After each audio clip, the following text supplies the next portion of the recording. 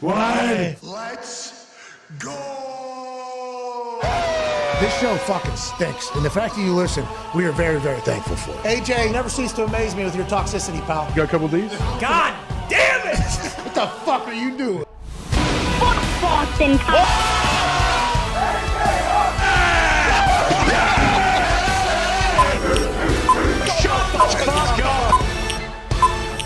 Hello, beautiful people.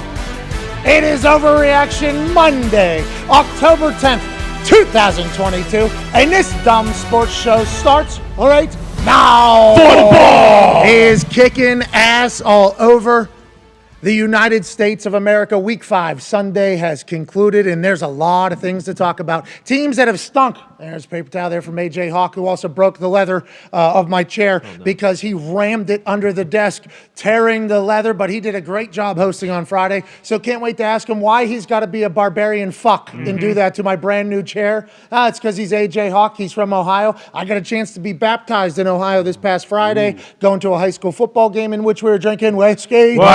An hour and 45 minutes before the game started in the parking lot of a high school. Hell yeah. Felt uncomfortable, felt awkward, felt like I was in Ohio, but it was fucking glorious. The St. Xavier Bombers beat up on the LaSalle squad. 2 sophomore quarterbacks jousting by the end of it. One of them being Kirk Herbstreit kid, Chase Herbstreit, who's a guy. Okay. And I guess, one day before going to see that high school play, I did say to Kirk Herbstreit on this show that team stinks at football. So I didn't remember saying that. That was a throwaway comment. I walked into a game, thought we're going to have a good time. Here I'm at high school football, St. X. I'm here with Kirk Herbstreit, the face of college football. His son getting his first start. I'm like, this is awesome. I'm very excited to be here. I'm thankful to be here. Ohio football, high school football. Big deal. Yeah. There was a full line of tailgate. There was an entire parking lot packed out of tailgating 2 hours before the game even started. I walk in, the team that I'm supporting, it's an away game. Didn't know that when I signed up for it. Thought it was a home game for sure. Get there, it's an away game. I walk in, the other father priest for the other team comes up. Father McCullough says, hello, how you doing? I get a chance to chat with him. I'm like, okay. Kind of takes a shot at Herbstreit. He goes, I heard the Herbstreit family got an apartment here in town so he could go to St. X. I'm like, whoa, father. You're the first father I've ever met, by the way.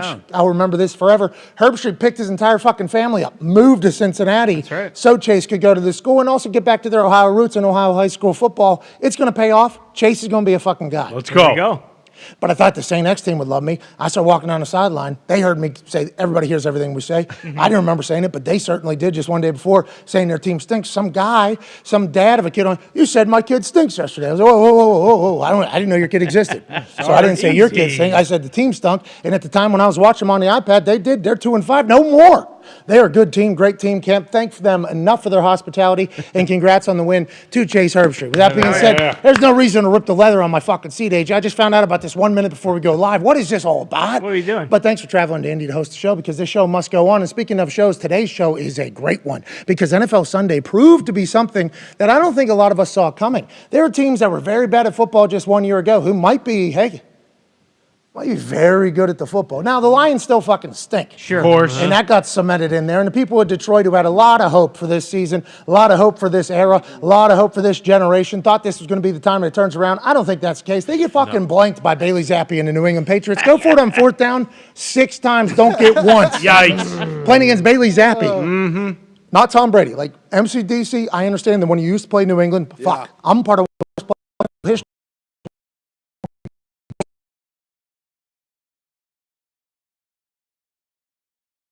Speaking of teams that aren't good, although there are a lot of teams that weren't good a year ago that are good now, it does appear, even though we're early in this NFL season, the Carolina Panthers still stink. Yep. They have stunk, and Matt Rhule is no longer their head coach. Breaking news from Ian Rappaport's account this morning, Matt Rhule has been fired as the Carolina Panthers head coach. They have stunk. Yesterday they played against the Niners. You're going to stink against the Niners regardless, but if you continue to stink in a stinking fashion with a quarterback that you traded for and he stinks, you're probably going to get fired. Matt Rhule has seen everybody around him during his Carolina Panthers tenure get fired because they didn't have success by the second wealthiest owner in the entire NFL. They start out shitty this year. The writing was on the wall, it felt like. Not only as us from observers, at the Appalachian State College game day 3 weeks ago in Boone, North Carolina, where there are some Panthers fans, and the Nebraska job just became open because they fired Scott Frost. I said, look for Matt Rhule to become the Nebraska head coach. The crowd cheered. Who were Panthers fans? They're like, yeah, get his ass back to college is what the Panthers fans were thinking, because I think Matt Rhule, good dude. I think everybody likes Matt Rhule. Everybody understands he's a good football mind. His style, just like many other college football coaches of the past, certainly do not work in the NFL just yet. Maybe he'll be able to evolve. Pete Carroll didn't work in the NFL at first, goes back to college, comes back to the NFL and has massive success. Now, how will they go? Seattle just lost another one, but Geno looks like he's a potential guy. But Matt Rhule, I thought the writing was on the wall that he was going to get fired. This morning, it ends up happening. So congratulations to whatever college program that has the head coaching position open now or open in a few weeks. There's already 5 big-time jobs available. There's probably going to be 10 by the end of the season if you just guessed. So he'll be able to pick and choose if he wants to do that, or maybe he takes a year off. Maybe. Relax, man. He got a 7-year, $62 million deal out of Baylor after having success at the Baylor Bears and at Temple. He goes to the NFL. He only coached for 38 games. I think he gets that entire contract. So maybe he goes and golfs for a year. Yeah. But maybe some college program that thinks, oh, we stink, are able to bring a guy in who's looking to rebound his legacy and his name. I think this will be a good thing in the end. But those two teams still definitely stink. Let's not get crazy. Sure. But how about the New York Football Giants? Whoa. They might be a great football team. Yeah. How about the goddamn Minnesota Vikings? Sure. They might be a great football team. Connell. How about the Philadelphia Eagles? They might be the best team in the goddamn NFL. How about the Dallas Cowboys, who are having to run the rock because they don't have Dak Prescott and becoming maybe one of the best teams in the NFL? There's a lot of teams that 1 year ago we thought, these teams stink. Now they're almost in charge. They're the ones that have been kind of building and growing and creating a culture that their team can buy into. We no longer want to suck. We want to go on a run. This is the 2022 NFL season, and Week 5 ends tonight with the Raiders traveling to the Chiefs at Boston Connor, the toxic table. The Patriots blank the Lions. Bailey Zappi is a guy. The run game was great. Bill Belichick is happy in his post-game press conference. Are the Patriots back? Are you guys a team, or do the Lions just fucking stink yesterday? 1,000% the second part. The Lions are the worst team in the NFL, and they're probably the worst team in the history of the NFL. If they didn't win 29-0, I would have thought, probably a losing day overall. But it was nice to see the Patriots still assert their dominance. It kind of reminded me, when Brady was here. And I'm not saying Bailey Zappi is Brady, but he might be, because he was slinging the pill all over the yard. Had a beautiful touchdown pass to Jacoby Myers. But no, we're not overreacting just yet, but I do think the Patriots are going back to the Super Bowl. Okay, so not an overreaction. You feel like you're in a good spot, especially with the win yesterday. Another team in that AFC East that everybody thought stunk last year, Zach Wilson in the Jets. Are they humming? Are the Dolphins dead? On the flip side, a lot of injuries in key positions. Teddy Bridgewater gets hurt early. They come in with Skylar Thompson. He's not able to get the job done, although Tyreek Hill still made some plays. He caught a ball through two guys' arms and hands yesterday on a sideline, got both his feet in, then just turned around and jogged away. It's like that guy is a playmaker. Are the Dolphins going to be able to withstand the punishment of all the injuries and unfortune to their squad to continue to ride a wave that we all thought they were going to be able to do, with McDaniel being the head coach with those sweet sunglasses? So cool. But on the flip side, Zach Wilson gritties on Pittsburgh yesterday. Yeah. Then Zach Wilson fucking does his thing against the Dolphins yesterday, and they got a man named Breece Hall, running back out of Iowa State, who is a absolute weapon. Yeah. He's fast. Flies. He breaks 4 tackles here within 15 yards to basically score a fucking touchdown. Drag him in. That's a Greg Jennings Madden put the team on my back though type score right there. Although it's early in the season and won't get chatted about. Feels like they're hitting on their draft pick. Sauce Gardner caused a safety on like the first play of the game. 2-0. Kick a field goal, 5-0. Breece Hall hits this thing. Second quarter, they're up 12-7 over the Miami Dolphins. And Zach Wilson is a dog. We've seen him gritty. Now we're seeing him dive, lay out, gets a shot to the head, still has his wherewithal to jump on the ball. It's ruled a touchdown. The Jets might be a team that might be good that stunk a year ago, Ty Schmidt. Yeah, absolutely. You mentioned it. Like, when you stink for that long and you get all those kind of top-end draft picks, if you're not hitting on them, that's what gets coaches fired. But we're kind of starting to see, like, hey, you stink for long enough, you get all these high draft picks, like, and you hit on 60 to 70% of them. Like, these guys are kind of starting to believe a little bit. Everyone was saying the stuff about Zach Wilson, whatever, but we really haven't got the opportunity to actually see him play like a consistent streak. It's been play a couple games, then he gets hurt. they look like they can be a team with him. Saleh eventually, everyone knows how good of a defensive coordinator he was in San Francisco. If their defense can continue to be as solid as they have been, and their offense, especially with a guy like Breece Hall and some of the receivers that they went out and paid, like, who says the Jets can't? I mean, I don't know about making the playoffs because that's a tough division, but who says they can't? They may win 9-10 games this year. And I think Jets fans would be very excited. Jets fans, normally Mets fans, it's over for the Mets. Yeah, Man, good run. We stink. Unfortunate. It's a shame that Did their best. the Timmy curse had to happen. No, Timmy Trumpet brought good energy. It's not their fault that they got one good pitcher and one good closer. Everybody else fucking stinks. And also, the guy last night had so much Vaseline on his goddamn ears they couldn't see the baseball. They're wondering, they checked his ears, like, is there anything on there? Who knows? That thing is, they got a disco ball off both of those guys' ears ready to play. How are you supposed to hit with that fucking pitch? And nonetheless, the Jets might be good. I think Jets fans would be very excited about that. Saleh's doing the same stuff that D'Amico Ryans is doing out of San Francisco.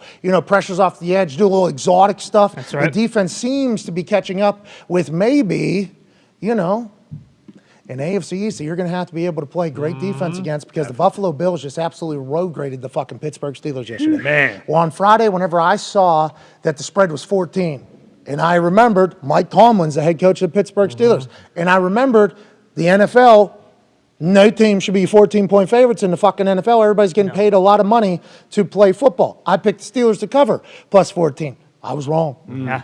I was real wrong. The way that game went down was fantastic for the Buffalo Bills. Terrible for the Pittsburgh Steelers. Opening kickoff, there's some fuckery with the winds. The returner fucks around, ends up getting tackled at the 2-yard line. Pittsburgh Steelers have the Buffalo Bills all the way backed up. 3rd and 10. This sets the tone. They're going to have to punt deep out of their own end zone. Instead, Josh Allen says, hey, goes for 98 on the first drive. 14 minutes left in the first quarter. Damn. This is a play that changes the entire game upside down. With the way the winds were up in Buffalo, that punt would have been shit. Kenny Pickett and the boys would have got the ball at probably the 40, 45-yard line. Maybe they're able to pick up a first down. Maybe Boswell's able to hit a kick in the middle of that terrible wind. And maybe they're playing a different style of football. Instead, 3rd and 10, Josh Allen's hitting a 98-yard to Gabe Davis. Then, just a couple series later, Josh Allen and Gabe Davis do their big dick dance on the Pittsburgh Steelers yet again. 10-3 after Boz is able to hit a field goal, and Bass is as well. 1st and 10, Josh Allen uncorks one to Gabe Davis. Looks like a one-handed catch that maybe you bobble for a little bit. Back view says Gabe Davis goes off the right paw, off of Minka's chest. There's a struggle. Give me that, says Gabe over Minka for another touchdown. Josh Allen went for 348 and 4 tuds in the first half alone. Obviously, if you have a 98-yarder and a 60-yarder, two of them to Gabe Davis, it's going to help out a lot. But that Buffalo Bills team seemed to remind everybody, hey, y'all motherfuckers must have forgot. And on the flip side, Tone, you had an incredible super boost. Way to go, Tony. Baby Tony. Tone's hot. Getting is hot. hot. Tone's getting hot. He's been hot. Just got the Super Boost horse out of the barn. No, just saddled it and put his Italian name and his Italian ass right on the back of it. Hits yesterday. We appreciate you, Tone. Also, we appreciate the Atlanta Falcons for what they were able to do late to kind of make that happen in the Dallas Cowboys. Thank you, Tone, for that. Can't wait to see what your Super Boost is tonight.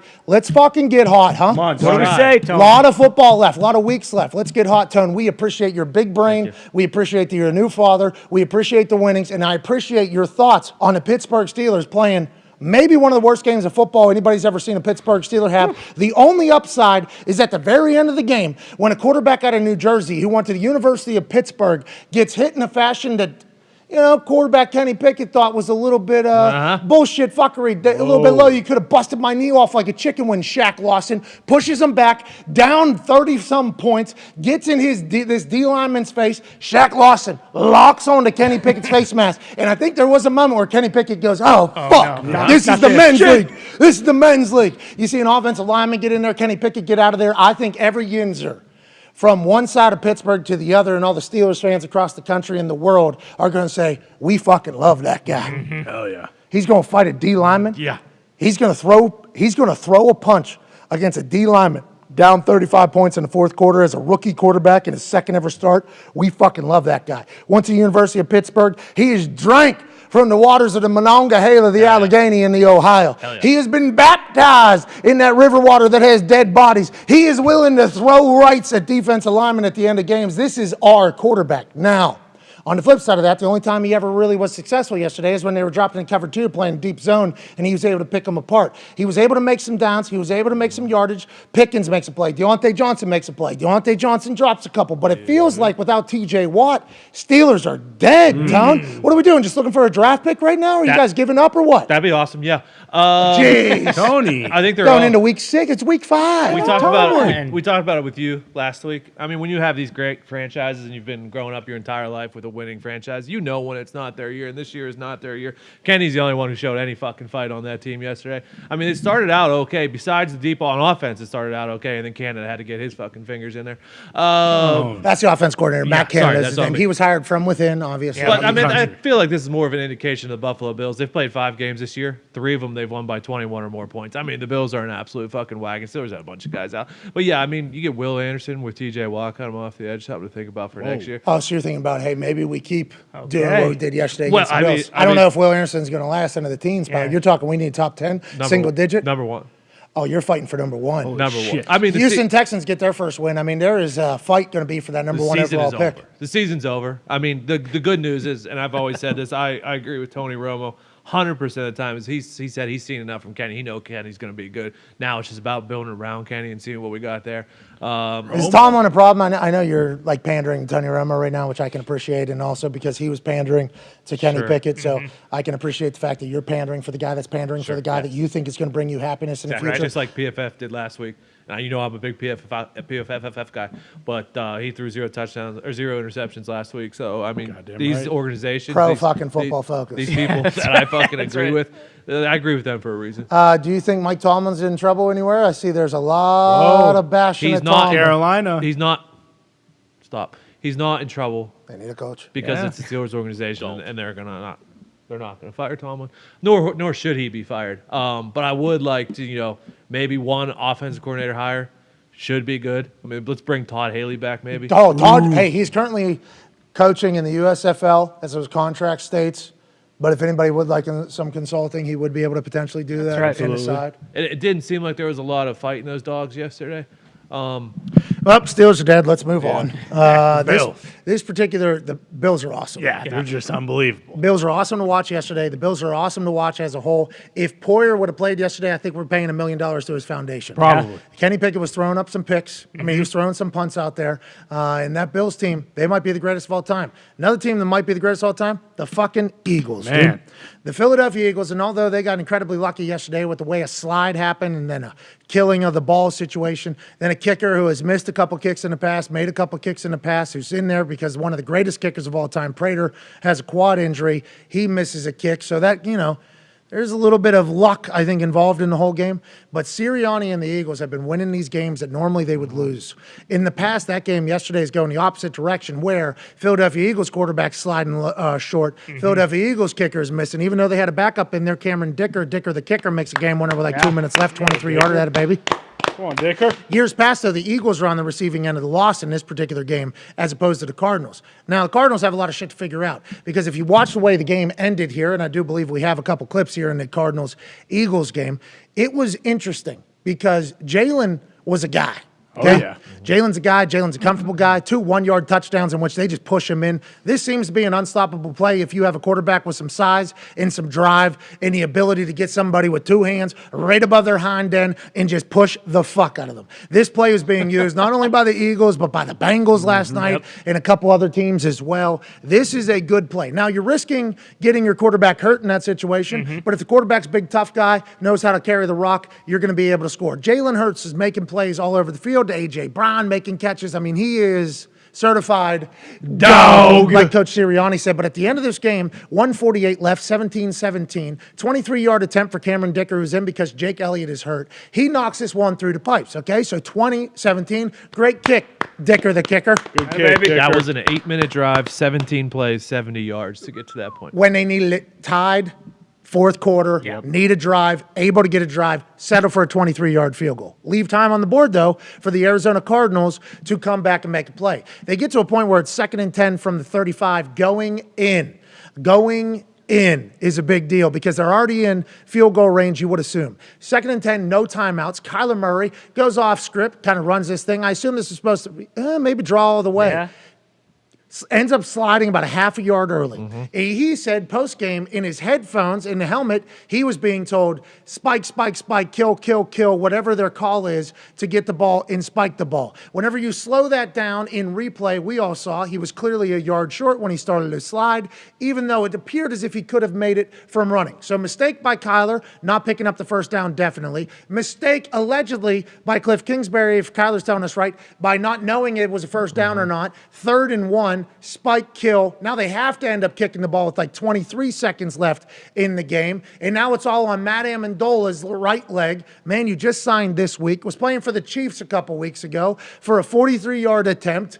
And whenever he hits this ball, it appears as if it's going right down the middle. Yeah, Oh, man. Boom. Bad right turn. Windy. Win. It's not. Nope, that's in Arizona. That is at altitude. At a higher altitude, the air is thinner. Andy Lee's holding for him. Andy Lee has held for the last 20 years in the NFL. I have no idea why a ball does that. I'm sure Amendola's wondering the same thing. Why can't I catch a fucking break? Is probably what Amendola's saying, because that was clearly going right down the middle. It turns right. But now the conversation is lingering.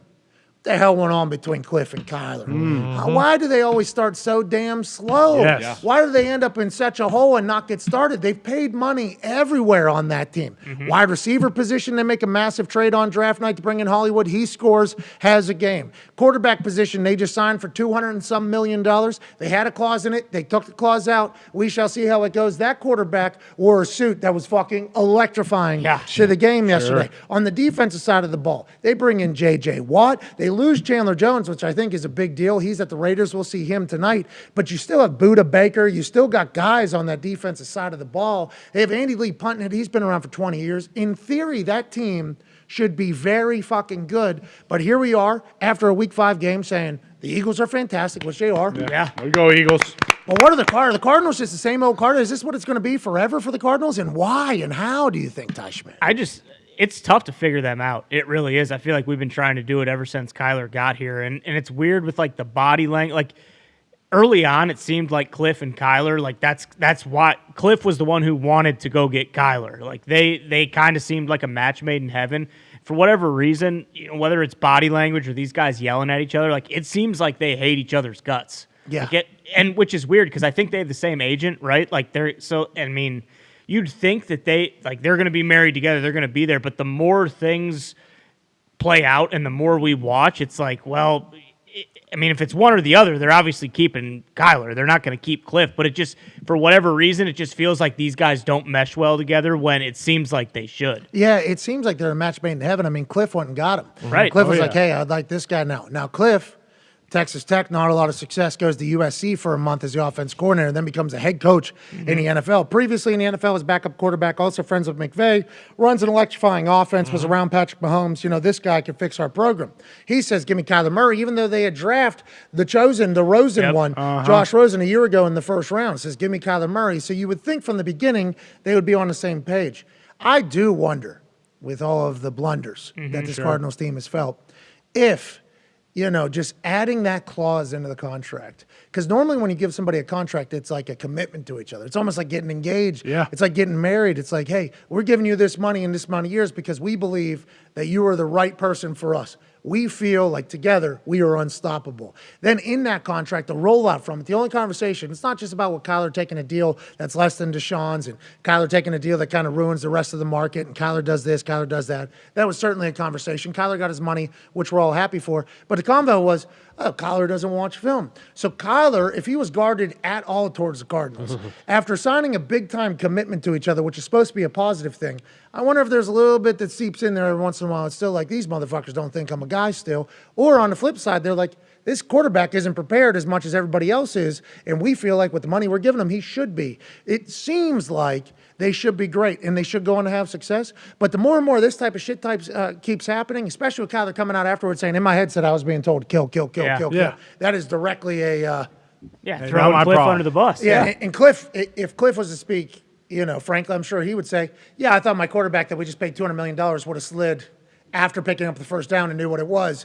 And anytime you have that type of shit, you got to think to yourself, how are they going to fix this? Let's hope they can, because they are electrifying. But nonetheless, the Philadelphia Eagles are the team in the NFL right now. Yeah, Eagles are unbelievable. With Kyler, it feels like sometimes he just doesn't even care. Like the Eagles walk down, score a touchdown, 7-0. First play from the Cardinals on their next drive. Kyler just hucks up a ball and it gets intercepted. Like it was a punt. Yeah, it was a punt, and like it wasn't even as if he did that and then he's pissed off. Like that's the one thing about Matt Ryan. Matt Ryan does something wrong, he's motherfucking himself on the sideline. When Kyler screws up, he's saying I heard in my headset spike it, and he's just kind of walking off like it's football. I guess I just threw an interception. On to the next one, and they're still the worst team in the first half in scoring in the history of the game. In the history of the game, yeah. So are they not prepared going into the game, or are they just like, yeah, let's see what happens, and if we go down, then I'm Kyler Murray, I'll run around and make some plays happen out of nowhere? Or is the coaching like not getting them ready? It doesn't make any sense. I don't know. None of it makes sense. We will say DeAndre Hopkins isn't there. DeAndre Hopkins is a dude. That guy changes the game. But I wonder if DeAndre Hopkins is watching, just being like, man, should I renegotiate my contract? Because he did that himself. This team seems to be very inept on offense without me. Is that a problem? I was thinking that yesterday about T.J. Watt, too. T.J. Watt should walk right back. He should move his agents out of the way like he did to sign that thing. He should walk back in there and be like, hey, I think we're renegotiating now. You've seen, right? What I do. Nothing works without – business-wise, he would never do that because he's TJ. Right. But I'm just saying, from a business perspective, if you're TJ Watt, you're watching these games, you're like, God damn, it really is all on me. Yeah. Like, when I get back, if I'm not doing every single play, causing a turnover or disruption of the quarterback, when I'm getting triple teamed or whatever, this team looks very average. So that has to be a thought in his process. But then DeAndre Hopkins has to be thinking the same thing because the Cardinals, last season, whenever he went out, terrible. This season without him thus far seemed to be terrible. I don't know what the deal is, but they got to get on the same page or figure it out because Phoenix is way too beautiful of a city for them to suck year in and year out. I'm not a huge Cardinals believer, but the games they lost to the Chiefs and then they lost one score games to the Eagles and the Rams. And who knows who the Rams are, but when you do get D-Hop back and the schedule does get a little bit lighter, like maybe there is some light here for the Cardinals to get better as the season goes on. But D-Hop's the guy for sure there. Like him, TJ, like there's a reason why those guys are the highest paid at their position in the league, and that's because they do impact the game every single play and makes the team the team. Yeah, I can't wait to watch D-Hop get back. Remember, we tried to get him for our last college football primetime watch-along. Yep. We're not able to reach him. Understandable. He's getting better. That's right. He's going to have to for that Cardinals team. Let's flip. Our next one's this Saturday night. Oh, here we This go. Saturday night. We'll be live. Here we go. How are we going to do it? We don't know. What will we do differently? We shall see. We'll find out. Still be raising money. Should have a good time. I believe it's for the Clemson FSU game. Here we go. What's D-Hop up to? Huh? We should try to get him on. We should try to get him on. There was two games we could choose from. It was Florida LSU or Clemson FSU. Yep. Herbie's on the call for Clemson FSU. We know that team better. And also, it was going to be tough to bite our tongues. My tongue especially for, 4 hours with Brian Kelly? 5-6 hours, whatever that last one in was. Florida, you got Urban. I mean, you got that murderer tight end guy. Hernandez, you got Tebow. he's talking about. Yeah. Riley Cooper. I think there's a kitten up playing quarterback right now for Florida, too. So. Oh, I didn't know that. Yeah, it would have been awesome. That would have been some upside. That D lineman who's 450 pounds, who's awesome. Watson. Freshman, I think. What's his name? Yeah, 6'5", 420. Yeah. Benches 520, squats 750. He's awesome. He's huge. He's amazing. Yeah. I'm a big fan of his. Maybe we should do that game. Well, Maybe. it does mean more down there. It is different down there. Yeah. Rivalry. Yeah, but everybody in SEC is a rivalry, I guess. Yes, true. Anyways, this Saturday night, we got to figure out what game we're doing. Okay. All right. Sounds like we got to figure out what game we're doing. We will certainly do that over the next 3.5 hours or so. The Eagles, though, very good at football. We cannot undersell that. Jason Kelsey thought they were going to be in some trouble because the dog of dogs, Jason Kelsey, if you listen to Nick Sirianni speak, got hurt. Seemed like a hyperextended knee. He's a tough guy. They take him off the field, never good. Refused to let anybody help him off the field, though. Classic Ohio guy. I can respect that. He comes back out there. They were able to get a win. Good for them. And let's talk about the London game. It's been a little bit of time here since we, have started talking about the Week 5 matchups on Sunday. And we alluded to it earlier, but I think we should dive right in. I have to. Yeah. Is Brian Daboll greatest coach in history? Massive Top chance. 5. Brian Daboll shows up day one, blue F-150. Hell yeah. Yeah. There's videos around the internet of other people showing up in Benzos and Lexuses and everything like that. Daboll showed up in the middle of the fucking winter, snow, in a goddamn blue F-150. Boom. Beast. That's awesome. Souped up. It's time to go to work, he said. That was the first and last time anybody in that building had seen him in a suit. That's right. Yep. I guess I'll wear this fucking uncomfortable suit here on my day one. They're filming me show up in my F-150. I got a lot of work to do. That's why I'm carrying this suitcase, because there is stuff that I got to get done. The owner of this team, just 1 year ago, was on the record as stating, I'm fucking sick and tired of hanging out with my billionaire friends and having to explain to everybody why my team fucking stinks. I'm talking to fucking Tim Cook. Guess what he has? Apple. They're the #1 company in the world. I go hang out on Bezos' fucking yacht with his little girlfriend. He used to date a former NFL guy. And they're having a good time talking about how Amazon is transcending and took over the world. You know what I got to say? Yeah, my team stunk for 15 straight years. I go hang out with the people from Google and all these other companies. We're at our little yuppie billionaire parties that have zero fun, but we try to act like it's fun and we take photos because we're billionaires and this is what life is. And all I have to talk about is how shitty my goddamn football team. When Daboll showed up on the job, there was next to no hope. Remember, that offensive line was terrible. It doesn't matter if Daniel Jones is a guy or not, which training camp videos told us he was not. Right. That offensive line is so goddamn terrible. You guys broke Saquon Barkley, who's maybe one of the greatest running backs the game has ever seen. Might go on to become that. Defense has no hope. They fucking can't stop a goddamn nosebleed. You have no shot here, Dave. Can't have jobs. You know why? Because at one point, this team was good. Yep. Now, this team sucks. Daboll took the clown suit off, went into that office, said, bring me fucking Wink Martindale in here. Right now. Give me the defensive coordinator that has transformed more games than any other D coordinator in recent history. A man who has brought more ideas and creativity to the defensive side of the ball than anybody in recent history. Give me a guy, for some reason, able to be walked out of the Baltimore Ravens program. He's been there for 20 years. How do they let him go? Nobody has a clue. Yeah. Give me Wink Martindale. I'll do the offense and shit that we had from Buffalo. We'll do the defense from Baltimore. Our special teams has Graham Gano, so you know they're going to be good. And we're going to get these people to buy in. And once they did, the Giants are winning games that nobody expects them to win. Yesterday against the Green Bay Packers in Tottenham, in London, England. Green Bay Packers first time going over to London. And it appeared early in this game. Green Bay Packers up 10-3, second quarter, easy fucking drive. Easy play design, big dog. The only first rounder in Aaron Rodgers' NFL career to catch a touchdown from Aaron Rodgers gets a wide open tud for his first of the season overseas. Matt LaFleur's offense is so sophisticated and intelligent. The plays that they're drawing up are going to scheme Wink Martindale and make magic happen. Second quarter, 17-10, Green Bay Packers, Aaron Rodgers to a revived Randall Cobb, who we were told about 1 week ago was probably going to see a little bit more action. Now, if any of us would have remembered that before the 9:30 a.m. start and bet the Randall Cobb over for receiving yards, we all would have benefited from it. Instead, we were watching the game going, God damn it, he told us literally on Tuesday that Randall Cobb was going to get the rock, and he definitely did. Right before half, obviously they're able to make that big play. Then the fourth quarter, it's 2020.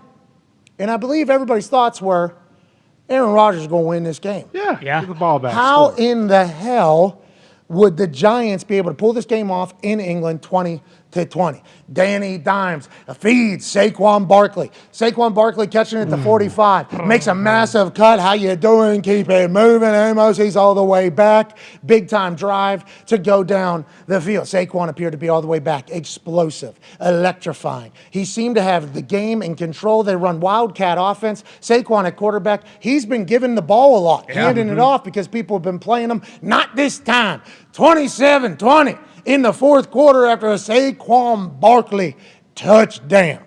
Now, 27-22 after a slow safety, which was beautifully predicted on the internet by anybody with special teams brain, but also the right play for the Giants. Instead of punting out of your own end zone, let's go ahead and drain some more clock and go ahead and have to punt this with an extra 20 yards. Now, they only took 2 seconds off the clock for that. Then for the safety punt, the play clock started at 11. runs down to 7. I don't know how only 4 seconds got taken off on that either. Yeah. Seems like the play clock operator over there was working for the Packers a little bit. Packers fan. Giants fans probably going, of course, Aaron Rodgers in England, he's the guy. They're going to fuck us. They're going to fuck us. They're going to fuck us. Aaron Rodgers, before this, had a couple balls batted down. They end up getting the ball back. And in a last-ditch effort, a Hail Mary opportunity where Aaron Rodgers comfortably is about to set up from the fucking 30. Look, he was going to throw. I mean, he was. Oh, yeah. Oh, yeah. Is this camera not? This camera still not?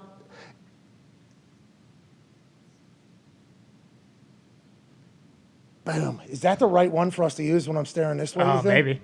That's pretty sweet. It is, right? We just got this. Yeah, it's perfect. Just got That this. actually camera. is- yeah, that's yeah, sweet. just got this camera for whenever I'm yelling at the screen. So Okay. instead of me, because this thing is backwards, this front one is backwards. When I'm looking towards this, it's not towards the thing. So, anyways, Aaron thought he was going to throw this fucker 70 yards, I think. Oh, yeah. We're about to see a 70-yard Hail Mary from Aaron Rodgers in England. For the first time, 2 winning teams are playing each other, and strip, sack, how's your elbow? Who cares? Get off the field, get on a plane, fly back to America in a fucking miserable plane, pal. After the game, the Packers would start to kind of take shots at each other. Yeah. A little bit. Aaron Jones comes out and says, you give me and A.J. Dillon 2 opportunities with 2 yards, which is obviously referring to before the slow safety with the Giants. They were on the 2. They take 3 passing attempts. They don't get in. 2 of them get deflected at the line, especially one where Aaron almost goes shoulder call to Lazard. In the entire Giants defense, once again, coached by Wink Martindale, all point left and say, hey, back shoulder left, and D lineman able to get his big ass paws up and bat it down. This is basically put the game away. Then the Hail Mary attempt is the outright finisher. But Aaron Jones says, we could have scored. Okay? And then defense goes, we're not panicking yet, but if we lose next week, we will certainly panic against the New York Jets. And Aaron Rodgers was asked about that in the locker room by Matt Schneidman trying to stir shit. Yeah. Matt Schneidman says, talked with Jair Alexander postgame about the defense. I ain't worried, but if we lose next week, then I'll be worried. Matt Schneidman goes, hey, Aaron, I relayed the quote from Jair. This is what Jair Alexander said. What are your thoughts and if you're worried about the offense? He said, no, he's not worried. And then he goes on, frankly, I don't like all this conversation about losing next week. I'm a firm believer in the power of words. They're spelled because they cast spells Bingo. and manifestation. Sure. And we've got to check ourselves on that because talking about that is not winning football. There was conversation about it in the locker room, and I don't like it. Jaw's my guy, but we don't need to be talking like that. Ty, what's going on, dude? Seems like LaFleur, there was a time yesterday where they showed that he's 42-11. Foxy, good work with the new camera, by the way. Way to go, Foxy. There was a stat, he's like 42-11 as a head coach or something like that. I don't know if that's the exact number, but it was something along those lines. I remember seeing Top 5 all time in terms of winning percentage. He was holding that play card, looked scared to death. Scared to death. Then before the last bat down ball to Alan Lazard was supposed to be, there was a timeout. And on the sideline, Aaron Rodgers and LaFleur were talking, and you actually see LaFleur say, you want that? Like questioning Aaron Rodgers, almost with what Aaron said. We'll be excited to chat with him tomorrow about that situation. If I lip read properly, I know there's a lot of pressure on those situations. He looks like he is, kind of swimming in it right now. You got Aaron Jones talking about he and A.J. Dillon's ability, which is fantastic. They are a very good 2-headed monster in the backfield. Yeah. Then you got Aaron talking about the defense, and Steinman was certainly trying to stir some shit there. Good reporting, good journalism. Are they going to be okay? Are the Packers going to be all right? How worried are you about that game in London not being able to put the Giants away, Ty? That one was tough. I don't think it's full panic mode yet because they're 3-2, but also it is a little bit of panic mode because you look at what the NFC East is doing, and I think at the start of the year you assumed, okay, well, only one team's going to come out of that division, and who knows what's going to happen with the Giants and the Cowboys, but now it is becoming more apparent with how good that division is that probably going to have to win the division to get in. I don't think 2 teams from the NFC North are going to get in. Maybe they will. I don't know. I said it right when they hired LaFleur, and I had to eat my words. I was like, why the hell did they hire this guy? Like, what do we do? Like, I understand, work with McVay and all this kind of stuff. But I also do think that in a lot of situations where you have to kind of rise to the moment, like, it is very evident that they get outcoached. They just do. Like, I wonder, look at last week. We're playing the Patriots down a bunch of guys with a fucking third-string quarterback at home, and they eke one out in overtime. And granted, like it's not all on the floor because yesterday, the Packers were up 17-3. I was texting Bruce. I was like, Jesus Christ! Like, do you even you're watching this team? Like, you think these guys can do? Saying whatever, and then They get a field goal before halftime, and then they're just non-existent in the second half. Rodgers did not play good in the second half at all. And again, the running game's a big part of it. I don't understand why they just completely abandoned it. Aaron Jones is unbelievable. And in space, Oh, yeah. in Everywhere. the passing game, like he needs to get 25 touches a game. It doesn't matter how he's getting them, whether it's in the pass game or in the run game, but they do. They just completely abandon it, and that's what kind of killed them. Yesterday was the Giants would go on a long, I think multiple times they had 15 play, 70-yard, 9-minute drives. They'd score a touchdown. The Packers get it back. They throw fucking 3 shots, don't complete any of them, and then the defense is right back on the field. And I think I told these guys before the show, I said it in the kitchen, like I think it's kind of fool's gold because like it was my dumbass who before the year was saying, maybe the Packers, their defense is supposed to be the best it's been. And it's like this. You're saying a lot of that. Oh, yeah, exactly. Oh, because everybody. a lot of people were. But this is the Packers defense. This is how it's been year after year after year after year after year. If the offense doesn't play exceptionally well, like I just don't know. Like, yeah, they have a lot of good pieces. They have a lot of good guys, but the book's out on Daniel Jones. And yesterday they made him look like fucking Joe Montana. They didn't have any wide receivers and yesterday. they didn't have any. And that's the other thing where I think coaching comes in. Coaching really comes in. Top It's 4 like, or 5 were out. these teams, like, and I get it. It's the NFL. Everyone's good, but Dable, like, that comes down to coaching when you have a bunch of your fucking guys out and it's, empowering everyone else who's having to step in, like making guys believe, hey, we can go beat a fucking Packers team who a lot of people think is supposed to go to the Super Bowl this year. And I just don't know if LaFleur has that. I really don't. How about before the last drive, the defense is going to have to go make a stop against Aaron freaking Rodgers. Mm-hmm. Okay, it's 27-20. You get a stop, basically. It is game. And what do you see? You see Dable walking over to the defensive side, going, let's get a fucking stop. Yeah. Let's get it, like, to the D-line, to the linebackers, to everybody. Now, I'm not saying that every coach has to act in the same manner. Right. But them showing that and us getting to see that, it was like, I love that out of Dable. Like, hey, we can beat fucking the Packers right now. You guys get a stop, we win. Now, they inevitably did with 2 batted down balls at the end of that whole thing and having good communication. It appeared as if Aaron was going to go down and score. And I was actually thinking as they were driving, I'm like, it's tough for Dable. Dable goes over, let's get a stop, and then Aaron literally just walks right down the field. But they get a stop at the 2. The Giants get a fucking massive win. And now a narrative about that guy that drives a blue F-150 has got to be Dable is a hell of a coach. Him coming off that field, which is clearly Green Bay Packers' favorite For sure. Big time. audience. Yeah. It was a home game for the Packers. Him coming off that field screaming, let's go. And then you could tell there's a part of his brain that probably told him you shouldn't say what you're about to say. And then he actually says, let's fucking go. Like, I love that guy. Awesome. Yeah. I love the Giants winning. I love teams that nobody had any expectations for showing up and rising to the moment. And there was a lot of people that were going to think that we weren't going to say anything that you just said about the Packers because we have Aaron on here every single Tuesday. Welcome to the program. We go and tell the truth. Yeah. If we don't tell the truth, what are we going to do? We will talk about the Packers because we do have Aaron. And also, they're fucking in the NFC Championship game like normally. Yeah. And they're supposed to go on a run this particular year. The Giants seem to be that team this year that's winning those games. You don't think they're going to win. It seems like the luck is on their side when it hasn't been in the past. And it feels like Dable is a fucking genius. I love everything about what the Giants got going on. I think hiring Wink Martindale, good move. Everything they've done since Daboll's gotten in the building feels like the right one. And I'm happy for the fucking Giants and the whole tri-state area that's had a bunch of fucking losers for a very long time over there. Well, one of the best parts, I think, is it's damn near the same roster from last year for the Giants. Like, it really is just Daboll getting those guys to buy and believe and play hard for him. Like, you look at Carolina, people with Matt Rhule will say, oh, he never really had a good chance or he never had a good quarterback. He didn't have a good team. But, like, Daboll's got the same team that Joe Judge had, and they're 4-1, and they're just playing their dicks off for him. Like, I think that's the best part about the Giants. And for the Packers, again, if it comes down to coaching, like, how many times are we going to say, hey, we need to get Aaron Jones and A.J. Dillon the ball more? Like, that just happened. And then what do? They gave him the ball more, and then Aaron Jones had 150 scrimmage yards and 2 touchdowns. I do wonder, that felt like a game, especially early, up 17-3, and the way they were just making it look easy, and Big Dog's all by himself. Yeah. It's like, oh, they're scheming, they're getting smart, they're getting creative, they're doing this whole thing, it's all coming together. You see Christian Watson, though, it seems like that guy's not a wide receiver yet. No. He is an extended running back that has a little bit more speed that they line up at wide Yeah. receiver. I don't know if it's him not running the routes. I don't know if it's he can't catch. I don't know if he can't understand things. They're using him as a returner, so they're trying to get him the ball as much as possible, but it's in situations that are like kind of crafted for him.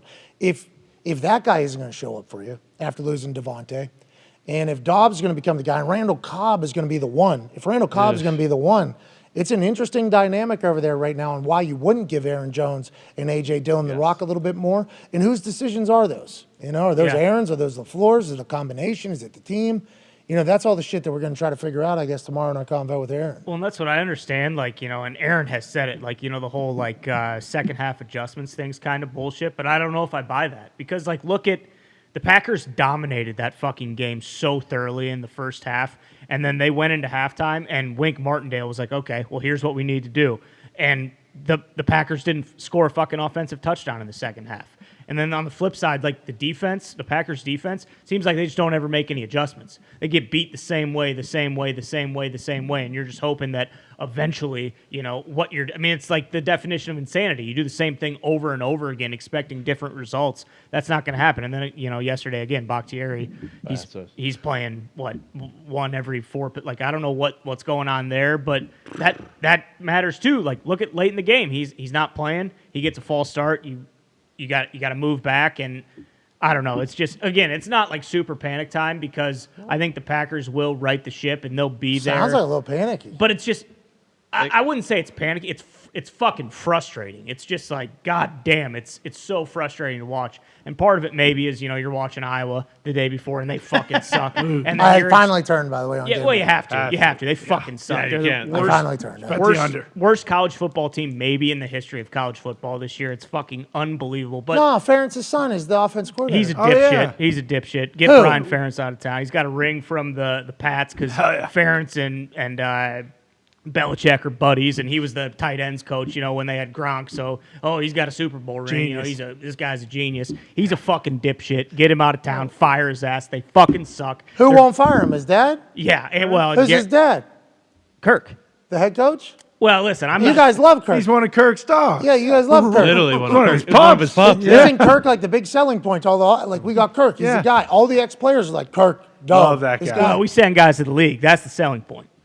That's the selling point. But I'm saying the problem is nobody from offense going to the NFL from Iowa. Offensive line, no skill positions, definitely not, absolutely not, and that's never going to happen. That's never going to change. Yeah, tight ends, but I mean, he had zero. They fucking suck. Period. But that is the thing, is they suck, and then on Sundays it's okay, well, it's all right, because the Packers are going to score 45 points on Sunday. It's going to be fun, and we'll have kind of and that ain't the case anymore, and it's tough. Ty, you okay? It's really tough.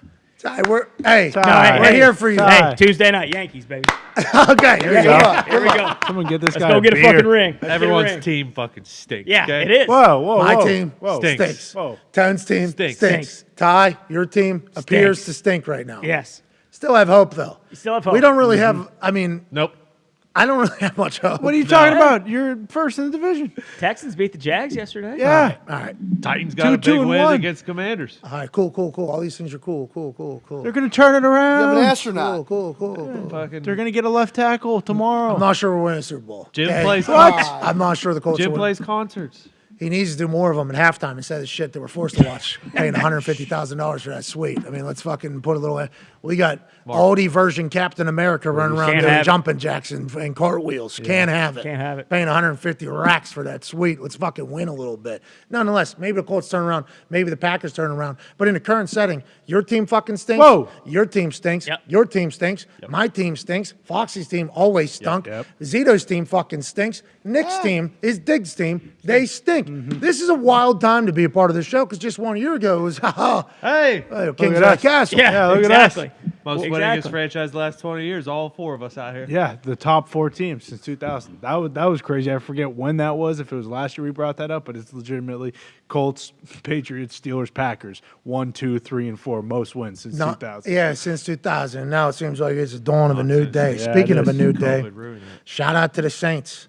The Saints bring Taysom Hill back into the fold, and Taysom Hill starts doing what Taysom Hill does. Not only did he recover a fumble on a blocked punt, which is unbelievable special teams play. Yep. He rushed for 3 and threw for 1. It was a Taysom Hill showdown against the Seahawks. Now, I will say Geno Smith appears to be a guy for that Seahawks team. If the Seahawks end up winning this game, which it did become a shootout, it became a shootout between there's going to be throws that we would have put on today from Geno dropping balls in a bucket in between 2 safeties where it's like, damn, Geno Smith is balling right now. The Seattle Seahawks might be better with Geno Smith than they would be with this year's Russell Wilson sure. that has shown up in Denver. That is a conversation that everybody's having, and everybody's kind of on the side of Geno Smith. I think Geno and the Seahawks are certainly surprising some people. DK Ty, still guys. But nonetheless, Taysom Hill on the ground, in the air, on special teams, had a Taysom Hill day. And I think if the Saints can continue to do that with Kamara getting some action and getting some yards, maybe the Saints are able to kind of rally towards the end of the season here.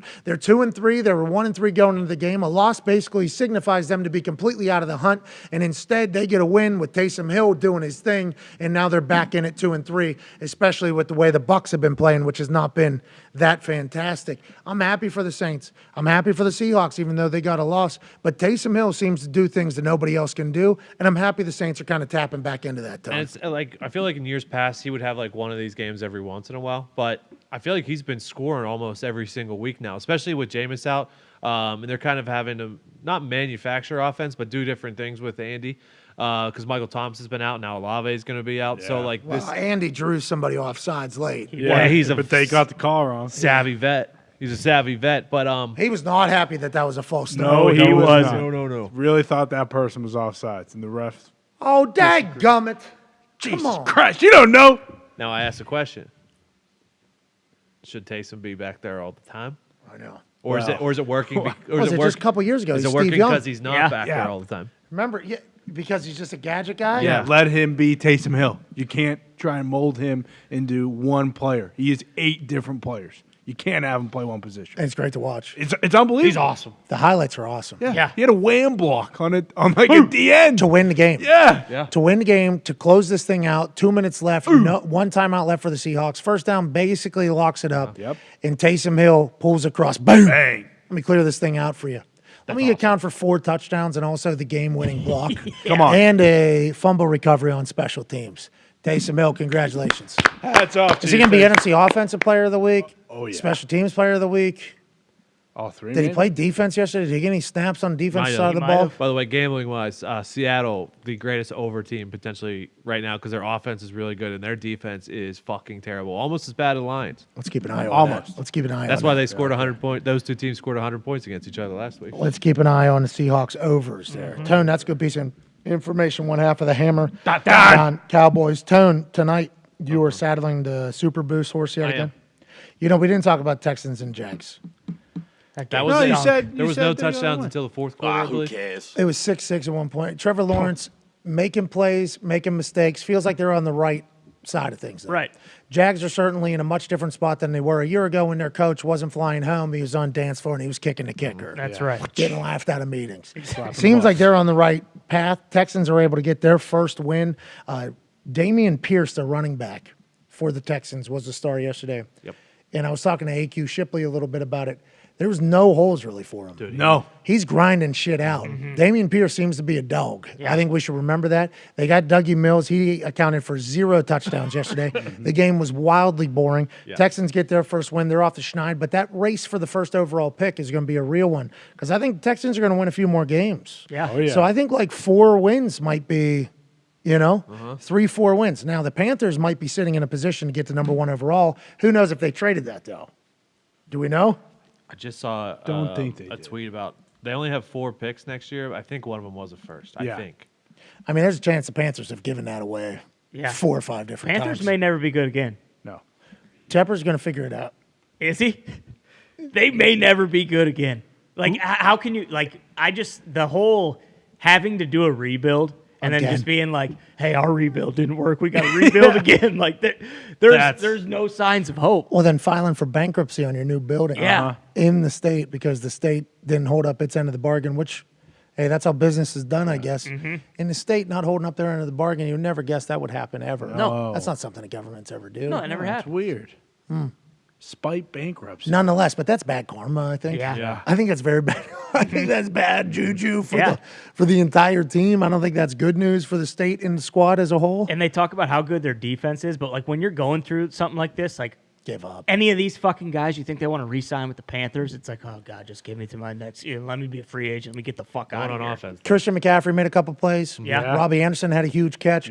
Baker Mayfield actually made a couple plays. But there was a pick that he had where he overthrew a guy who was pick six, changed the entire thing in the second quarter. Yeah. Yep. 55 seconds left in the second quarter. They're down 7 to the San Francisco 49ers with 1 timeout left, looking to put points on the board. Instead, overthrow, pick six, 17-3 going into the locker room at half. It's tough to rally the squad at halftime for that. Now, all the blame will be placed on Baker here.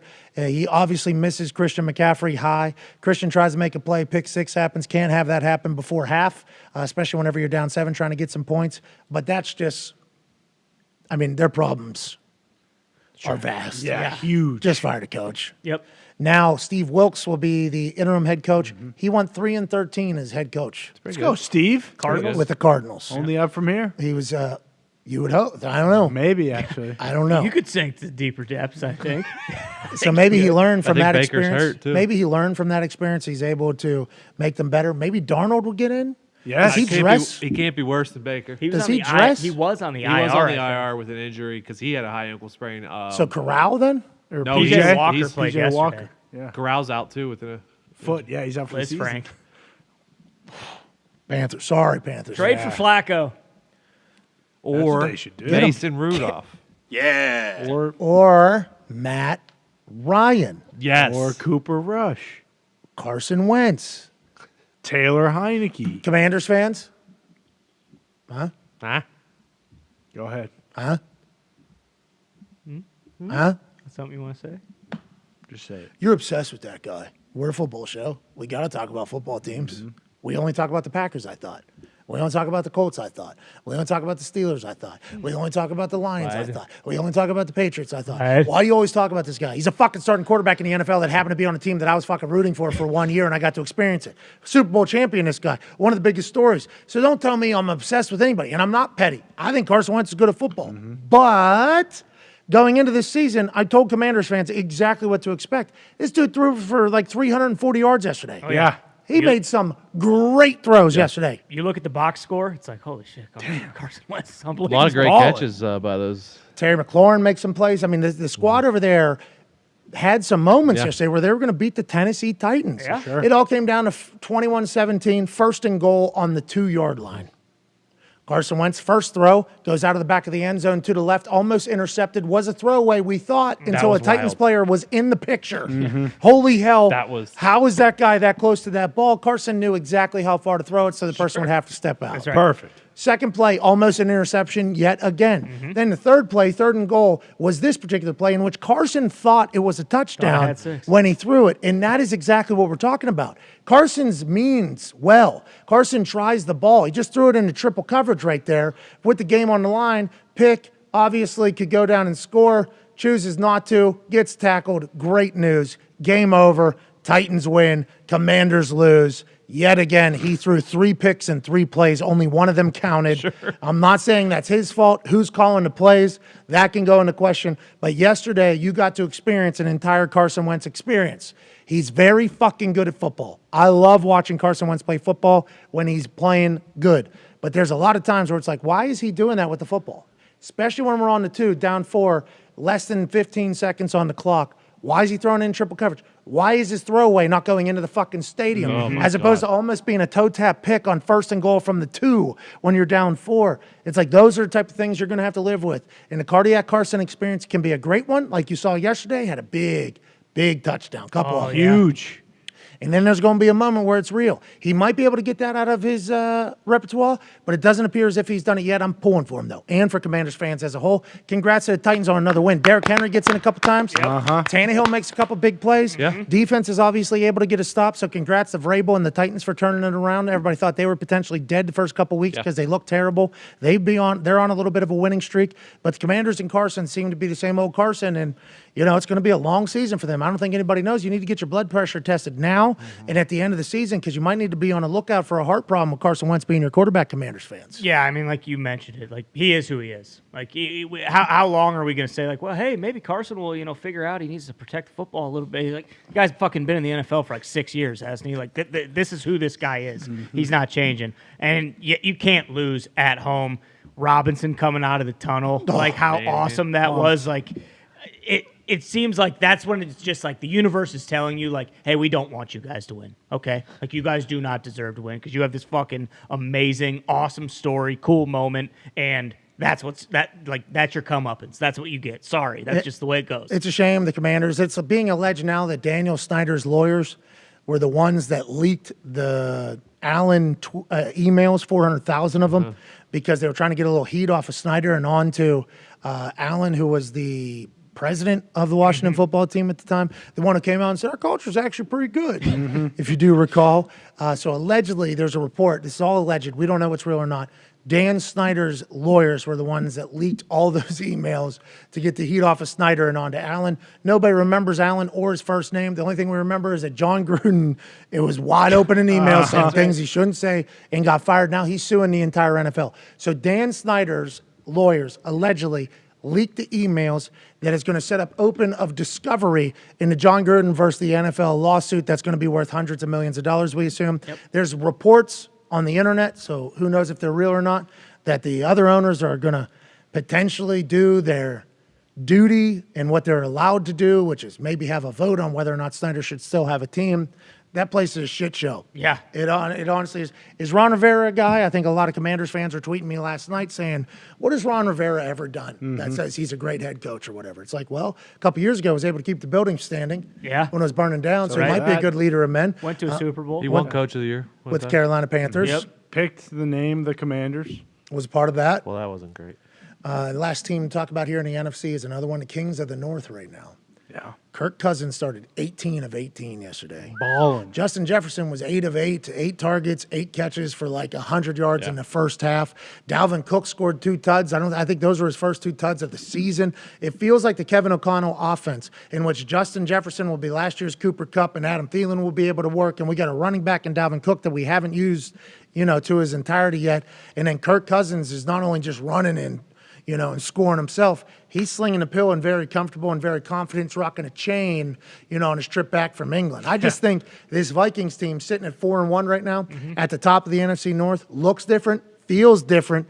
And with the Packers doing what the Packers are currently doing, and the Bears losing, just yesterday to the Vikings, and Victor the Viking basically dunking on Zito's head all day, every day. And with the Lions It's a rebuild team. Yeah, absolutely. Yeah. And the Lions rebuilding as well. It just feels like this might be the year setting up for the Vikings, especially after watching them yesterday. Well, and yesterday feels like one of those games that Kirk Cousins and the Vikings usually would have lost. Like they get out ahead, he starts playing well in the first half, and then the second half they kind of let the Bears, come back in it and, win the game. But instead, Kirk Cousins, after going down, leads the team down, scores a touchdown. I think they got a 2-point conversion after it. But, I mean, the Vikings might be that good of a team. And the first-year coaches, I feel like you can't say enough about how much Kevin O'Connell has made them that much better, because that's another team that feels eerily similar to what they were last year. But instead of having these games where they go, down or up early and then inevitably lose it like they were with Zimmer last season before, Kirk Cousins and Zimmer were telling each other, and, yelling at each other on the sidelines, hitting each other, grabbing each other. With Kevin O'Connell, they're just locked in. And you look at him, you look at Dable. I think you can even still point to McDaniel in Miami before everything kind of fell apart. Like the offensive-minded coaches that are in their first year all seem to be doing really well, and this is probably the best Kirk Cousins we've seen in the last 5 years. And then if you think about Stefanski and Taylor, and Cliff, you think about that last generation of offensive guys seem to be sputtering a little bit. Yeah. New guys seem to be having success thus far. Yes. Still very early into the NFL season. A lot can be figured out, but there's a lot to chat about. We'll continue doing such on the other side of this 5-minute break. AJ Hawk, the man just ripped the leather on my seat from jamming this thing on it. I mean, it goes up and down clearly like every seat in the history. I mean, the guy's a Neanderthal. Simple. He said I didn't do that. That's what he texted me. Oh, okay. Okay. So who did then? Because I would like to know. We'll check the tape, I was going to say, we got cameras everywhere, so. We'll check the tape, I guess. Who just jammed? Bam! But they had to almost flip this desk, jamming it in there. How hard to rip this leather. Can't wait to talk to AJ about that. AJ, what are his thoughts on the Packers team? Man. He's not going to like all the press. We could have done this. We could have done that.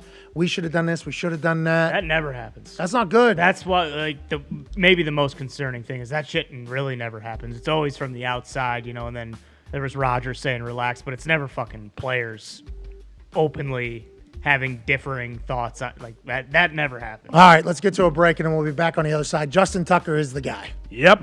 Okay?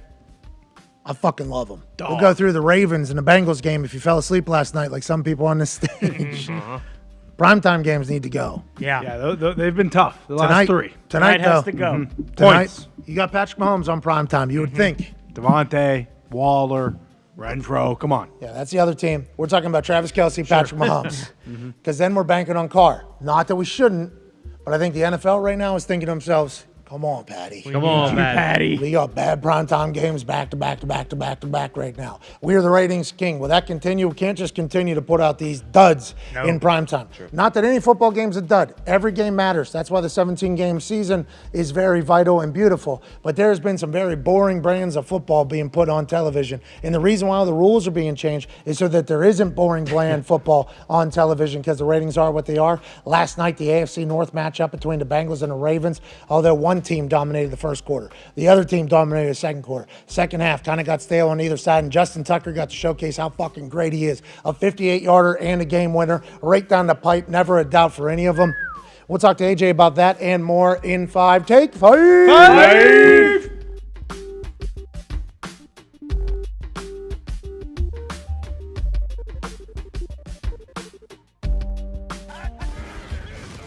Big brain football. Breaking news. The Kansas City Chiefs are really fucking good at football.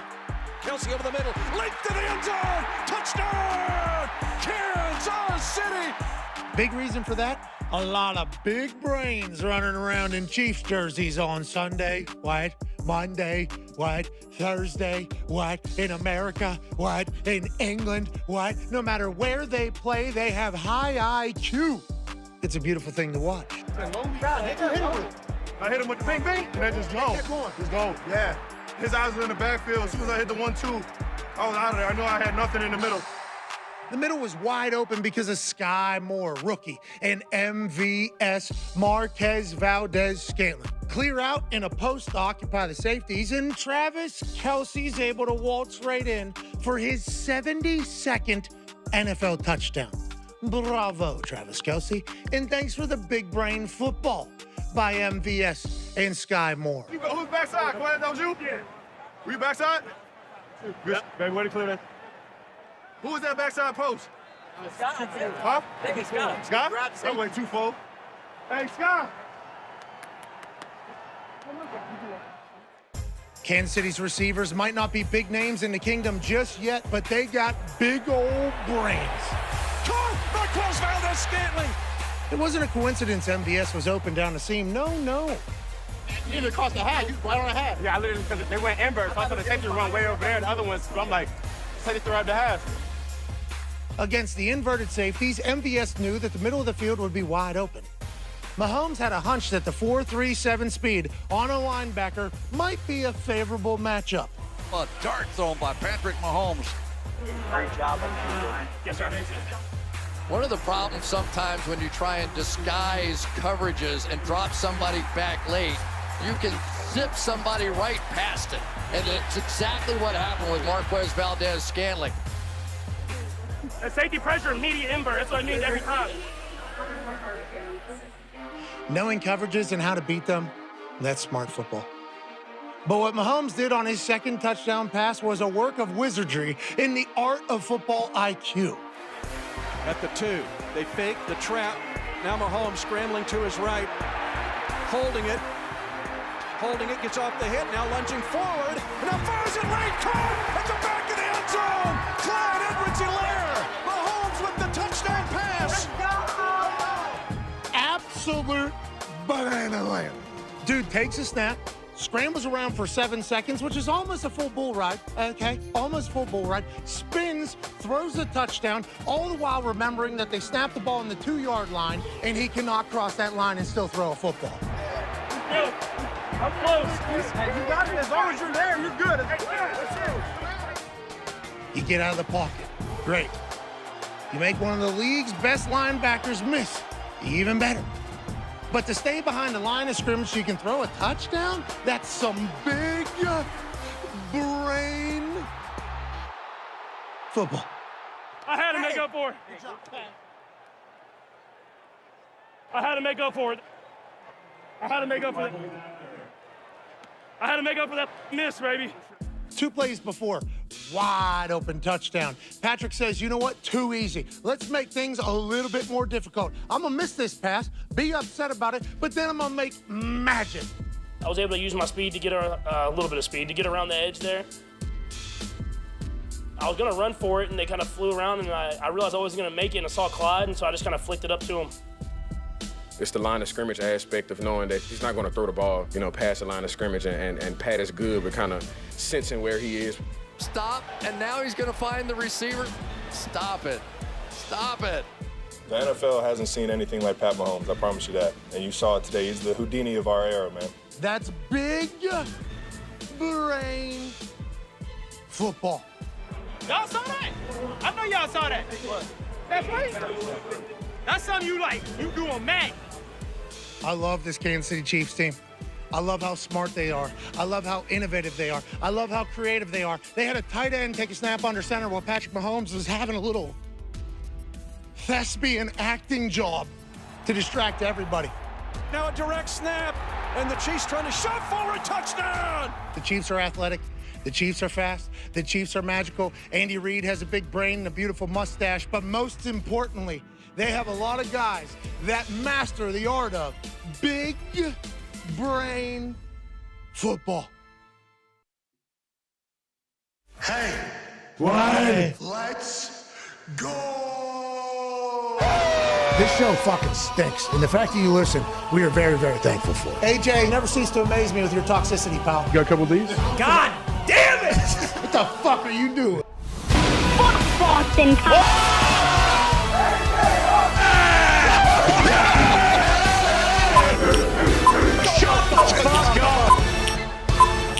Hello, beautiful people. It is hour 2 on this Overreaction Monday, live from the FanDuel Thunderdome. More dumb combos start now. Football is all the way back after an incredible college football Saturday slate, an NFL Week 5 Sunday slate. We sit here overreacting to everything. Some teams that have notoriously stunk are good. Some teams that have notoriously stunk still stink, maybe even worse than they've ever stunk before. And some of the greats have remained consistent with a matchup this evening to wrap up Week 5 that we all are going to have our eyes glued upon as the Raiders travel to the home of the Chiefs. They did that at the University of Kansas on Saturday. It was awesome. I actually thought to myself the same thing that I think about whenever I was at the Colts-Chiefs game. Oh, shit, I forgot they did that. Oh, that makes sense. They would be doing that right now. Small little side story here. Middle of making picks on game day. Yeah. National anthem comes on. Sure. Oh. Okay, stand up. Stage wasn't that big. We're on the sideline, so they got to keep the amount of space. Stand up. I'm right next to Reese. Obviously, we all know how it's Dez, Reese, me, Wriggle, Herbstreit. Stand up to do the national anthem thing, and Reese stands up. Reese stares at the field, okay? So Reese is staring this way at the field. Normally, there's at least one flag on the field somewhere, so that's a safe bet. I also started staring at the field like this for the national anthem. Then I realized there's no flag on the field anywhere. And then I started looking at where everybody else is looking. Everybody else is looking at Jumbotron here to my left. So I slowly turned to my left like this right here. Reese still staring this way, locked in. He was like, I think in the middle of like a moment almost. Like it was cool to kind of watch. Me and Reese though are about this far away. He's staring straight this way, hand over heart.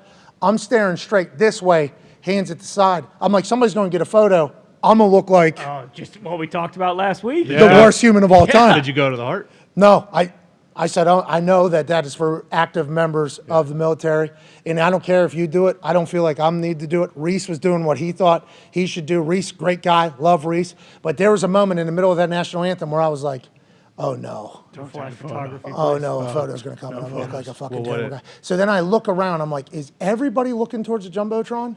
And everybody was. I'm like, okay. So maybe I won't be the case.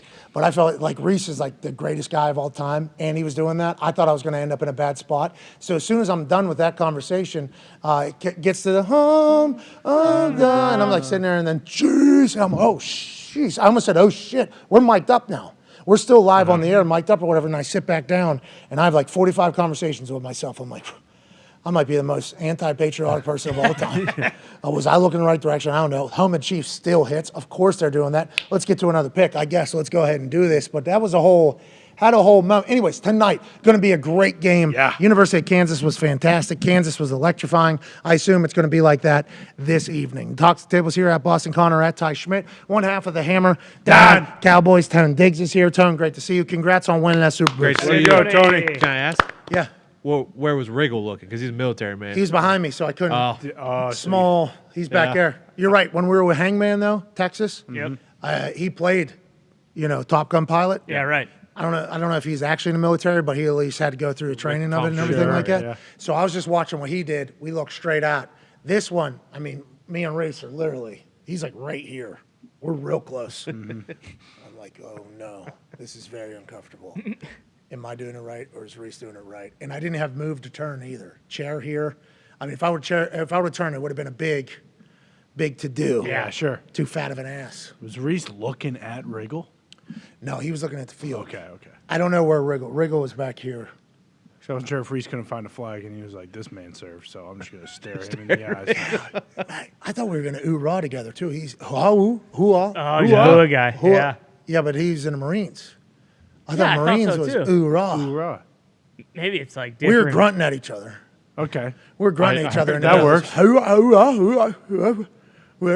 That works. That's like barking. Kansas also played Pump It Up right before. Yeah. Yeah, I couldn't help it. Yeah, Had to. I was listening. Anytime we go into those stadiums, they had a great DJ over there. TCU walked by, they're a big fucking team. When Duggan walked by? Dez was not lying. Dez was like, I just saw Doug, and he probably already had his pick in for TCU, but I had picked Kansas before the show even started.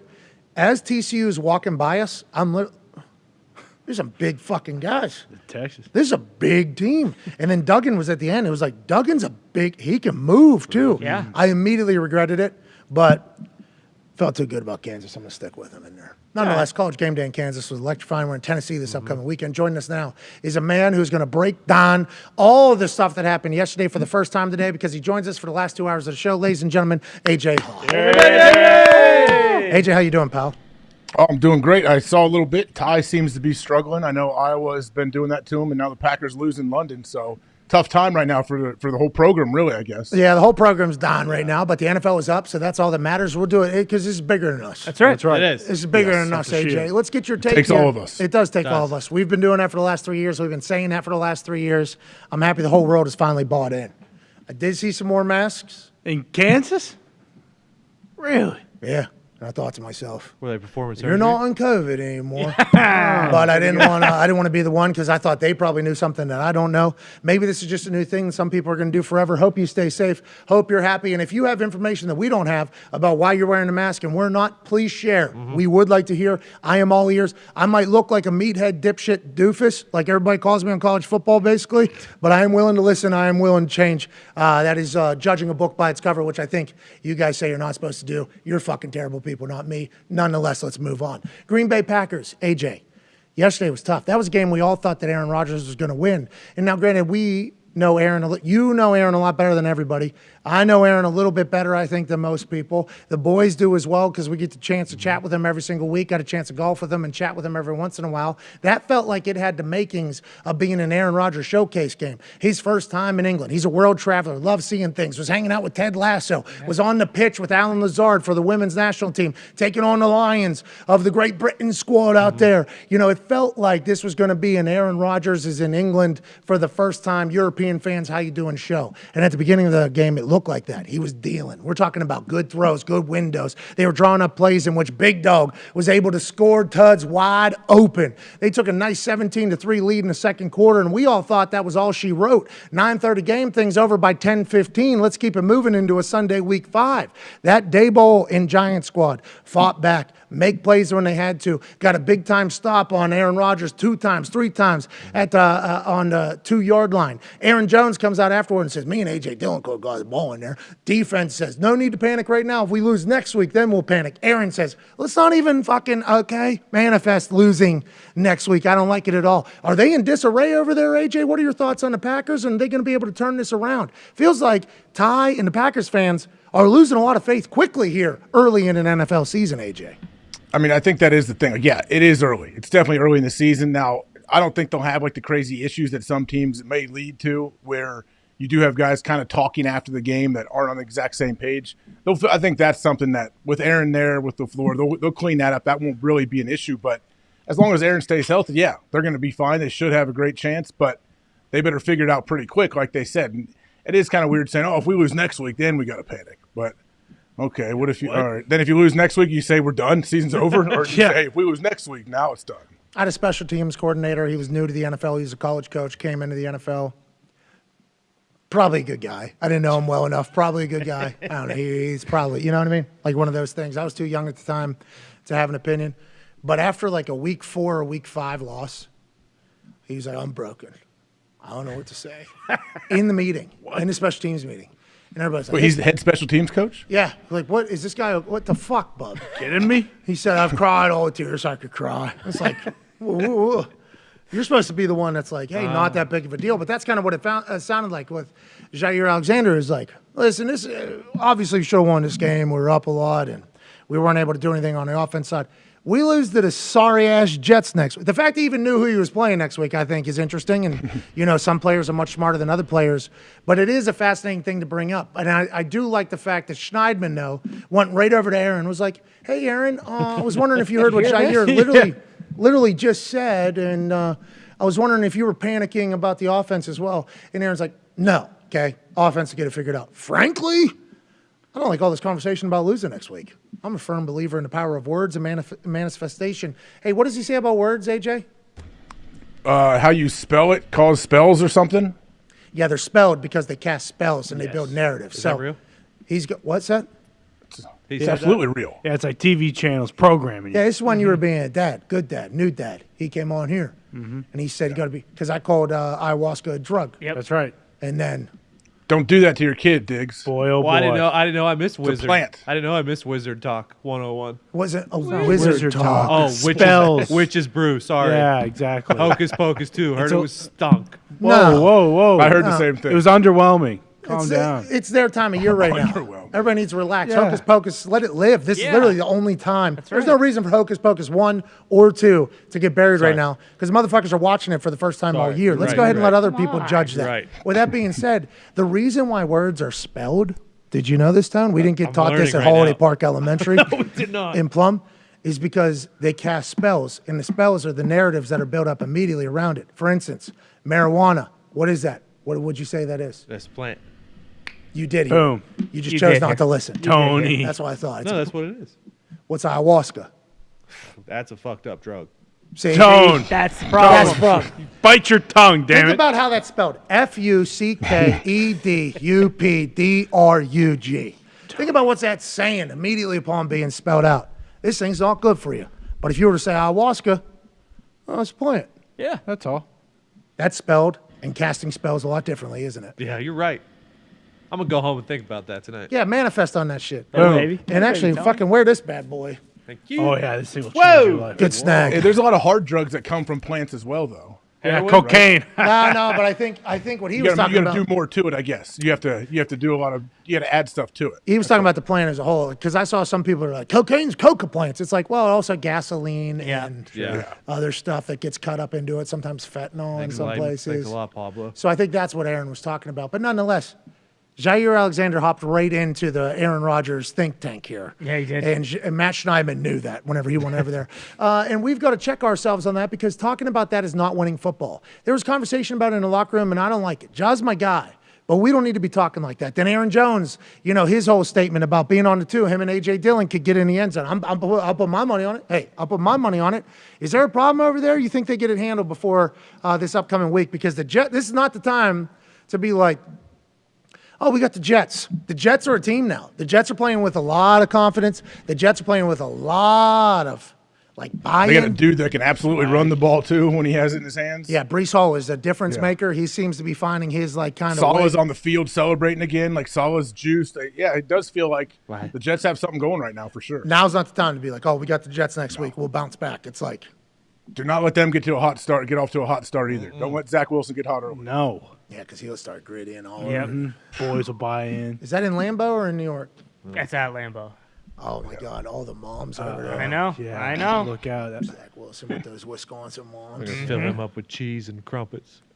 Zach is gonna. The crumpets were left behind. Yeah, come on. A lot of cheeseheads over there in England, though. Thought it was going to be a big win for the Packers.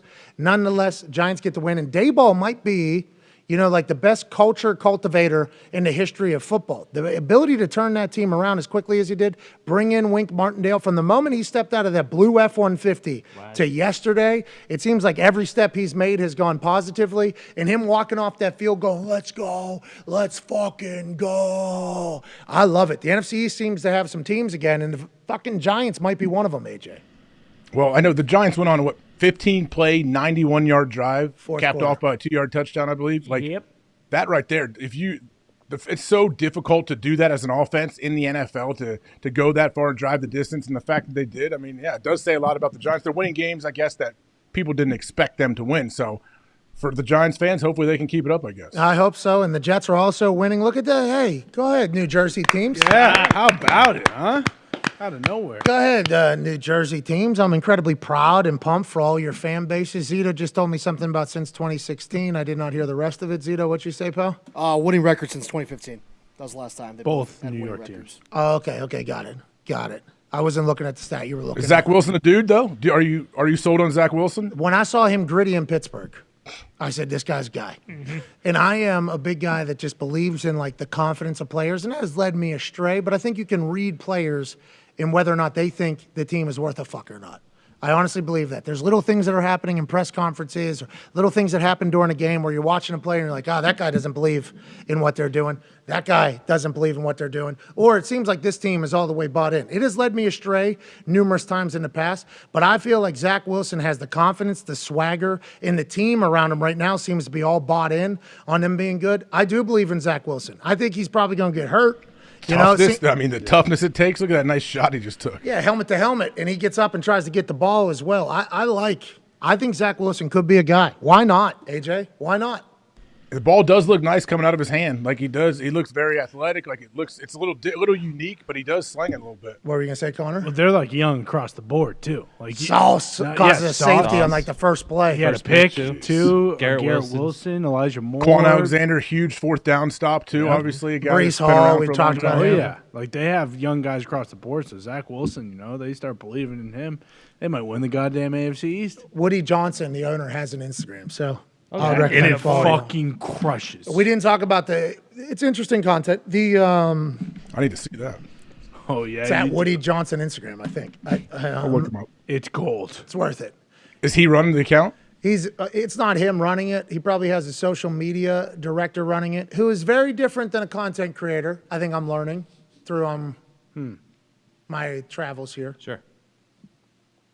They view things differently.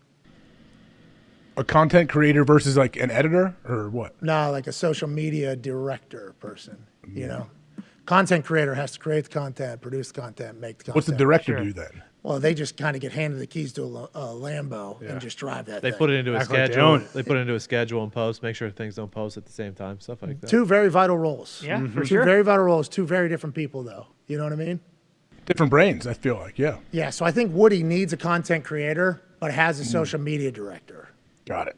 If that makes sense. Because the shit that he's creating kind of. You think Woody wants to be doing TikToks and stuff, putting them out there, though? Yes. Yeah, he does. Yes, he does. Okay. He's dancing All right. and giving speeches and highlights. I mean, he is very active on here. Very, very active. Think he needs a content creator with him as opposed to a social media director. Yes. But What kind of shoes? Nice looking pictures, though. Kind of hell shoes are yeah, he's a needed there? bazillionaire. What do you think this is? He got Nikes on.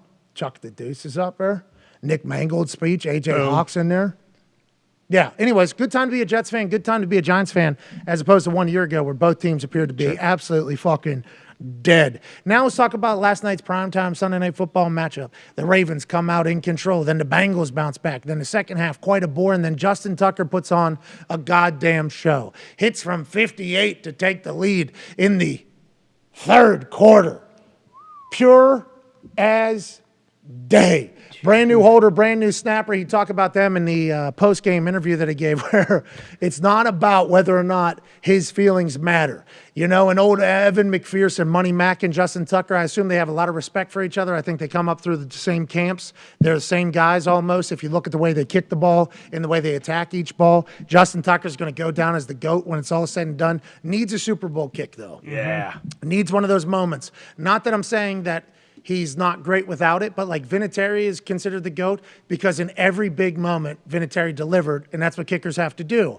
Ultimately, some of the biggest plays in the history of the NFL, there's a shot of Adam Vinatieri's fucking foot and then his Italian face doing this afterwards. Tucker will get one of those. I do believe with the way the Ravens are going, they get a massive win. He's unbelievable splitting the uprights.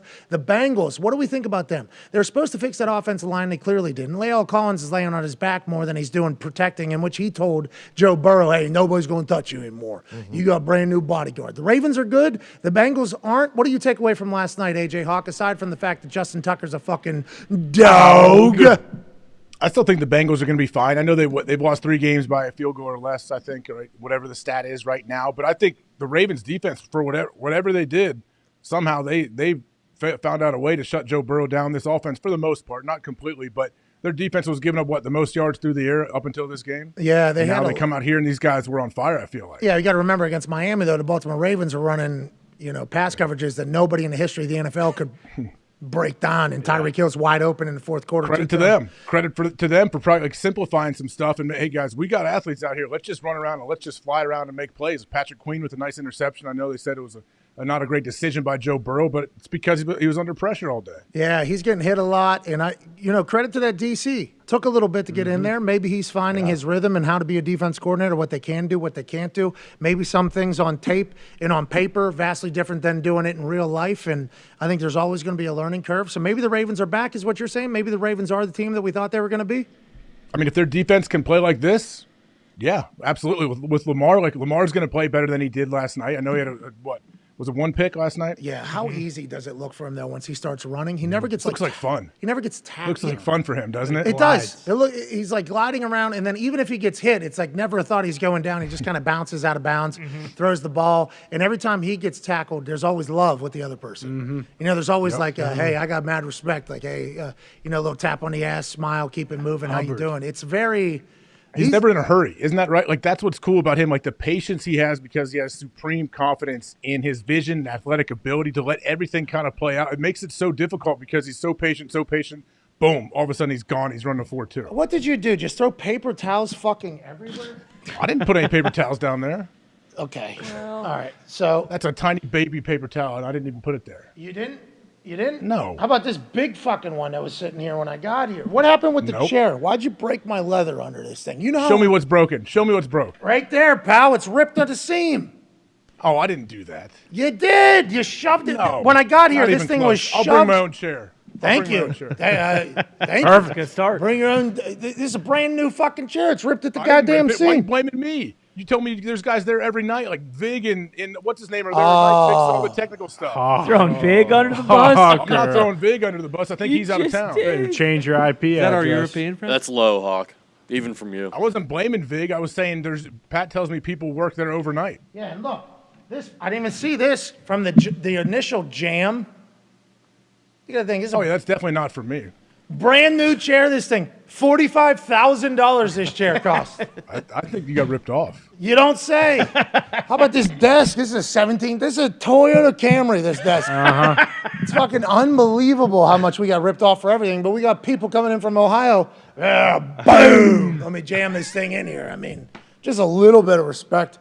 Please. Like I hope the Cincinnati Bengals offensive line has for Joey Burrow. Sure. Yeah, please. He's getting banged up, beat up, and he's talking to Colin Cowherd, and everybody's listening whenever he's saying, yeah, there's times I don't remember an entire second half. It's like, well, will Joey Burrow ever tell anybody that he's under any type of duress? No. Will Joey Burrow ever say, hey, the offensive line needs to block better? No, because Joey Burrow loves his teammates, and he loves being a leader, and he loves being tough. But it's like at some point, somebody's got to step up and be like, we got a guy. Let's fucking protect him. They tried. It just hasn't worked out at all. And I think that's the story of last night, I believe. To your point about Burrow and the Ravens defense, he had a quote, and it feels like anytime an offense is really, really good, defense just start doing this. Burrow said there's just nothing down the field if teams are going to play us like they did today. He only had one attempt more than 20 yards. I think his average was 4 yards per attempt as far as downfield. It feels like when offenses get really good, defenses just say, "Fine, go ahead, see if you can see if you are patient enough to keep taking 4 and 5 yards at a time." And you saw him get kind of frustrated with it. There was a couple of times where he's like that. But we talked to Chuck Pagano and we talked to secondaries and we talked to these AJ, every single day. That's a real strategy. Oh, yeah. I don't think this. Peyton said it. Remember Peyton, though? And in the watch-along we did, Peyton said, I think I asked him, would you rather people, all-out blitz you or drop? He's like, he hated when they dropped 8 because there's nowhere to go and you got to be super patient. And I was like, yeah, that's a strategy for sure. Sometimes guys are good enough to where they can boom, boom, boom, check down, then they can hit the 1 or 2 tiny windows they have. They're good enough to hit those windows. But I love that at the foundation of that, strategy, you're banking on the human. We don't think that human right there at quarterback can just be patient. He's going to get antsy. At some point, there's going to be a play where he's going to be like, I've only had 30 yards passing. It's second quarter. It's third quarter. We have no big plays. Oh, here we go. I got a shot. Fuck it. My guy's there. And then bang, takeaway. How you doing? Keep it moving. It's that's such an interesting strategy because you would assume NFL quarterback, you can't go broke by taking a profit. You would think the check down is not something that people would be mad to do because Tom Brady's become the greatest of all time doing that exact thing. Peyton said he had to reframe it in his mind in a watch along last 2 Saturdays ago. Well, our next one's coming up this Saturday, by the way. Here we go. We don't know what game we're doing. Peyton was on. But Peyton said that he had to reframe it in his mind that they were trying him for not being patient. They're telling you that they don't think you can, control you can be disciplined enough to fucking just take yards underneath. It's that's what he had to do to frame it in his mind. He said he and Tony Dungy had to do that. You would hope that some of these younger quarterbacks that they're starting to get a little bit of a read on the type of guy you are, type of human you are, that they'd be able to do the same thing. But that's so fascinating to me. I did not know yeah, we're letting him take the 10-yard shot if he wants. We just don't think the fucker will. It's this is the NFL. Take the fucking 10-yard shot. What are we even – I've never been in that position. Also, though, if you're going to be dropping guys and having eyes on the QB and everything, you have to be able to get 4-man pressure, which they were, the Ravens could. And it seems like a lot of teams are able to do that against the Bengals with this new offensive line and the old offensive line and Joey Burrow's entire existence in the NFL. Yeah, and their left tackle got hurt halfway through the game, too, and then the backup just started getting abused. But I think it was the Manning cast you were on where it was the Lions versus the Packers. And the Lions are basically just doing that, the cover 2, drop everybody and see if they'll take the short ones. But they kind of did what the Packers did yesterday, too. They were having a lot of success with Mixon, and then they just kind of went away from him completely instead of just continuing to hammer that home and then maybe drawing those guys up a little, but they just never could. Another team that relied on the run when they shouldn't have, Josh Allen hits his second 60-plus yard bomb to Gabriel Davis, where he puts one hand on that thing. It bounces off of Minka Fitzpatrick's chest. There's a joust over that ball at probably 20 miles an hour. Probably 20 miles an hour. They're running side by side, fighting over the ball. And this is after a 98-yard tud that has already occurred for Gabriel Davis in the first drive. What a ball. What a fight. What a tud. Gabriel Davis with the big right mitt bats it down. Minka almost picking up his 4th pick of the year, I think. Jeez. Instead, Gabe outjousts him at 20 miles an hour for a touchdown. Josh Allen went for 348 and 4 tuds in the first half alone against Pittsburgh Steelers yesterday. But after that, I think there is a little bit of an urgency that needs to be put on the play caller. Hey, we got to answer. It seems like they're going to be able to go. Ran 3 pires. Punt, get the fuck out. 3 straight drives in a row. Just fucking bam, bam, After the first few drives, Kenny was taking what they're giving him, was moving it down the field. Yeah, we don't need to talk about them, though. But anyways, that's the type of thing. I think it's interesting how games pan out and the decisions that are made. And hindsight is always the easiest thing. But if those powers sustain a long run and Josh Allen and Gabe Davis and them are off the field, that was probably their mindset going in. Hey, we got to control the clock. We got to be able to They know we can't win a shootout against the Buffalo Bills. That's why. Let's fucking run this clock. Let's get this thing out of here. Let's keep Josh Allen on the sideline. That's our plan today. Our plan today is keep that offense that went for 98 on the first drive and just went for another 60. Let's keep them on the side. Let's run the ball, and then bam, bam, bam, punt. The ball is out here. See you later. It's coming back the other way. And you're out of the game. So hindsight is always an easy determiner and an easy way to kind of judge things. but it does feel like in games, there's some decisions made in the NFL where you're like, how the fuck is this the highest level of football? Well, and like last night, I mean, and I feel like this happens a lot more with some of these new coaches who are supposed to be, offensive gurus. Like the Bengals are down. I think they have 1st and goal on like the 2-yard line, and they run this little Mickey Mouse reverse that gets, it's a 10-yard loss, and then boom, they're in 2nd and goal at the 12-yard line. They have 2 incompletions. Where it is, it's like, you have Mixon, and you're just not confident enough, whether it's either in him or your O-line, like. You can't get 2 yards in 3 plays to score a touchdown. They end up going for it on 4th down there, then with that little shovel pass, which they don't get it, and then Baltimore goes right back down and gets a field goal. Like, that was the game right there. You take a field goal there, then the Cincinnati scored on their next possession. You don't give Tucker the opportunity to hit a game winner. Like, it's just – it feels like this year more so than years past. Like, you can really point to stuff. It's like, man, this coach is trying to lose the fucking game. Well, Brandon Staley. Yeah. Speaking of. Hey. People are pretty upset about that. Yeah, and they got to win because Cade York misses 2 kicks. 4th-round draft pick out of LSU who had a 58-yard winner against Carolina Panthers week 1 in Carolina where he hits a beautiful draw. Has 2 misses yesterday, and kicking in Cleveland's a nightmare. It's always going to be breezy. It's always going to be windy. I thought Cade had that kick made. It appeared as if it was going in, and that thing just fades to the right from the left hash from 54 yards. They shouldn't have had the opportunity to have this kick. No. Well, maybe if they were able to put a drive together and get to that point. But the decision that was made before this kick by Staley and the Chargers is the conversation of the day. 4th and 2 on your own 45-yard line, up 30-28. A field goal obviously swings this thing. 1 minute and 14 seconds left in the game on the road, damn near on Brownie the Elf's foot. No timeouts for the Cleveland Browns. They choose to go for it with a very basic slant call. They don't get Justin Herbert on the move at all. No threat of the run. Eckler had like 199 yards on the day total. Yeah. No threat of run. The play call was a dumb one. The decision to go absolutely stupid. I'm sure there's some stats and analytics genius out there who's on Staley's side. Are they going to be sitting in the foxhole today when Staley's taking all the heat? No. It's very easy to rely on numbers when there isn't humans involved. There are. And they almost gave this goddamn game away. Jacoby Brissett throws an interception whenever they're down 2 in the red zone. Can't do it. Just absolutely can't do this with 3 minutes left on the clock. Jacoby Brissett in field goal range. 3rd and 7.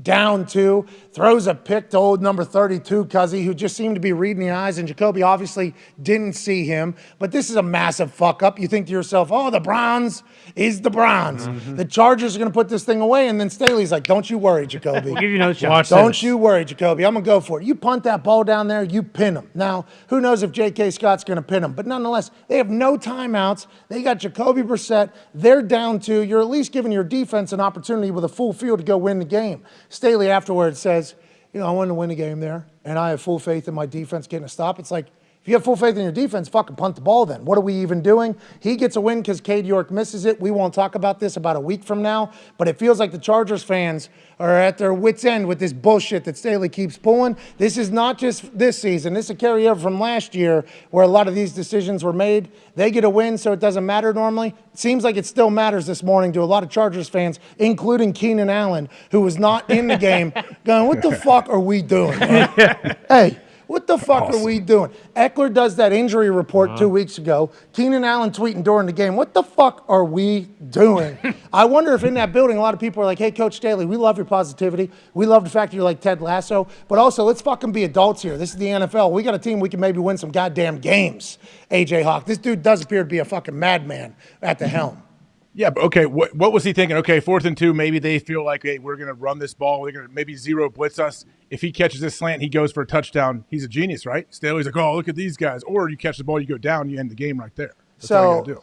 I'm sure there's some stats person that's going to say 4th and 2 with this situation. No, I would have punted the ball 100%, but I'm saying if he catches this ball, are you saying Staley's a genius? No, that's yes. 4th and 2, this situation. The stats say you're going to get this 68% of the time, 71% of the time. Do we like that? Yes. If we get it, we score a touchdown, this game is over. We get a first down, this game is over. Let's go for it, 70%. I don't know what the actual stats is. I didn't look it up, but I'm assuming this is what a stats person said. Mm-hmm. But just once again, to talk about what you were asking there, AJ, the stats aren't humans. The stats don't care about, the minority. It's always a majority conversation. What about the 25% when it doesn't happen? That's 1 in 4. That's a lot of fucking time. 75% might sound like a hell of a majority, a hell of a positive. What if that motherfucker is 25% and just gets thrown in the sack and gets your fucking ass fired? It's like this whole roll the dice situation with Staley is awesome until it isn't. And I think Chargers fans are starting to feel that way, AJ. And this is after a win. Yeah. This is after a win, AJ. Believe me, I think it's questionable for sure to go for it right there, like in your own, like you're not even across the 50 yet. So, and your defense, Cleveland has no timeout. So if you pin them, even if you put them on the 20, they got to go 80 yards, or not 80, but they got to get in field goal range. 50 and hopefully though, the dude probably. makes a field goal. Yeah, with no timeouts, that's kind of tough to do. It's not college where the clock stops after first downs and all of that. So I get it, but I don't know. Sometimes it's fun, man. Defenses now, they do have to really think about, hey, it's not just third down money down. It's like third and fourth down. We always have to be prepared. These guys, you can't make a big play on third down or something, hold up your fist, hey, fourth down and run off the sideline now. You got to be worried, hey, I got to stay out here for another one. I agree. It's awesome. I don't think you're ever going to win a Super Bowl like this, but it is tough. It is tough. It is fucking awesome. You have to have a lot go your way. It's an electrifying style. It's an electrifying style of offense. It's an electrifying style of play, which they talk about being something and building their fan base in L.A. New city, new market. The Rams just won a Super Bowl. We got Justin Herbert. He's a very good player. He's handsome. He's tall. He says and does everything right. We got a great defense. And we play an electrifying style of football, brand of football. They talk about that. Going for it on fourth downs, utilizing two-point conversions as opposed to like they do all this stuff as part of the plan. It's like you lose to the Browns yesterday because of that. I don't care how electrifying your shit is. You got to win games. That's how you build up the fan base as much as possible. And maybe this is the turn of the tide for the Chargers. Well, that's what you talk about situations being situational. Like maybe you can understand that if they're on like the 35, because then if they don't get it, it's like Cleveland's still gonna have to go like 40 yards to get an opportunity. But if you miss that, they need 2 plays and they have a guy who can make 55+ yard field goal. Like, yeah, it worked out for him, but it probably shouldn't have. Yeah. I mean, it just like, and the more often you do shit like this, chances are, like, next time they do something like this, like, it will bite them in the ass and they will get beat. Yeah. Well, they won. Winning cures all. Yeah, and last year, this is exactly what happened. Early on, they had success, and even though that's not success, but then later on, it killed them. But even if you are going for it, why wouldn't you give it to the guy who's been killing them the entire day? Yeah, it's not like Herbert had 400 passing yards. Like, Eckler was the one who was just destroying them on the ground, so why wouldn't you give him the shot? Injury report Eckler. That's right. Old Twitch Eckler. He went bananas yesterday. Through the air, through the run game. 199 total yards or something like that. Couple of tuds. Congrats to Eckler coming out in Cleveland yesterday with Bronny the Elf on the field. The Cleveland Browns, who knows what they are. They just made a big trade for Deion Jones. Yep. Linebacker from the Atlanta Falcons. He's going to Cleveland. It's also the first day that Deshaun Watson's allowed to be back in the building after his suspension, so he's experiencing football as an NFL player with the Cleveland Browns today for the first time in his entire $230 million career with the Cleveland Browns. It's like Chubb's a stud. Yep. Defense is unbelievable. Cooper's a guy that can get involved. What's Deshaun going to look like playing football after 2 years off and all the other shit? Can he still do it? It's like the Browns might fall into another, like, what is wrong with the goddamn Browns? Yeah. People are pretty upset here in Ohio, no doubt. Like, as soon as the game was over, people were, did you see that game? Yeah, I saw it, buddy. I did. I think they're 1-4 too, I think. Cade's got to make that kick, obviously. Yeah. Cade can make a 54-yarder. That's nothing for him. He's got a massive leg, very breezy day. But can you not gain some more yards, too, whenever you're giving the ball in the 45 by the fucking dumbass coach on the other side of the field? You know what I mean? Like, there's a lot of things that go into it, which is what Justin Pugh was talking about in the locker room around Matt Amendola. That situation's wild. Kyler Murray says that in his ear, he was being told to spike it and kill it, and then they spike it. It's fourth down because he didn't pick up the first down on the run. Cliff Kingsbury is probably saying, I told him to spike it because I would assume our quarterback would pick up a fucking first down before he'd start sliding. They seem to be in disarray a situation, but they miss a kick too, save the Eagles. It's like kickers got to start making kicks they're supposed to make, and we don't have conversations. But with that being said, team can help them. Team can help them around too. Obviously. Let's go to the – I mean, that Arizona situation, aren't you excited to see how that all plays out? It seems like Kyler and Cliff, I don't know what's going to happen with them. Hey, that's a weird sitch. Seems very weird, doesn't it?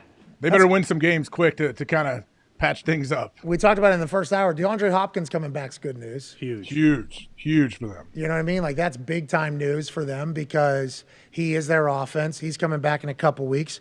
Does that make it, all right over there? We shall see. Yeah. Will that be on Hard Knocks? Will this all be on Hard Knocks? I think so. Oh, yeah. When's that start? Week 7? Is that 2 weeks? Yeah. He comes – Week 7 will be his first game, too. What will NFL Films do, though? Will it be all – daisies or I don't know. No, they usually touch on what's going on for sure. Do they? I don't know. The Colts, they didn't. Tell the truth. What if Kyler doesn't want to be involved either? Hey, I don't want you coming home with me because Did you see his outfit? He wants to be involved in. Why? Because he has fashion? You have a problem with his fashion? on You you, sound like Jeff. one of those old whites. Yeah, what's up, Tone? Come on. I am. You don't get it. That's how the old whites dress, too. Can't this guy express himself? Yeah, what the hell's wrong with that?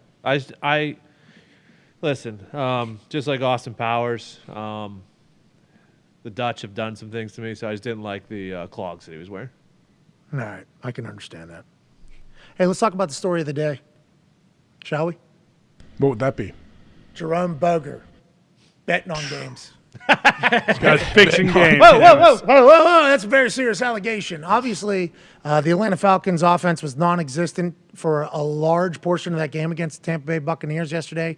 Tom missed some days last week. There's obviously a bunch of divorce rumors circling and speculating, and his life seems to be in shambles. And Todd Bowles missed practice on Wednesday because of personal reasons, and I just assumed it'd be impossible to win a game in the NFL when your fucking guys aren't going to work. You know what I mean? Like, that seems like a tough thing to do. It's already hard enough to win in the NFL. Now that your quarterback isn't around sometimes, your coach isn't around, that's added distractions that nobody wants. Playing against a scrappy Atlanta Falcons team, I thought that was going to be a tough game for the Tampa Bay Buccaneers. Now, I do believe the Falcons covered, which I appreciate them, and they're also part of the Super Boost in which Tone hit. Thank you, Tone. But the play that everybody's talking about is Jerome Boger at the end of this thing in the fourth quarter calling an unnecessary roughness against quarterback from Grady Jarrett, which is absolute malarkey and bullshit.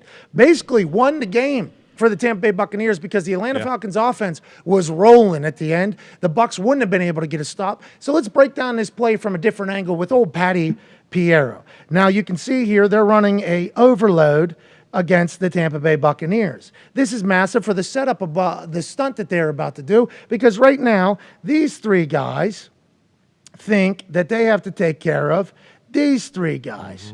Then all of a sudden, out of nowhere, they're going to run a goddamn end nose tackle around stunt, okay? Let this thing run. Boom. Now all of a sudden, Hainsey, the rookie center, in lieu of Ryan Jensen, who tore his ACL in training camp, picks up the nose tackle as he's going there. The backside guard understands with this stunt, he now has the tackle. But en contraire, mon frere, says Grady Jarrett, who then ends up with a E.T. stunt with the end going in to set a pick, and Jarrett finishing this four-man game, ending up all the way on the outside with the guard being left in no man's land with these two people about to take his ass out. Absolutely perfectly executed four-man game in the fourth quarter on third down with your best guy getting a wide open shot on the greatest quarterback of all time. Can't stress enough how incredible that whole shit was from the D-line right there. AJ, absolutely perfectly executed.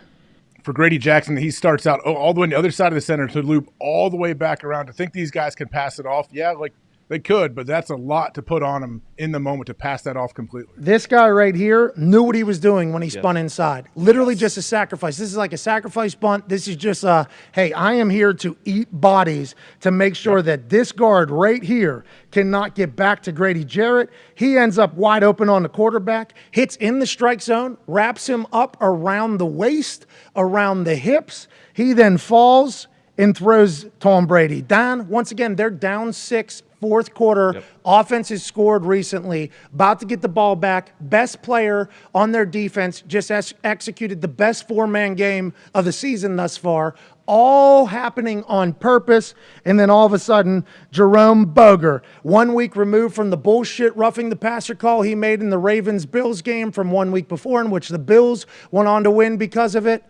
does the same damn thing, and Tampa and Tom are able to remain on the field and run out the goddamn clock. There ain't nothing else Grady Jarrett could have done here. This is a perfectly executed tackle. He could have won a lot harder with how wide open he was. He kind of took it easy on Tom. Tom went out publicly and said, I don't throw the flags. He didn't think it was a call. We got the win. Let's move on. But if you're the Falcons, Grady Jarrett, and everybody else over there, you have to be fucking furious. Arthur Smith hasn't left his couch in the facility because of this. And Jerome Boger now, 2 weeks in a row, making calls that are judgment calls that are winning games for people, needs to be investigated and talked to just a little bit. Here is from 1 week ago. We all remember this. Fourth quarter, 2 minutes left in the game, 1st and 15.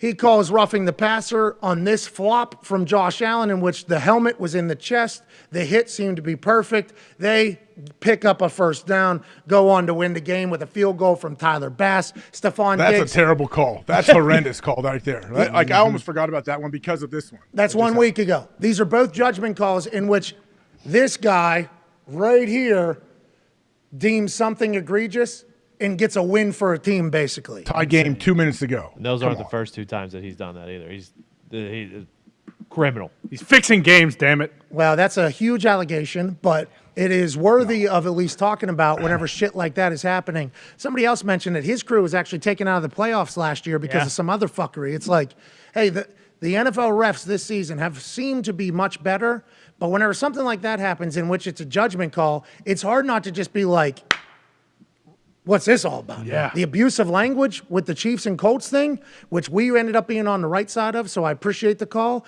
But it wasn't Boger, but it's still like that's a judgment call in which they're deciding the game. Can't have it, AJ. Just can't fucking have it. And everybody now, well, that's what happens when you're Tom Brady. Tom Brady gets those calls. Other people don't. I don't know if that's the case, but I do know there's some fuckery. And if I was the Falcons, after a perfectly executed stunt to get to the quarterback, and then that happens, it's like, come on. You know, it's a bunch of bullshit. I remember watching it live. I was like, "Oh, Grady Jarrett can absolutely slam Tom on his head." Like I thought he was going to. I really did. And I was like, "Oh, don't get a roughing the passer," because he could have like suplexed the dude, boom, slammed him, and he didn't. You could tell Grady even didn't want to land on him when he was rolling and kind of try to pop up as Tom tried to kick him in the ding ding. I know Greeny said earlier today on Get Up, but the whole situation, it's infuriating. Everyone's mad though. What he tried to Greeny say? He tried to kick him in the ding ding. Yeah, did you run that last? If you run their end of it, you can see he claimed that Tom tried to kick him right in the ding-ding. Is that what Greeny said? He said on Get Up that Tom tried to kick him in the ding-ding? Yeah, Dane loved it. Yeah. Of course. Dane was the one that told him that. I called Dick's ding-dings. For sure. Genius, Dan. That's probably what old Dano did. Did you see Dano on the teleprompter before the play? That was awesome. It was. I don't think so. Great call. Which one? He was red zone. Oh, yeah. Tennessee with Hooker and them. They shift into something and make her and guys one-on-one. And Dan, before the play is snapped, goes to the teleprompter and goes, bam, bam, runs the exact route, touchdown. It's like, then Dan didn't say anything afterwards. They said nothing afterwards. And then they go to commercial and it's like, didn't want to fuck up anything afterwards. Yeah. Did we see what just happened there? Did we see what just happened there? Dan's crushing it. But I hope he doesn't get kicked in a ding-ding by the internet for anything it does going forward. Seems like this stuff with Boger, too, like we talked about it last year, where like just because this guy's been reffing for like 20-plus years, like doesn't mean that he's a good ref. And doesn't mean that he, like a lot of these crews, I think guys are third and fourth year refs, but it seems like they keep sending him out there because he's the old, like the elder statesman. It's like, hey, maybe this guy just isn't very good anymore. Like, and that's okay. Like just because he's been around and he's been doing it for 15 to 20 years, like, doesn't mean that he should be out there, because he is. He's single-handedly, affecting the outcomes of games. Yeah, any judgment call is going to have that. With a lot of power comes a lot of responsibility, and it feels like Jerome Boger is abusing his responsibility in a couple big-time situations. Let's see if he can get that fixed. We have breaking news coming out of Carolina. Not only was Matt Rhule fired this morning, Phil Snow, defensive coordinator for the Carolina Panthers, also fired. I believe what took place here is Phil Snow, Matt Rhule have been together everywhere. Matt Rhule was actually a GA under Phil Snow at, I think, UCLA way back in the day. You're talking about knowing Phil Snow for a long time, these two being together, playing and coaching football together. I believe what had happened was Matt Rhule was fired this morning. So they bring in Phil Snow, and they go, hey, Phil, how do we fix this thing? He goes, fix this thing? I'm with fucking Matt Rhule. What are you talking about? You're fired. All right. Yeah, probably. See ya. Phil Snow packs up his shit, says, I'm getting out of here. The defense hasn't looked that terrible. on the Carolina Panthers. But Matt Rhule and Phil Snow are going to go to somewhere together, and they're going to have success together. And the legacy of Matt Rhule is going to remain as an incredible college football coach. Why doesn't it work in the NFL for some of these college football guys? We can talk about the Panthers. They had like 6 different quarterbacks whenever he was there, 5 different quarterbacks, whatever it was.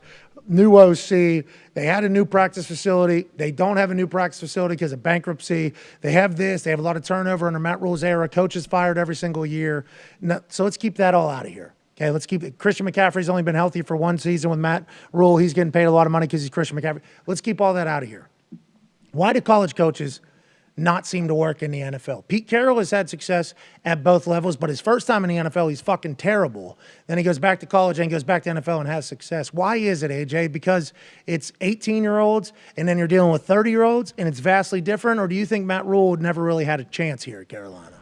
No, I think anybody has a chance if you walk into a situation with a franchise quarterback. He didn't do that in Carolina. Now, when you don't have that and you come in with all this college like bravado and whatever you're going to do and how you're going to change the culture, you're not winning games. It's not going to work. So I'm not saying I don't know the X's and O's of what Matt Rhule, what he brings to the table there.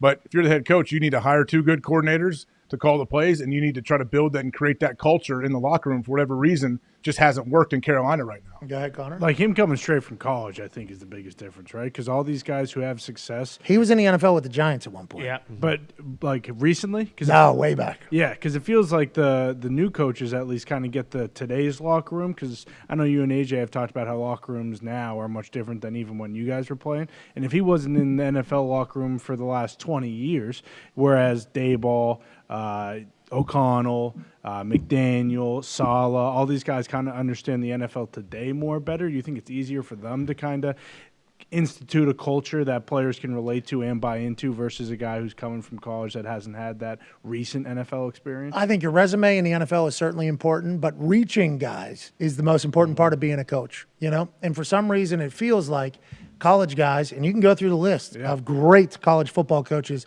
that have absolutely failed in the NFL for one reason or another. In college, you are the god. You set everybody's schedule every single day. You decide who's there, who's not there, who's playing, who's not playing, who does what. You are the dictator of your operation. Not saying you have to be a mean dictator, but in college as a head coach, you have a lot more control over everybody's lives day to day than you ever have in the NFL. And that can sometimes change the way you talk to people potentially. And I think that is why the Sabins and the Myers and the others who failed in the NFL didn't work. With Rhule, because he had that Giants experience, because after talking to him, it seems like he's just a football guy, I thought he would be able to resonate with NFL guys no matter the age, and it just seems like that wasn't the case yet or ever.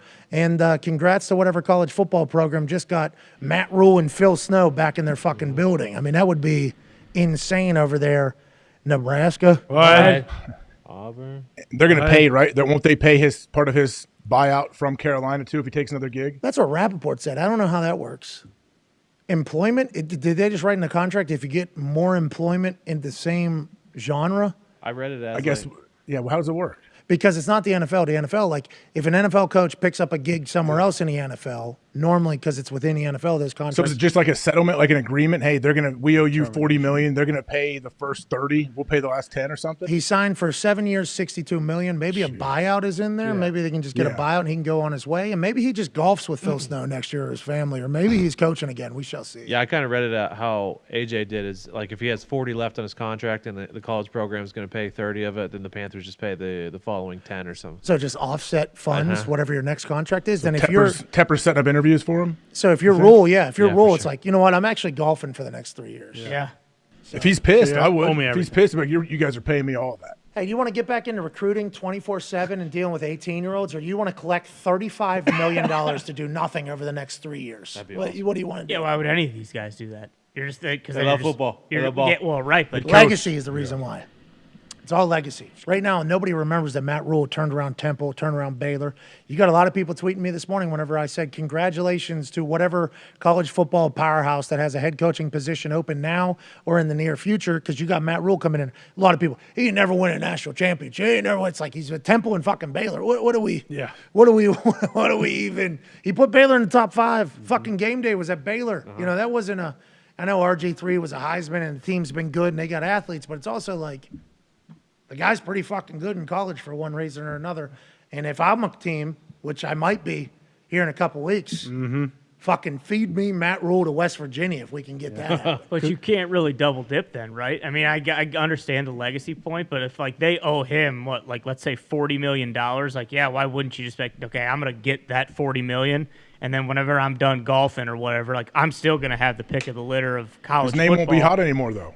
Yeah, I think it would. I think coaches worry about that, though. I think they worry, hey, if I'm out for a year, they may overlook me a little. Even a guy like him, though, who is he is known as a guy who goes to a program who hasn't really had success and turns him around and turns him into a winner. I feel like that doesn't really go away. Yeah, I think Matt Rhule, if he wanted a job in the future, would be able to get it. But these football guys, dude, we know. He's a coach. He coaches. Coaches don't know how to hang out. They don't. You should go to coach's rehab and do Bama for a year, and then you go be as a a head coach consultant. somewhere else. Yeah, getting no And money. not get paid. Oh no, I mean in 3 years. You wait. You spend your time golfing. You get paid by the Panthers. Once Billy O'Brien is a head coach somewhere, Boom. You go to coach's rehab, and then your name's back in that list, and then you're head coach somewhere the year after. you get baptized into the Saban waters. I said that a couple weeks ago. Obviously, the Southern Whites did not enjoy that. You know what I did enjoy, though? I enjoyed the fuck out of Justin Tucker's game winner. Mostly because everybody on earth expects him to make it. When he walks onto the field, there isn't a single doubt from anybody. And he alluded to some of those pressures about how he hates it, he loves it. Ultimately, his feelings don't matter, though. In the entire process of the kick, my feelings do not matter. Perfect snap from the brand new snapper. First game-winning hold from Jordan Stout, who's a rookie, perfect hold. And then my job is just to put the ball through the fucking uprights. So right here, Justin Tucker at this exact moment is attempting to out every single negative thought in his mind, because I thought that he was just a robot, a man who did not have actual feelings, a man who was just able to go into a robotic machinery state like I seen happen with Adam Vinatieri whenever he had to come out for game winners or big time kicks. He became a soulless motherfucker. I'd ask him if he was ready for a kick. Vinatieri would stare right through me. We're talking Top Gun Iceman. You're thinking you're dying out there. Just becomes a robot. Justin Tucker broke it all down about how my feelings, my nerves, nothing matters other than me hitting the shit out of this ball. And from the moment he contacts it, and once again, can't stress enough about that good lean that he gets. Yeah, damn. The lean is where you get the height and the power out of. You get full leg lock from his plant. If you're to zoom in, that looks painful, man. Isn't that painful? Yeah, exact leg lock on his left leg, which puts a lot of torque on his left knee. There's some kickers that, although their kicking knee might get affected, their plant leg also gets fucked up because the amount of torque that's kind of juiced in there. Perfect hold from Jordan Stott, the rookie out of Penn State. And then Tucker hits this thing as pure as you fucking... There isn't a single moment where that ball isn't going directly up and down. I mean, it is just... That's the most perfect ball flight of all time. In a moment in which you're on Sunday Night Football, division rival, you miss, you lose. We all kind of take it for granted is kind of what Belichick said about Nick Folk. But with Tucker, the whole world does. He puts this thing through the uprights, I guess at like the exact middle of the fucking thing. Although here it appears to be a little bit. Let me zoom out. I saw someone say on the y-axis it was right down the middle. A little to the left, I'd say. Does look a little Feels like it's a little bit left, even though the stat is saying that it went through at the direct center of the field. Nonetheless, at the end, the ball, when it's on the net, Hell yeah. is literally directly. Let me get out of the fucking zoom in. Whoa. There we go. What is that? What was that? We draw up some plays. Is that what we're... Yeah, draw something on there. Whoa. The camera on the broadcast might be zooming. Yeah, maybe. That thing is directly in the middle. So good. Perfect. Whoa. It's hieroglyphics. Is that water? Oh, What is that? I have no idea. Hieroglyphics. It's supposed to be an arrow. Are aliens hacking? I mean, it is right in the middle, I guess, when it hits the net. Yeah. But it goes through before it gets to the net. I'd say he's a little bit left to center. This guy's fucking terrible. Yeah. Little bit left to center. Clean it up. Not directly down the middle. What are you doing? It ends up dead center. This is after he hit from 58. I mean, it's just, he's unbelievable. Justin Tucker, I love you, pal. Yeah. Hey, there's way more pressure on him now because he's so good. He's made it because, like you said, everyone expects him to make every single kick and make it look easy. if he did lean, like if he thought about that, he'd be like, man, I really screwed myself here. Like if I miss one kick, they're probably going to cut me and think I'm done and I'm washed up. We have his post-game interview. It's awesome listening to him talk about it, and we've asked him about it as well because I've been so infatuated by it because I've been in that type of situation before, and controlling your mind is the biggest part. It's golfing, it's pitching, it's batting, it's kicking, it's punting. Right. Controlling your mind and letting your body just kind of do its job that it's been preparing for is easy to say, tough to execute. Here's Justin Tucker about his thoughts going into a game-winning field goal. I mean, I love it and I hate it and everything in between. It's, I'd be lying to you if I said every time I go out there, I'm not just a little bit nervous. I'm not thinking about, worst case scenario, but it's really important to me and to us to take, those 1.3 seconds between the snap, the hold, and the kick and just focus on the nuts and bolts of what's going to make the kick. And my feelings don't matter. What matters is seeing the ball snapped with 12 o'clock laces from Nick Moore, seeing the ball spotted cleanly from Jordan Stout, his first career game-winning hold. And then from there, I'm just a system kicker. The ball kicks itself at that point. And all we're really thinking about is those things that are going to make the kick. All the feelings and stuff, we can enjoy them after the fact. That's awesome. Goal. Yeah, I mean, all the negative thoughts that I'm thinking and worst case scenario, I'm going to pull this one. Yeah, those don't matter. Okay, the only thing that matters is fucking hitting the ball. And that's much easier to say than to do. And that's why Justin Tucker is an incredible talent. And that fucking guy's awesome to watch do his job. But you're right. The pressure is high. If he misses center, like he's making kicks on arena kicks, on arena uprights, which are much smaller. Every one of his kicks is basically an arena kick. So if he is even close to an upright, people, is he okay? Shit. Oh, interesting. Oh, he's washed up. Better start working on some kickers on Tuesday. What, you can't aim anymore? What the fuck is going on? It's like every single time. Remember, he missed an extra point or something, 33-yard extra point. He had a press conference. They fucking made him do a press conference. Because he missed an extra point. People are missing extra points every single week. Justin Tucker missed one. They're like, you got to go do a press conference. They want to talk to you. And he bounces back from it. It's just like he's unbelievable. I'm excited for people to really start studying the way he goes about doing things because he's the best in the game. Yeah, they said it before he went out. He's like 24 of 25 on either game-winning or to take the lead in the last 2 minutes of a game. I mean, he really is unbelievable. And, you've mentioned before there are kickers who have no pressure. Like, he kicks for a good team that needs to win, that has expectations. Like, what he does actually matters because of Lamar and all the teams he's been on in their playoff runs. So, because I'm a kicker or punter, I do judge other kickers and punters. Guys that are on notoriously bad teams, although they're able to execute, I have nothing but mad respect for that. But nothing you've ever done fucking mattered. So, that's a massive part of kicking. That's a massive part of punting. So that's why I have Vinatieri up there as the greatest of all time because, I think he made the playoffs for 16 to 17 years or something like that. Probably.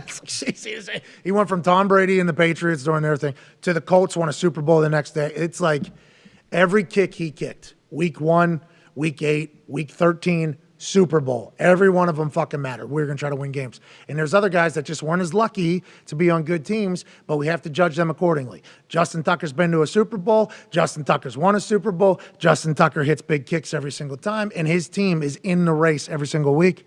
He's fucking unbelievable. I don't know how much more we can say about how great he is other than the fact that ball is turning end over end every fucking time. Gorgeous. Perfect. It is a beautiful. It's so high, too. That's the thing, too. They're always so high. Yeah. That's from his. That's from that lean? Yeah. It's unbelievable. He's a fucking Is that like robot. putting the ball in the front of your stance if you're driving it or something? You tell me. You fucking hit it 380, dude. I don't know, but if you want to hit it higher, don't you put it up in the front of your stance a little bit? But you tee it I up. don't know. higher. You tell me. Is that what you do? Yeah. Yeah, that's what they tell me. That's what they say. Oh, that's a piece of information I'm getting now. Phil, I thought Phil told you that when you had him on the show. No, that was for the flop. shot. That's for the flop. I didn't know it was for the drive. Hey, hour 3 on the other side of this thing. We got overreaction tweets. Oh, yeah. Oh, yeah. We got some more games to break down. Hell yeah. I got some more Pietro. Ooh. Couple more Pietro. We're talking. I think you need to dive into that empty football field sometime. Well, I think so. We still got the trial version of this thing. Oh, I love a good trial version. Is that like the home screen? We only get a certain amount of things we can do on this thing. I can obviously do. I can do this number here. You know what I mean? Yeah. You see me do a lot of this guy. Yep. That guy's sweet. I got this guy. That one's from cool. the bottom. Yeah, the bottom one's cool, but if it's, it's kind of tough because, like, when you're into all of this shit, it's tough to put this thing on the right person. Yeah, sure. So I obviously got that one. We got this one here that we don't utilize enough, but it's tough to control. Oh, that's for coverages. Yeah, this one's tough to control. Yeah. Thing is neat. I love the arrows. I absolutely love the arrows. Yeah, these ones, I mean, the arrow here is, wait. Oh, no. Oh, no. The arrow There it is. Oh, Boom. is so nice. Yeah. Then obviously you can do all the squigglies, like, oh, this guy. Well, what's that all about? Yeah, This that guy. happens sometimes. Whoa. They What's that straighten all out about? after, yeah. There we go. Can only do three. Can only do two gotcha. thrusts. Okay. Can only do two thrusts. Can't do three with the old squiggly thing. Then I got this guy, obviously, we've been able to do that. But when I do this, I can't do anything on the screen. Oh, really? So Yeah, because I'm doing an arrow right now, but it's nowhere near where you want it it's to like be an inch and a half beforehand. off. Yeah, because it kind of fucks up. So you got to get out of here. Game of inches. Yeah. Hey, do they don't have to have any white showing? Or is Tucker getting fined? Ooh, I don't know. Let's take a look. But there's some O linemen with no white showing either, so they must be okay. That's predominantly black shoe. Predominantly black shoe. But like Andrews, at least he has a little white from his spat. He over has here on the left. predominantly black shoe there. I'm talking there. You got to have some white up your ankle usually. Yeah, but I'm saying, like, I don't think anybody else has it. Yeah, he's not the only one. You know? Maybe his grandfather. Maybe he's getting fined. Yeah, maybe he's getting fined. You're right. The all blacks. Hey, sorry about it. We didn't mean to put a spotlight on it. But it appears as if this guy right here has much different shoes than everybody else, Goodell. Fucking make sure you talk about that. Because if one person starts doing it, Goodell, everybody's going to do it. Andrews gets a fucking $100,000 fine because of what we just did right there. Takes his touchdown away. Sunday Night Football, huh? Prime time, you want to have your real fucking games? Oh, those shoes are more comfortable. We don't care. Wear the uncomfortable ones that match everybody else. Damn it. You don't need any anomaly-ish. All right, let's take 5 here. What do you think? Do you think this one's going in? I think Yep. so, yeah. Bank it in, yeah. I have not thrown a football because normally in the time when I get a little warmed up, I came up here and realized that you tried to ruin my brand new chair. That's right. Yep. Nah, that wasn't me. Why did you do that, though? Like, what? Why? It wasn't me, honestly. I would have told you that. I would have gotten some. I have stuff that could fix that too. Maybe I'll bring it. Well, yeah, I'm going to have to Sharpie this part. I'm going to have to Sharpie that part. Jeez. Anyway. No. Uh-oh. Yes, sir. Oh. Bangarang. Oh, right back. Bonus ball. There we go. Yep. Oh. All right. The hell looks really good. Hour 3 will be on it. I didn't get to warm up at all because, AJ. Fucking chair. That was your warm up. That was my warm up. All right, on the other side, we got overreaction tweets. We got more plays to break down, more conversations to be had, and questions from the Twitter. Use hashtag PMS Live. Get your questions in. Zito will grab 2 or 3 of those. We got an incredible overreaction Monday to wrap up. Let's do that. I thought there was a beat coming. Yeah. Something. What is this? Probably I minute like the little- Sandstorm?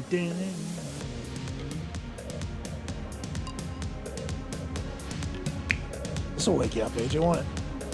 I love like house music. Little deep house radio.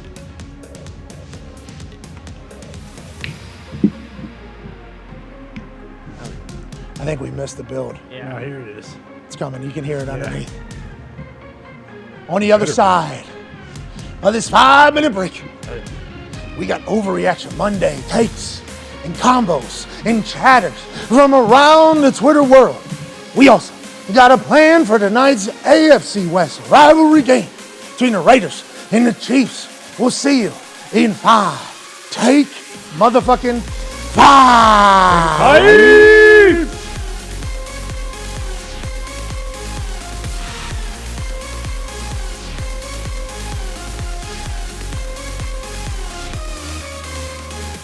Ladies and gentlemen, a man with the dog mentality, Paisano, Coach Sirianni. Yes. You're fucking awesome, dude. Did you ever feel any pressure that you were going to have to change and adapt to being a head coach and speaking in the same bullshit ways that every other head coach talks in? Some of the best advice I got was be yourself, because if you're not yourself, everyone's going to see through it. The messaging is the same. You're just doing it in your own way. And I think that's the most important part. And being authentic, you're 100% right. As you were saying, if I wasn't me, everybody would tell the fucking locker room immediately going to be like, well, this guy, he's a stooge. There's another coach that wants to talk to you. Coach Sirianni, your question for Coach Sirianni. I feel like I know you just as good as I know myself. What is it about Jalen, you think, from your point of view, last year to this year, that is like cementing him as a guy that people are talking about? This motherfucker might win the MVP. Well, I know which one thing you want me to say. He's a dog. Yeah! Yeah! He's a dog! Yeah! Fucking dog! Do you maybe want to play best 2 out of 3, rock, paper, scissors, coach versus coach? You're there forever, huh? Like, you have to have that mindset as the head coach? Like, do you feel like you're the perfect head coach for the Philadelphia Eagles? Because it feels like the team is the perfect representative of the city of Philadelphia. And I might be wrong. I'm from Pittsburgh, so the Johns are going to judge me for that. I love the passion of the city and how much they care about football, because I care about football. I love football. I don't have a lot of hobbies. My biggest hobby is football. Rock, paper, scissors, shoot. What you got? Scissors. Yeah, the same person. Okay. We both threw scissors. Dog mentality really is to be in the moment that you're in now and not worry about what happened in the past, not worry about what's going to happen in the future. It's all about our process and about being here today to make sure we're about to go 1-0 this week. That's it. Rock, paper, scissors, shoot. Oh, one rock. I definitely got Jason Kelce the kegs of beer. I was just trying to sweeten the deal of him coming back. As long as I'm the football coach here, I want him here, so I'm ready to give as many kegs of beer to him next year and the year after that and the year after that, because that guy is a dog. Rock, paper, scissors, shoot. Same man. We are getting our ass kicked in this preseason game. Belichick is taking it to us. It's halftime, and we are getting booed like you've never been. I was like, paper, rock, paper, scissors, shoot. Oh, I think you might have rock there, but hey. You got no idea what I'm going to do, because you're like, there's no way he's throwing scissors again. Come on, baby. I got a damn flower thrown at me. Right? A flower chucked down. We lost to the Chargers. Boom, flower chucked down. Hey, how's your little manure settling in? That's literally what that John said as they were throwing that John at you. They were like, how's the manure and how's the flowers coming, coach? Hey, this is game 7 here. Rock, paper, scissors, shoot. Oh. Scissors again. He threw scissors again, so did I. Rock, paper, scissors, shoot. Oh, you guys are the same. Come on, hey, this is for 15 or 10. Paper, scissors, shoot. Oh! Dog mentality. I got dog mentality, coach. What can I tell you? It's nice to see if there's still Ken Dorsey's out there, though. Yeah. We're talking full fucking fit. Whenever this game ended without them being able to spike it and take a long field goal or whatever the fuck they were going to do. Ken Dorsey here closest. He's a married man, got a medal. Oh, you fucking it. We did it. Damn it.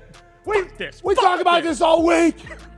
We talked about it all week. Get the fuck down. Son of a bitch. Break this fucking thing. Yeah. I love how the other coach, too, is looking over like, oh, shit. I didn't know Ken had. Yeah, I didn't. Yeah. Maybe he didn't know Ken had this in him. And the bearded guy should feel good about how he looks right now. Yeah. Bearded guy's ponytail, fucking great. Great. Top notch. Beard, unbelievable. Gumpy. Looks to be a bit of a thick, stout gentleman. But Ken Dorsey losing his fucking bananas. Hat. Taking this, get this. Why is this in front of me right now? Get out of my way, dude.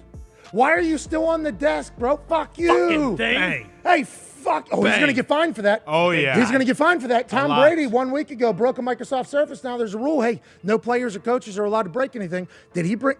He's getting fined for that. Yeah, 100%. Oh, no. I thought that's why he was trying to cover the camera at the end. Oh, so he was saying, hey, fuck. No, I don't think he was trying to cover it. I think he was saying, find me, motherfucker. Yeah. Like, Fuck you, too. Boom. Hey, somebody else came and covered the camera, though. Whatever other coach put his hand over that camera. No, I think that was Dorsey. I think it was. No, Yes. watch his hand come in. Oh, yeah. Shit, It's a right hand. Oh, my God. I didn't even notice that, AJ. Yeah, you think he's going to cover the camera in the middle of that rant? No, I think he's going to kill somebody. I thought that was the shit he Yeah, threw. I was Something at it. No, I watched it a few times. That's a hand. Wow. Wow. Hey, that's good teamwork. AJ. Yeah, that's good teamwork up there. Now, I do believe he's going to get fined for the Microsoft Surface bash after the Tom Brady one became a rule. And maybe that's what the co-worker said. Oh, come on, Ken, there's a camera. They can see you. There's a camera. Jesus, you're going to go viral. Sorry, Ken. They're riding in that elevator down to the locker room after the game. And Ken's standing there with his fucking papers all disheveled and the Microsoft Surface cracked screen, and his notebook's been ripped in half because he has superhero strength at that moment. It's like he's ripping a fucking phone book, and they hit the basement button to go down there. At some point, there was an awkward silence. The bearded guy is looking to his left. The bald guy's like, oh. And then whoever covered that up was like, you're going to go viral. Yeah.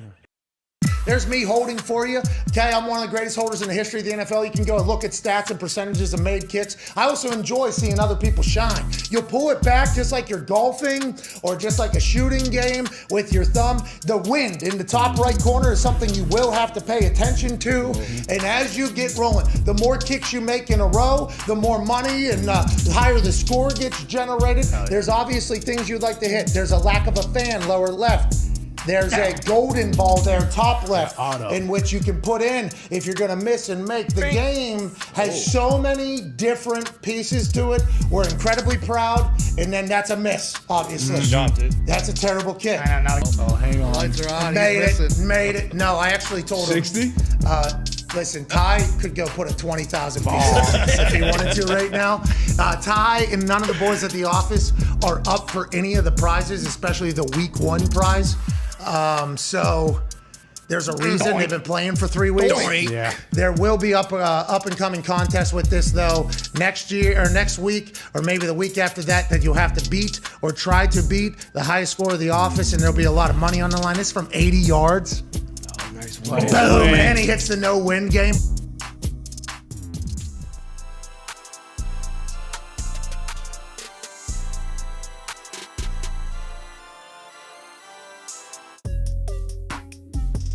Welcome back to the Pat McAfee Show. Overreaction Monday. Today's show is presented by Cash App. Hitting Tone Super Boost this weekend? That's money. Gabe Davis for 98 yards? That's money. Getting a brand new Brian Daboll Blue Giants truck? That's money. When personal finance connects you to both your funds and the stuff that matters, that's money, and that's Cash App. You guys know what else is money? What's that? Buying Bitcoin or stocks with as little as $1. What? Being able to handle our giveaways quickly. What? Sending, spending, saving, investing, splitting, What? tipping, What? donating, all in a single finance app. That's money. That's Cash App. Download Cash App and use code McAfee for $15. Terms apply. You're damn right. Thank you to Cash App for being awesome. Thank you to AJ for ruining my chair. AJ. Thank you, AJ, for doing that. Thank you for hosting on Friday. You making it in this Saturday for our college football primetime watch-along thingy? Yeah, I should be there. Do we know what game it is yet? Well, what do you want? You want FSU at Clemson or you want to do LSU Florida? I don't know. What do you guys think? You tell me. Well, we had Clemson already once. Yeah, but we know the team, and We know do Mike know the Norvell squad. We from like Memphis. Dabo. Yeah. Wait, if we do Clemson again, am I still on the Clemson squad? I know we get to pick team, or we have teams. No, you pick whatever you want. We're also just cooked up. I think we want FSU to be a part of it after what we just learned from Zito during the break there. We might want FSU ties in this thing. They're basically the same exact spread and same exact total. Let's do it then. And time. Who are you on? You on Clemson again? Do FSU. Do the FSU one. Yeah, I'm on Clemson again, though. Fuck. You're goddamn right. They're playing so good. Of course, same squad. Fucking Dewey is balling. They took care of BC. That's red bandana game. You goddamn right. People, alumni weekend too. Everyone was Tomlin's back getting for out it. a great catch. Hey, just real quick, love the red bandana. If you don't know the story, you should look it up. Why would you schedule Clemson Still don't understand that. as that game? Why would that be the red bandana game? Schedule bumfuck states, you can beat them by 100. Bam, or at least, you know. Just like homecoming. I think that's the worry. Is that, hey, if we schedule bumfuck state, because we have lost to a bumfuck state before, and we do it in the Crowther Wells jerseys, then hold the phone. But if we do it against Clemson, at least we're not expected to win, but we'll put up a great fight. So it's like the Pittsburgh Pirates, basically. You're going to the ballpark. You're not expecting to win. but you're happy to be there. Bingo. Because you're sporting something that could be good. And there's a chance. Like, it was a 20.5 spread. It's like, hey, if we even are close in this game, it's a victory. I don't know. That just feels like a homecoming type scheduling. Yeah. Personally, I think that's the case. That was always the biggest offense, right? If a team scheduled you for homecoming, that's when the coach would let you know you should be offended. That dude with Deion Sanders this weekend. Yeah. Why was he mad? I'm not talking on the HBCU ins and outs or whatever and the SWAC stuff, but I will say, I don't know who that other motherfucker is, but I know who Deion is, and I'm on Prime side. Yeah. I don't know, but I think there is an allegiance thing that is kind of happening around HBCUs and SWAC and everything. Everybody's talking about, Prime is. I don't know. I love Deion Sanders. Always will, always have. He's one of the only humans on earth that can literally do whatever because he's proven that he can do whatever. And I know the other guy wasn't necessarily thrilled with him. I do like that Deion said, get your fucking hands off of me. With one leg basically because he had that surgery on his foot. So him going in for the dap up, hey, how you doing? A lot of things were said. You scheduled us as homecoming. This whole thing happening here.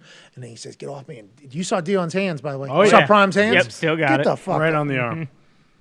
Interesting. I think Prime has brought a lot of attention to the SWAC. I don't believe that old Cuzzy on the other side necessarily loves that. He thinks to himself probably that they're building a good program at Alabama State and that he's deserves a little bit of love as well. Is that what it is, or is it all motivation? I guess we shall see. I don't know. That makes no sense. It seems like if you are in the SWAC and you are coaching at an HBCU, you would want Deion to be one of your allies because it seems like he is the type of guy who can really kind of maximize the product, bring a lot of eyes to it. Like you said, I don't know anything about Alabama State, but shit, if I see Deion's kid and his team are playing on TV, I'll fucking watch that. That's for sure. Yeah, and we're a bunch of dumb whites, though. For sure. Yeah. Keep that in mind whenever you hear what we say. With that being said, we shall move on. Let's talk about something that we do know a little bit about, and that's the NFL. Roger Goodell, in a press conference overseas, talked about maybe an entire division in Europe, not just one team in London, maybe two teams in London, an entire division over there. We started thinking, maybe on some vitamins, maybe not, about what the division would look like. If you have two teams in London, one team in Germany, right? It seems like Germany is going to be a spot. They got a game this year in Munich in November. That's going to be packed out because not only the military folks, but if you think back to the World League, I think there's 2-3 teams in Germany, and they always did very, very well. I think there is a good base of football fans in Germany, and especially because Bjorn Werner and, the football bromance show is massive over there. I think Germany's a big market. Then where would the fourth team be? I guess that's to be debated. They play amongst each other. That's 6 games. You start doing the math. They play amongst each other. One division comes in to play against them. You can have 10 games over there, basically your own division. Then you have like a satellite office almost back in America to finish the season with. Is that what Roger Goodell is thinking? And how far out do you think this is, AJ? Is this near future or long term? This is a real question because this is electrifying. If they're adding 4 more teams, 2 of them in London, that salary cap's going to be going like this a lot quicker than we could have ever imagined, AJ Hawk. Well, when does that new plane come out that can get you anywhere within 4 hours? That's a big part of it, right? Yeah, Jim Irsay brought that up whenever we talked about a team in London. He said, well, the Challenger was supposed to get you from New York to London. Concorde, yeah. Or Concorde, yeah, supposed to get you from New York to London in 4 hours. Whatever happened to that? I don't know, they made a phone. He said, I don't want a phone, I want a flying car. Honda might be making one. Yeah. Honda alluded to a flying car in their commercial. There are. Yeah. There's planes in production, or it's going to come out sometime in the next 5 or 10 years, I think, that are like the Concorde. Yeah, 2025 is when they're planning at least to unveil that. Ooh, so that's near future. That's probably why the NFL is thinking we'll be able to do this, because all the suits in New York are like, we can get over there in 4 hours. We get there quicker than we get to fucking California with this. Right now, do we fly to LA? Yes. Bi-weekly, right? We fly out there? Yeah, it's a 5-hour flight, right? Yep. We'll be able to, by 2025, we'll be able to get to England in 4 hours. We're willing to do that, right, aren't we? Yes. Let's get 4 teams over there. Yeah. You get 4 teams over there. Every England game sells out. You saw the fucking atmosphere there in Tottenham. There was a Green Bay Packers fan pointing at a Giants fan going, right in their face at that game. Didn't look like they knew each other. Looked like they were, blokes watching a game, strangers maybe, in their face. And I thought to myself, in America, that person's getting punched. You know, in America, that becomes a massive fight. In England, it just feels like they're better fans. They're louder fans. They seem to all have personalities. They seem to all get it. And they're buying into what the American football is at a rapid rate. It's like, now is the time to take advantage of that. Let's go ahead and make that happen, AJ. It should happen. They do seem to be almost like more engaged or more involved in the game, the day-to-day. But maybe it's because they don't want to get so few games. So they're so juiced once they do come over there that these guys and gals are extra excited. But we know the NFL is king, and it's sustainable. If they put teams over there, people will watch and people will go to the game. I think being patient with it is the right play, whether it was because the Concord wasn't created or not, which, you know, if they were forced not to put a team over there or whatever. I think being patient, growing the game, getting their fan base up, because if we cut to a game over there week 7 and it's an empty stadium, the players are going to be pissed that they're stuck in fucking Europe because the star players that are going to go over there are going to be pissed about this. There's going to have to be some makeup payment because of taxes that are going to there's going to have to be some salary cap fluctuation that's going to have to take place with those teams, especially because you're living over there, then you're living back in another city for full time. The logistics of it seem like a nightmare. But if I'm just viewing this strictly as somebody who's a fan of the sport, it's like, let's fucking do that. Let's do it. Let's get them back here. Let's have them house one team in St. Louis because they already got the facility. Have them be able to like kind of home there. San Antonio wants an NFL team. Have their American base be in San Antonio. See how it goes. Like Orlando, they could probably do. That's what I'm saying. I think there is a way to do it. I think it's going to happen though. Like it sounds like it's going to happen. Before it was like, oh, will this ever happen? Now it sounds like it's going to happen, but let's see when. And how do we become owners of one of those teams? There it is. That's the next question, AJ. That is. Well, how many? So you think they would just all of a sudden, bam, add 4 teams 1 year? There's going to be a slow rollout. Yeah. Would you rather add 1 or would you rather add a division? Adding 4 teams is going to be tough. We see the USFL and the XFL and how they do. The Rock's definitely going to be an owner of one of the teams. He owns the league though already. Yeah. But hopefully Steve Harvey saw that gets one one. documentary where he was a player, and then he just decided to own a team. I do hope Steve Harvey gets one. That'd be awesome. Ohio guy, Cleveland dude, give him a team. He's also a West Virginia guy. West Virginia dude. Good. Draft some West Virginia guys. He's always wearing something awesome. Yeah. I follow him on Instagram because he's one of my favorite hosts of all time. I think what he did to Family Feud is noble and incredibly talented. Yeah. He became the host to go, and his life has become awesome to follow on Instagram. He is always dressing the motherfucking flyest. I mean, there is no question about it. Give Steve Harvey a team. Yeah, absolutely. Seriously, it'd be perfect. Give Steve Harvey a team. What are we even doing? Can we figure it out? No, he'll pay. He's got cash. He'll put money in. Ballmer will probably take a team. Sure. The NFL is going to take over the whole world. Bezos should definitely get one if they do. Yep. Is that a conflict of interest? He owns the network that some games are on and a team, you think, or no? I don't know. Is it? Bezos sitting up there with Roger Goodell. Maybe that's what they were talking about. Maybe. I got a nice flat in London, Roach. Let me go ahead and just move Was in. that Bezos? Yeah. Yeah. Oh, he speaks with an accent. You've never now? heard him? When he's talking about England, yeah. When he lives over there. He's a chameleon. What do you think this is? Got it. Play games on Why do you his think he made yacht. so much money? My bad. Jeez. That's why Roger Goodell looked the way he looked in that photo, because he was like, holy fuck, this guy has an English accent. Oh my God, what else you got? And then Raj had one too, right back. Roger's like, good, you're Queen. We had much better relationship. How about God Save the King? They were zooming in on people in the crowd. I thought there was going to be some Queen calls because the King allegedly is a doofus. So, you know, when a God Save, I thought they were going to say Queen still. Some people like as a, like, no, I we're stay not. with the Queen. Well, unfortunately, God did not save the Queen. He tried, 90-some years old. I mean, Yeah. And or she, sorry, it's very Pretty good run. Could be longer too. Sure, but if God was involved. There was portions of the internet that were never saying God Save the Queen. They were like, Oh yeah, a lot of them were pumped. Oh, yeah, apparently. about time, a lot of people were saying. The internet was ruthless. Multiple corners of the internet. And Because the sunset never set on the internet where she ruled. that's right. Yeah, there Well it said. is. Lots of people. AJ, any follow-up? I don't understand exactly what that means, but you know what? If Diggs says it, I believe it. Well, the sun never set on the British Empire. Exactly. And Read a book. the reason why Keeps rolling. is because they were, you know, kind of took over everywhere. Imperialism. Say, you work for us now. That's How right. much is too much? Need you to pledge allegiance and also sing the song. when And it you comes owe us up. money. And you're going to pay us taxes. You're going to do that whole thing. And probably work people and pay people limited. And, you know, Oh, it's yeah. change rules and laws. We own you now. For a long time that happened, you know. Long past. People didn't Are forget. Harry and Meghan Markle back in the fold? I don't know if the king brought him back in or not. He's got those big fingers, but I do think they are for extending the olive branches. I think that is the King doesn't think about anything. But God Save the King, that's the first time I heard that, right? I think that was the first time we've all heard it. Lyric change, yeah. Yeah. I went and took a piss while it was happening. What? It's awesome. You got to watch it. It was It pretty was good. Sweet. Yeah. I got a chance to be over there, for it. Oh, yeah. And that was in the middle of some people kneeling during the national anthem, beginning of it, whenever I was over there. And we had a guy, and they had a guy, and the national anthem was being sung. And then when God Save the Queen came on, it was like the whole place belted it. Very loud. It was That's awesome. electrifying. Yeah. I'm like, God damn. Like, this place has done some terrible things in the past as well. Yeah. And this place is all it. And so then every time you watch one of those games, it's like I stick around for it. We had a private or a commander sing the national anthem. Then they brought in their best singer, I think, in all of England, this lady. Adele? That's what I was going to say. No, better. Who? Susan Boyle? This lady was like, no, not Susan Boyle. Something like that, though. Somebody we never heard. Roseanne? I don't think she Roseanne Nah, was but great. She's pretty good rendition of the national anthem back in the day. She did. She didn't sing Baseball for us. game, I believe. She didn't sing for us or for them. But the lady that sang for them, God Save the King, Brought it. This weekend? yeah. Yeah. Yeah.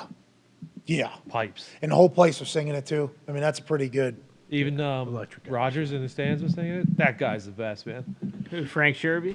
You talking about his lookalike guy? Yeah, not Aaron Rodgers. Boy, they sure milked the fuck out of that thing, didn't they? 2 weeks, I had to see that guy all over TV. All right. It's fun.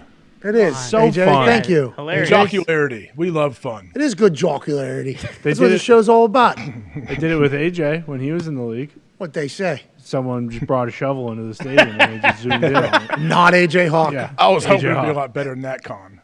Oh, come on. Setting it up. I thought Con had a person in mind. He was Me gonna too, throw by the me way. out. Like Leonardo DiCaprio or something for Like you, the AJ. Thing from the Goonies or something.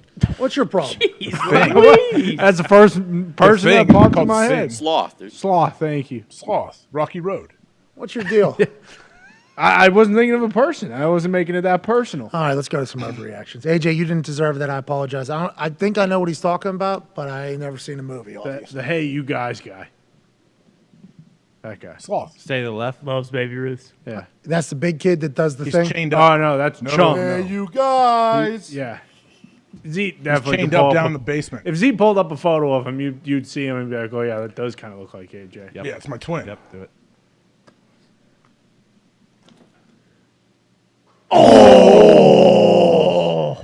It's pure. Right on line. Felt good. Nets 1 point. Yeah, but we're not keeping score. You guys aren't, but You are? got a tally right here. What's the score? You have 64 points. Ty's got 13. Connor's got 6, and I have 0. All right. Get you on a board. That's cool. Get you one. That's like me with a super dog for game day. I mean, that's That shit does make sense to me. I picked Oklahoma just so I could say Booty's name again. Sure. well. First off, you covered the first 3 weeks Yes. or whatever, and you had. No points. What are we doing here? What happens? First week, my spread that I gave Exactly. out was a winner. Yeah, Ultimate. You won that bet. No, Ultimate was the second week. None They of also. They said they'll keep an eye on it, though. that. Keep an eye out. We'll keep an eye out. That was awesome today. We'll keep an eye out. All right. We'll keep an eye out, too. Just in case. Me 3. Will you, AJ? You'll keep an eye out? Always. All right, sweet. Thanks. All right, let's go to some overreactions from around the internet. This is one of my favorite parts of the week. Put a tweet out on Monday morning saying, hey, listen, I know in a lot of different times on the internet, people are supposed to not show any emotion. Remember? Yeah. Of course. Because in this modern world, you show emotion, you get memed, you get viral, you get taken out of context, you get attacked, but not on Overreaction Monday. No, no, no. This is a time for you to lose your goddamn mind. Let it all out. How do you feel in this exact moment about your NFL team? Let your fandom heart on your sleeve show. Hashtag PMS, I don't overreact, but is the tweet that we send out there. It got up to number 2 trending in the country because of how many people were overreacting. And now, Ty Schmidt went through all of them, and we have our absolute best of the week. Ladies and gentlemen, it is time for hashtag PMS. I don't want to overreact, but Some really good ones today. we're going to win the Super Bowl. With that being said, a lot of shit to figure out. We fucking suck. It's the perfect overreaction. That a Foxy. Okay. Ty Schmidt went through all the tweets and found the best ones. Here we go. From Jeff S. at Junior JJS2. Junior.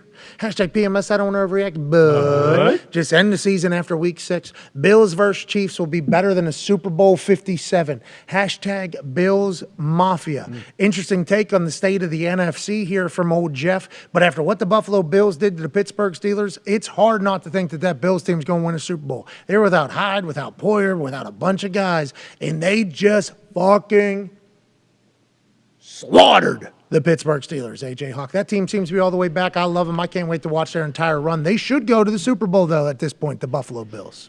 Yeah, obviously they should with what their defense can do, getting after the quarterback. Adding Von Miller was huge for them, but their offense, when they're on, it's like when we watch the Chiefs when they're on. Like, what do you do? How do you stop these guys? And that's where I feel like the Bills are right now. You just have to hope to catch them on an off day and get a few turnovers, do something to stop this offense. First drive of the game, windy conditions. Boswell kicks off. Buffalo Bills returner runs around, ends up at the 2. First down, nothing. Second down, nothing. 3rd and 10 from their own 2 to start the fucking game. Pittsburgh Steelers get off the field here. Defense gets off the field. Whole new conversation maybe about how it goes. Josh Allen, 98-yard dime to Gabriel Davis. Next kickoff, bobbled, fumbled. Buffalo Bills end up with the ball. Steelers are able to get a stop and block it, but that thing could have been 14-zip real quick, and we're talking about it being even worse. There was turnovers late. This could have been worse than what it was for the Buffalo Bills and the Pittsburgh Steelers, but this Bills team is awesome to watch, and the Steelers might just fucking stink. There were 3 starters in the secondary, so maybe. Bills out without 3 of their starters in the secondary as well. Sure. Maybe the Bills stink, though. I don't know. Diggs, you still have hope for the Steelers? No, AJ, I don't. No? No. Same thing. I asked the question yesterday, are the Dolphins dead? Just because I seen Breece Hall break 5 tackles in the secondary to score a touchdown. He should have been tackled 25 yards before the time he was tackled. It's like, that seems like a team that has quit. Then they came back a little bit and people were attacking me. But there is a lot of question like, are these teams dead? Seems like the Steelers might be one of them that everybody thinks is dead. They still got Tomlin coaching, though, right? Which is all we got to remember, I guess. Yeah. But it is with the Bills, and like we were talking about how when you just know your team isn't going to win a Super Bowl, and I don't know if I'm there with the Packers yet, but I know the Packers aren't the Bills. Like, you watch that team, it's like, God damn, if that's the measuring stick, like, we got a ways to go. It's hard not to just say, can we win a Super Bowl? And then you watch your team on like a Thursday night. Sure. Yeah. And it's one of the worst football games of all time. Sure. And they still win. And then you watch the Buffalo Bills, and you go, my God, we fucking stink. This is not the same game that I'm watching. These are not the same sports. Then you watch the Minnesota Vikings, and you're like, we fucking stink. Yeah. You watch the Philadelphia Eagles, you're like, we fucking stink. You watch the Kansas City Chiefs, you're like, we fucking stink. It's hard not to think about that with those top 4 or 5 teams, but the Chiefs and the Bills, certainly 2 of them, and I can't wait to watch the Chiefs this evening. Let's go to our next over. Go ahead, what were you going to say? I was just thinking, you know who the Colts were supposed to be? Yeah. The Dallas Cowboys. Play defense, run the ball. Every team that's winning right now, good O-line, very good defense, able to run the rock. That is like old school football is almost coming back in the NFL here in 2022, and I'm here for it. I just seen a clown. Can't wait to talk about the Bengals. Oh, no. Jai Shields at the J Shields, or is it J Shields? J-A-I. I thought Jai when I first saw it as well. J like French? Oui. Okay. There's that one Australian guy. His name's Jai. It's spelled like that. Jai Courtney. Hello. What's he do? What does Jai do? Jai who? The Australian one. The Australian He works guy. on the Bobby? Oh, no, he's, he fucking eats spaghetti bollaroo and, runs around in the epic, stays away from great white checks, that kind of stuff. Ever go to Memphis? Well, yeah, but if you go to Memphis, other than trying the piping hot garlic knots at that nice little pizza joint on the strip there, stay away from Beale Street. If you are down there at, 10 p.m., 10:30, not only are you going to get your wallet stolen, you're going to get your throat slashed. There's just no 2 ways about it. Other than that, it's a beautiful city. Is that what Jai said? That's what Jai said, yeah. Okay. At the J Shield, not that one. Not that one. This is one from Twitter with the hashtag PMS. I don't want to overreact, but Zach Taylor stinks as an offensive play caller. A Philly special, not one run play in the red zone, passing up a chip shot, game-tying field goal for a damn shovel pass. My Bengals haven't scored 30 points not once this season. With all this talent and Zach Taylor is wasting it. AJ, you're a big-time Bengals fan, played for the team in the area. What is everybody saying about that Bengals team? Exactly what Jai's saying here? Or it's hard not to be disappointed by this Bengals start. Still a lot of time for them to figure it out, and they have Joe Burrow. Last night they looked like they were out. They get back into it. The shovel pass decision is certainly an interesting one, but what are the people of Cincinnati stating about the Bengals around there? Is Jai accurate? Go ahead. Yeah, I think people are honestly questioning Zach Taylor for sure and his play calling and everything. Anytime you lose, people are going to question it, and people are all experts, and they know they have all the answers. But the Ravens defense also, like Marcus Peters, I give that dude credit. That shovel pass, he was all over it. I think they motioned away. He had like a nub on his side, and he was right there ready to knock it down basically when they threw that little deal. Their whole D-line was there too. So they had a good idea of what was coming at the same time. So very well prepared, and they executed well on defense. Bengals-Ravens feels like the new Steelers-Ravens of that AFC. Yeah, definitely. It feels like a real battle over there. Well, when we talked about Joe Burrow not being able to take those short throws yesterday and getting bored with them, does some of that have to fall to Zach Taylor too, not calling plays to beat that type of You got to run them out of it. Yeah. If they're having too high safety, you got to be able to run them out of it. If they can get four-man pressure, and then obviously you're going to struggle, I think, in the passing game. But if there's two safeties deep, you got to run them out of it. If they're not bringing an extra guy down the box, you have to be able to run the ball to make them take that guy out of the box. They did too. They ran it Make really him put him well, in the box, but they just didn't give it to Joe. They gave it to him like 13 times. I don't know. Some of these situations I don't understand because, it's easy to watch the game from afar and be like, why don't they do this? Why don't they do this? Yeah. Let's assume Zach Taylor's watching so much film and understands what he's got going on. And the reason why I'm saying that is because if he has any years left on his contract with any guaranteed money, Bengals He'll be there. Sure. Made it to the Super Bowl last year. I assume that's what he's saying. But I think Joe threw for 941 yards on the Ravens in both games combined last year. So they were probably thinking going into the game, like, hey, we'll be able to move the ball through the air. And it just wasn't there. Yeah, well. And maybe Burrow lost that chip on the shoulder because Wink Martindale was the one talking shit about him last year as the Ravens DC. You remember that? Yeah, I wonder if Joey's still got his chip on his shoulder. Oh, yeah. If he can Yeah, remember. for sure. If he can remember. Yeah. What's everybody's problem? Yeah, That's that's not the our worry. fault. He said it. We don't He know. hasn't had any concussions, though, he said. He said it. No, We got to never. talk about it. You said it. We said it. But he doesn't remember one second half of his entire career. That's not all right. So let's I think move you're on. exaggerating, Con. Well, I don't remember a second half either where it was in euphoria. We're winning. I don't remember anything before 20. Me too. Right, AJ? Pure euphoria. How many Second half of every game. How many games do you remember? Any of them? What do you mean? I don't know. I was thinking about that the I other don't remember overall games. I remember specifics from things, but I'm not a big score guy or anything like that. Somebody was going to bat for me on Twitter against one of these college football fans that hated me, and they put a bunch of my stats up, and I looked at it, and I'm like, God damn, that's pretty good. And he put one stat on there. I was like, I looked it up, and it went to a game, and I was like, I don't even remember that. That's a pretty big play. I should be pretty pumped about that. I don't even remember that. And I couldn't even imagine with you because of how many plays, like 50, 60 a game. I wonder how many, probably just the bad ones and the really good ones. Everything else just kind of gets washed away. Yeah, mainly, yeah. Definitely remember times you got run over, missed a tackle, things like that. But not specifics too much, honestly. Some guys have a brain for that. Some guys don't. Well, he remembers every single flag that got thrown on him that wasn't a real penalty because he had to chase down and yell at the Definitely referee remember right those. after. It was Darren Sproles, yeah. He jumped up over top of him, had one of the coolest plays of all time. Mm-hmm. And the ref, hey, hold on now. Fucked him. The ref fucked him. Yeah, of course. Let's talk about these Ohio high school refs. What happened? A little bit too cavalier with the power that they've been given. You know what I mean? No. What'd they do? This one guy, the back judge, you would have thought it was his football game. It was the way he was Oh, at talking. the St. X game? Yeah, and there's no jumbotron, so they're right? They are right. There's no replay. So I guess you're right, back judge, that can't keep up with all the kids. Looks like you've been coaching or reffing for 50 years, and you're very mouthy and very proud of the power that you have. I guess you're right. I guess that is the way it goes.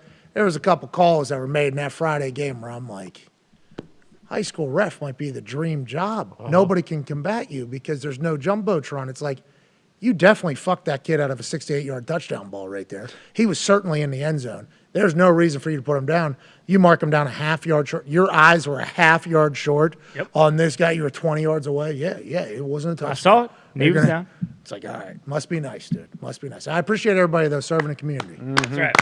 Shout out. Is that what refs do? Are refs serving the community, or is it their job? I think so. I don't know if they get paid enough to call it a job, right? But I do assume that this guy's wife and family and friends in Ohio are so proud of the way he refs. Ted, he's got control of the game. I thought about that like 10 times. This guy was so mouthy.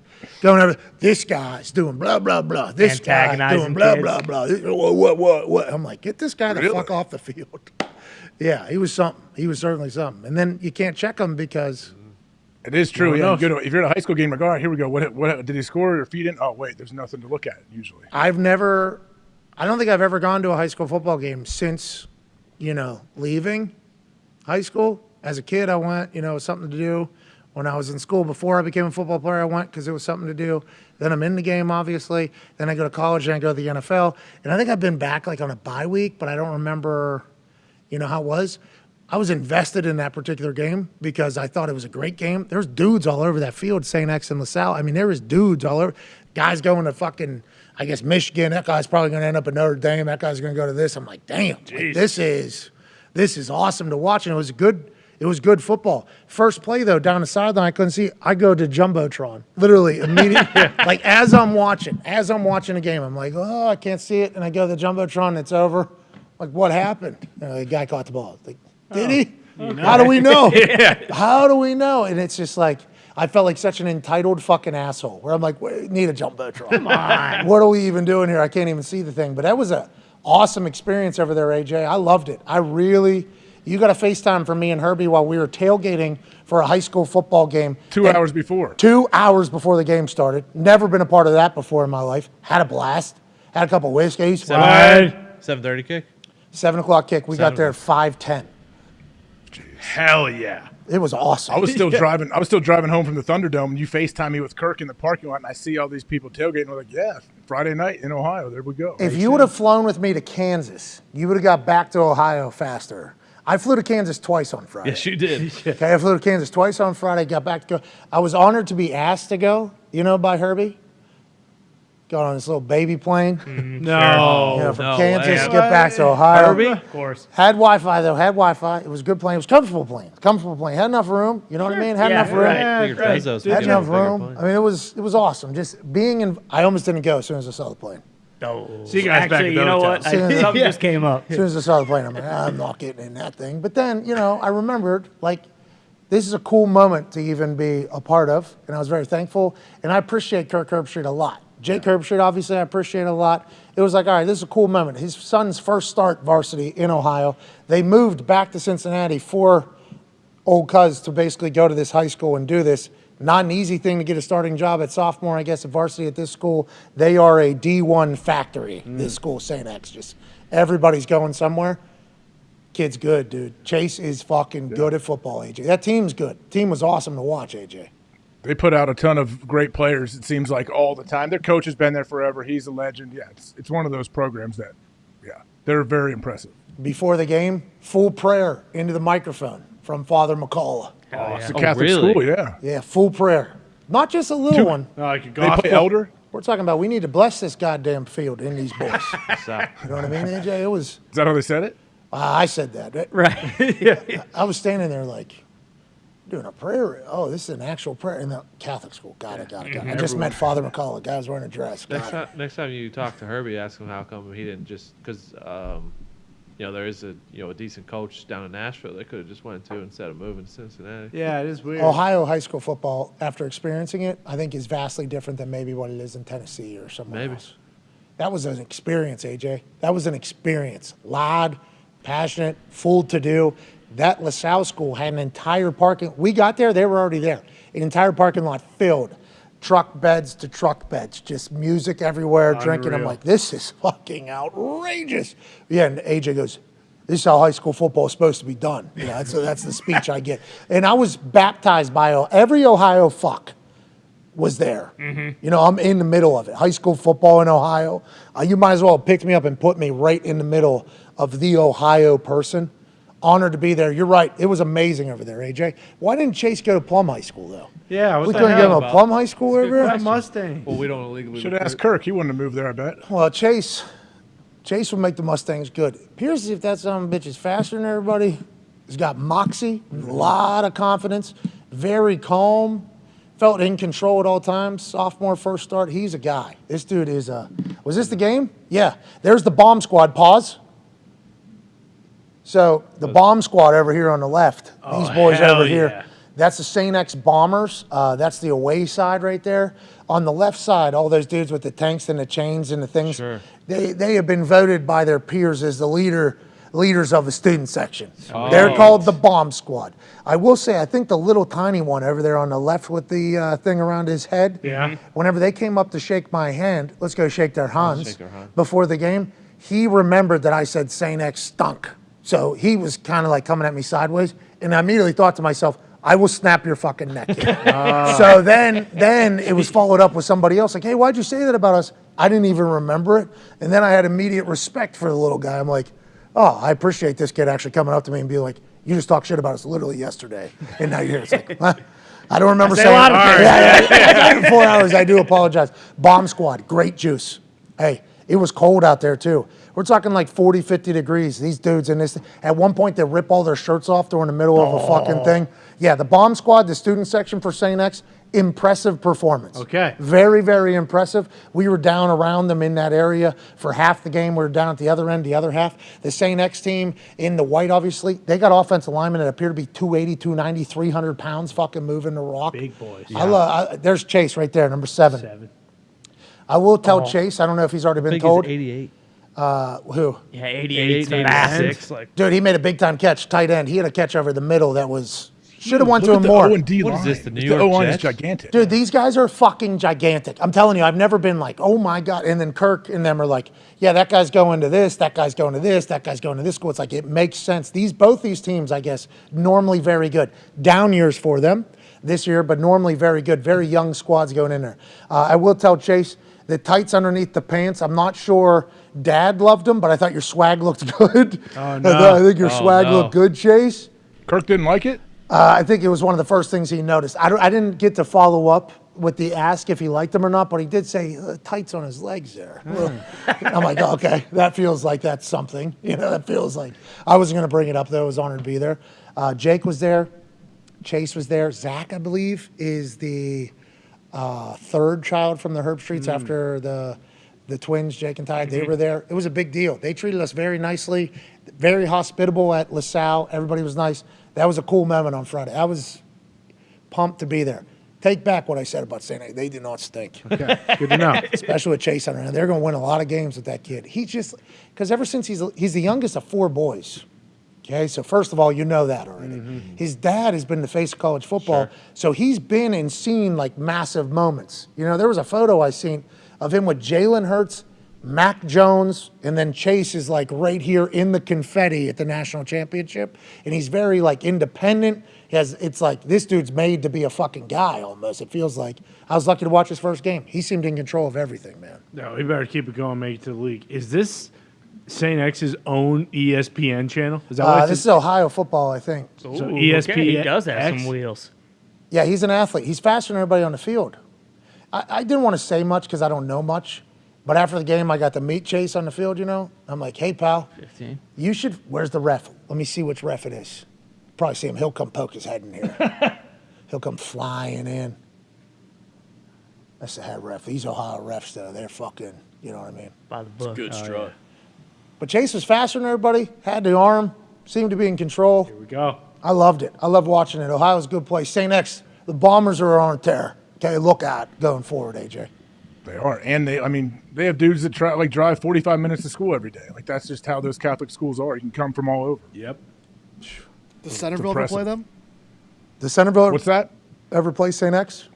In the playoffs, they're like in our region. We'd always play all those Cincinnati teams in the playoffs. So funny you say that. One of the kids that was there, I don't know if he's cousin of Herb Street or close enough to family that they called him cousin, named Noah. He's now at Ohio State. He came back to watch Chase. He went to Centerville. So I said to him, I said, let's go St. X. Let's go Bombers. He goes, let's go Elks. And I was like, you're a Centerville fuck? He's like, yeah. I'm like, all right. Whoa, let's go Elks. All right. Let's go Elks. About you. Let's go Elks then. Yeah, I feel like I know you pretty good. Noah. But so you guys could play the Catholic schools there? I would assume in the playoffs, like now the playoffs are weird because of COVID. I think everybody kind of gets in, but I would assume they're still in like the same region, yeah. You guys are going to get fucking steamrolled by that. Yikes. If you got to play that St. X yeah, team man. in the next couple years, Play against like teams that have like their school is 1,800 all boys in their school, and they put a squad together, and you don't have that. Like it's tough to compete with those guys. I think St. X is an all-boys school. Yeah, a lot of people. It's like Central. I don't know. They're fans. The Bomb I Squad. was gonna say I look didn't like see they any are. girls in the. They had good energy.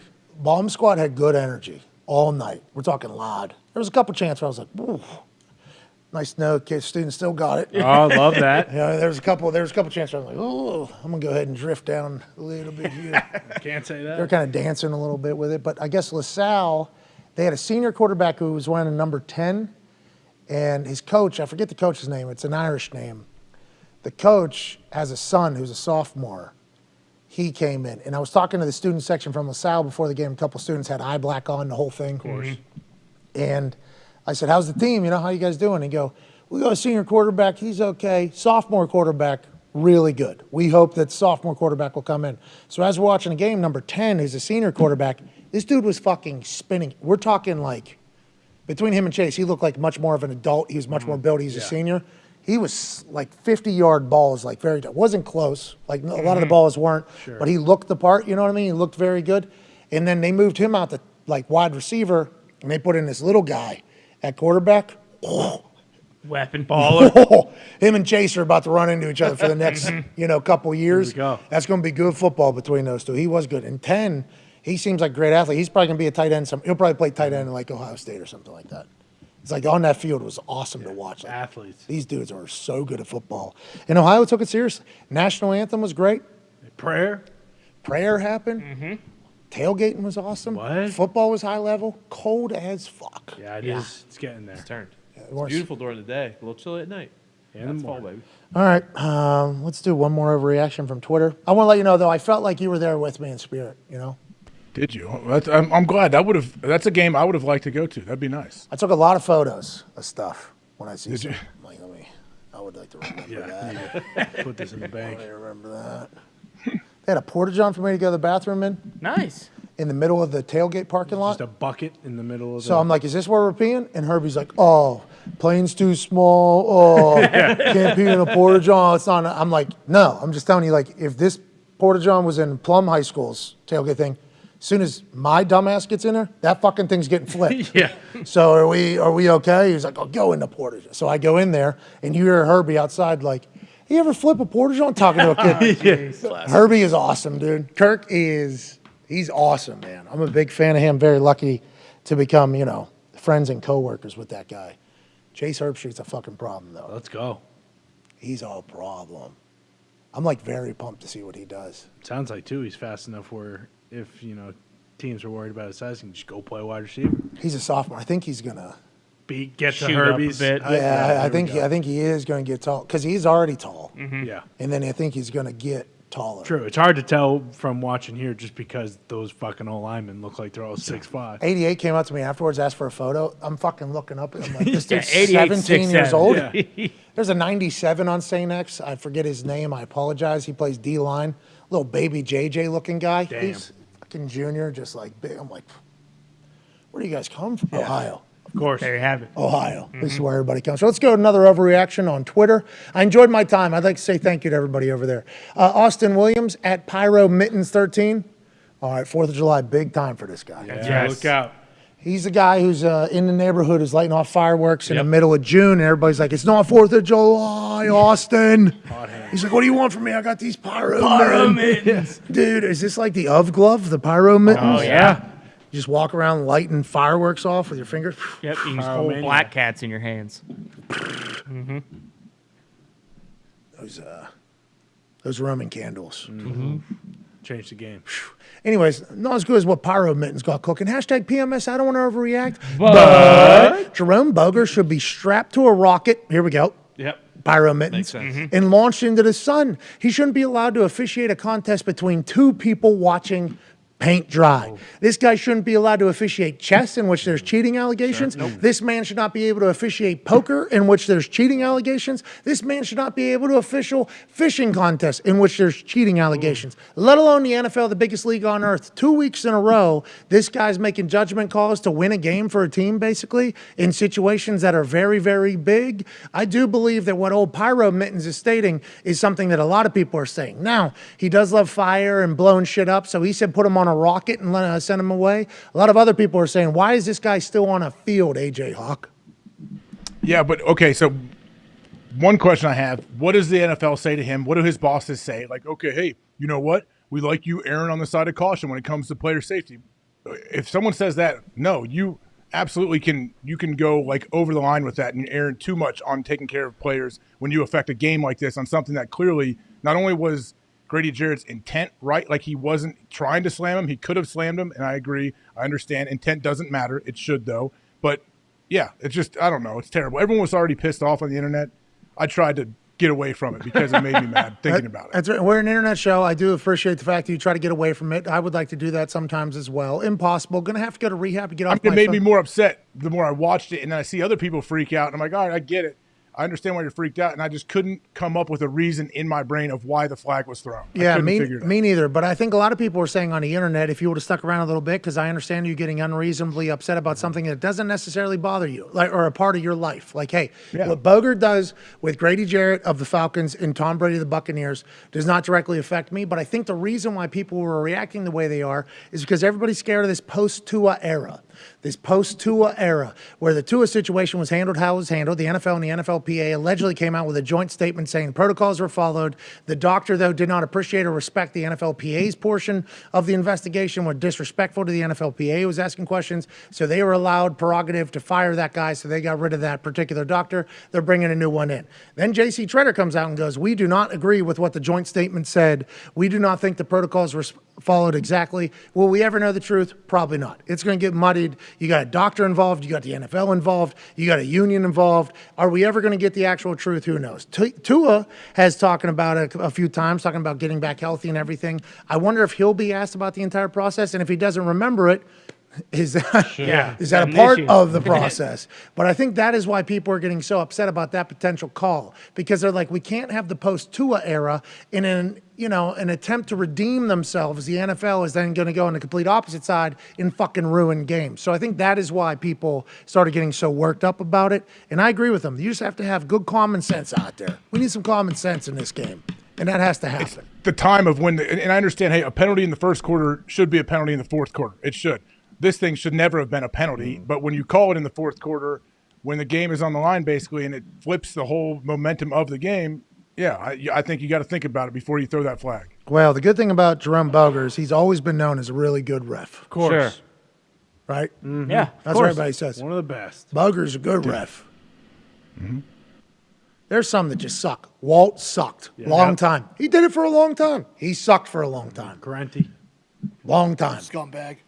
Well. Remember Mike Carey? I miss Mike Carey. I love Mike Carey. Legend. Him on TV. He was wrong, 10 out of 10? Every time. Yeah.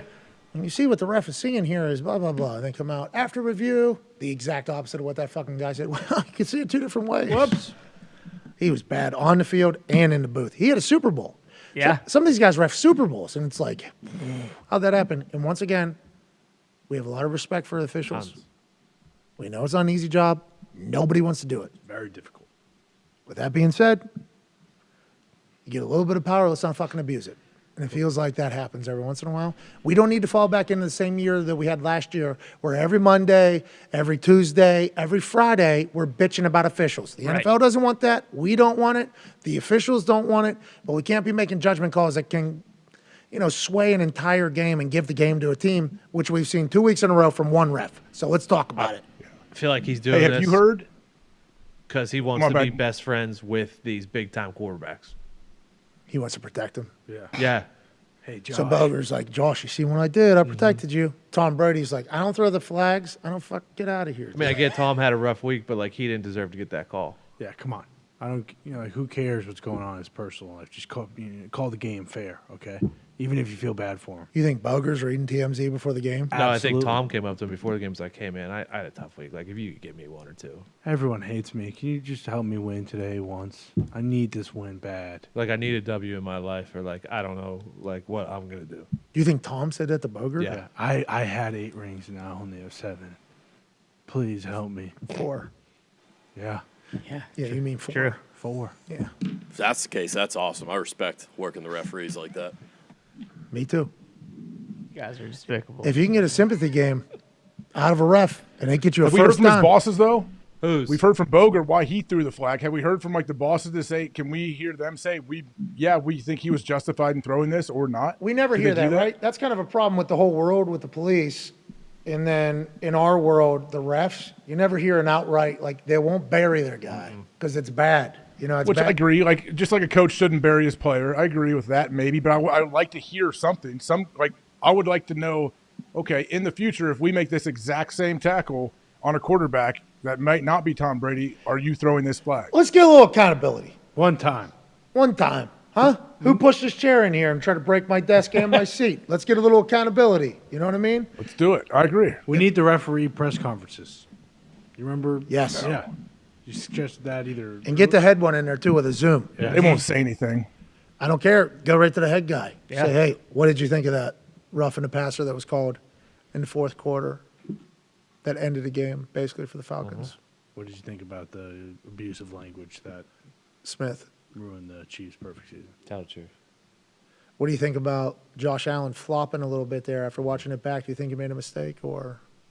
That was a really bad call as well. So bad.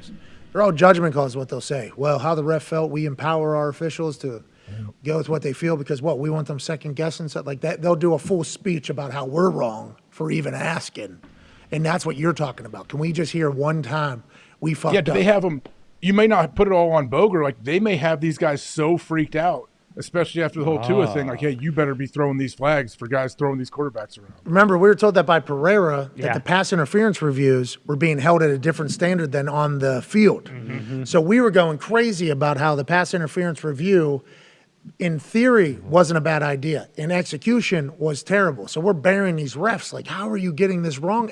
The entire internet sees something one way, which never happens, and then you guys are reviewing it and coming in on the opposite side. How the fuck? It's not the review's fault that you guys are fucking up. It's the execution of the review. We should keep the review in because these are 40, 50-yard penalties that change games. And you're like, no, it didn't work. It didn't work. It's like because you motherfuckers didn't work. I think like that type of situation is something that needs a little bit of accountability. You know, we're empowering our refs. We don't think it's easy to ref. We don't think that either. But if we're going to make judgment calls that fucking win games for people, I think the fans, a lot of them are gambling on it nowadays. And there's millions and millions of people watching with bated breath. The league should want the fans to understand that, hey, this potential judgment call was wrong. This is not what the future looks like. Why doesn't it happen, AJ? What the fuck, dude? Can we just get some accountability? There's people involved, humans involved. It gets messy. But that, speaking of judgment calls, didn't you think of the Packers game? I was like, all right, here we go. Don't worry. Trying to reassure my kids. They wanted the Packers to win a lot. I was like, don't worry. Aaron's going to get a ball. He's going to get a deep shot. We've seen him complete Hail Marys before, but I said, worst case scenario, he throws it up. There's a PI down there, and they get one free play from the 1 yard line, and they score. That's what I thought would happen. And he ate a big shot there at the end and didn't get the ball. Hey, he was crow hopping into a 70. That was going to have to be 70, probably 72 yards. And imagine he was going to go to probably going to go to about like 1 yard in the end zone. Probably. Yeah, he would have made it there. Could you imagine this fucking guy throws a 71-yard Hail Mary in England to get a win over the Giants? How crazy! Great job by the Giants, though. Great job by the Giants. Not like 3-man rush. They 4-man run some games and not letting them get that space to crow hop like he usually does. Thibodeau was all over the place. Yeah, he was. Yeah, he was a good player. Aaron and him talked a couple times. I'll be excited to hear what Aaron and Thibodeau talked about because remember, he likes Bitcoin and stuff. So he's not going to be good in the NFL. He's outside the box. He's different. This guy's a turd. What's he like? He likes sneakers and collecting Likes stuff? NFTs. Well, that's why we don't. I mean, on that. Can a guy fucking get to the quarterback or no? Yeah, he can. Yeah, he He did. He'd been number one pick if he didn't bring up those NFTs and Bitcoin. But what? Now he's talking over our head. We don't fucking want that guy. Really? The NFL's that dumb. Okay. He's fucking playing. Yeah, he blew by Bakhtiari on that last play. Which drive? Bakhtiari played 25 of 63 plays, AJ. What do you think that is? That's it? I thought he played a little more. 25 of 63, I believe, is the official tally. Yep. Boom. That is the 4% official. of plays. How come? I don't know. They're just trying to work him back into it. They know how long the season is. That's my guess. And don't take him off the injury report. Yeah, he's not on the injury report. Yeah, I don't know. Yeah, I don't know what their plan may be. Was it the seams? I know Aaron and him are tight, Aaron and him are very tight. Mm-hmm.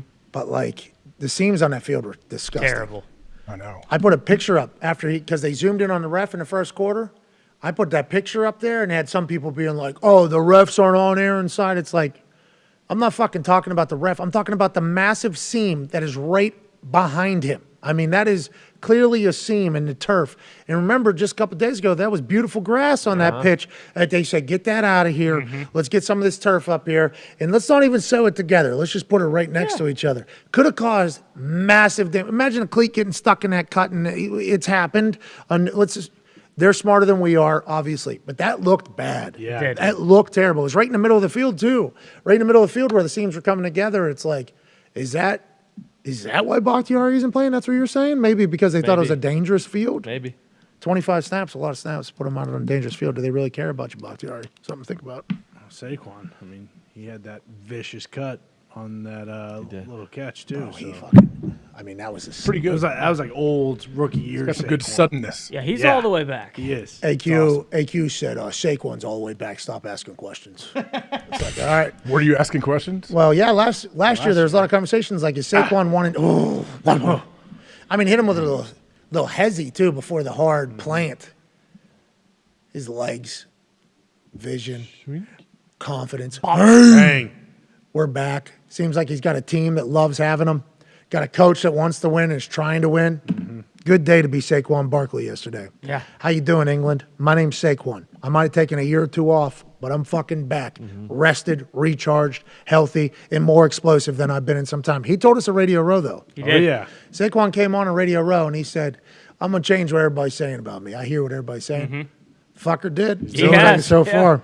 Happy for him. Let's go to another overreaction here, shall we? Why did Bach only play 25 plays? No idea.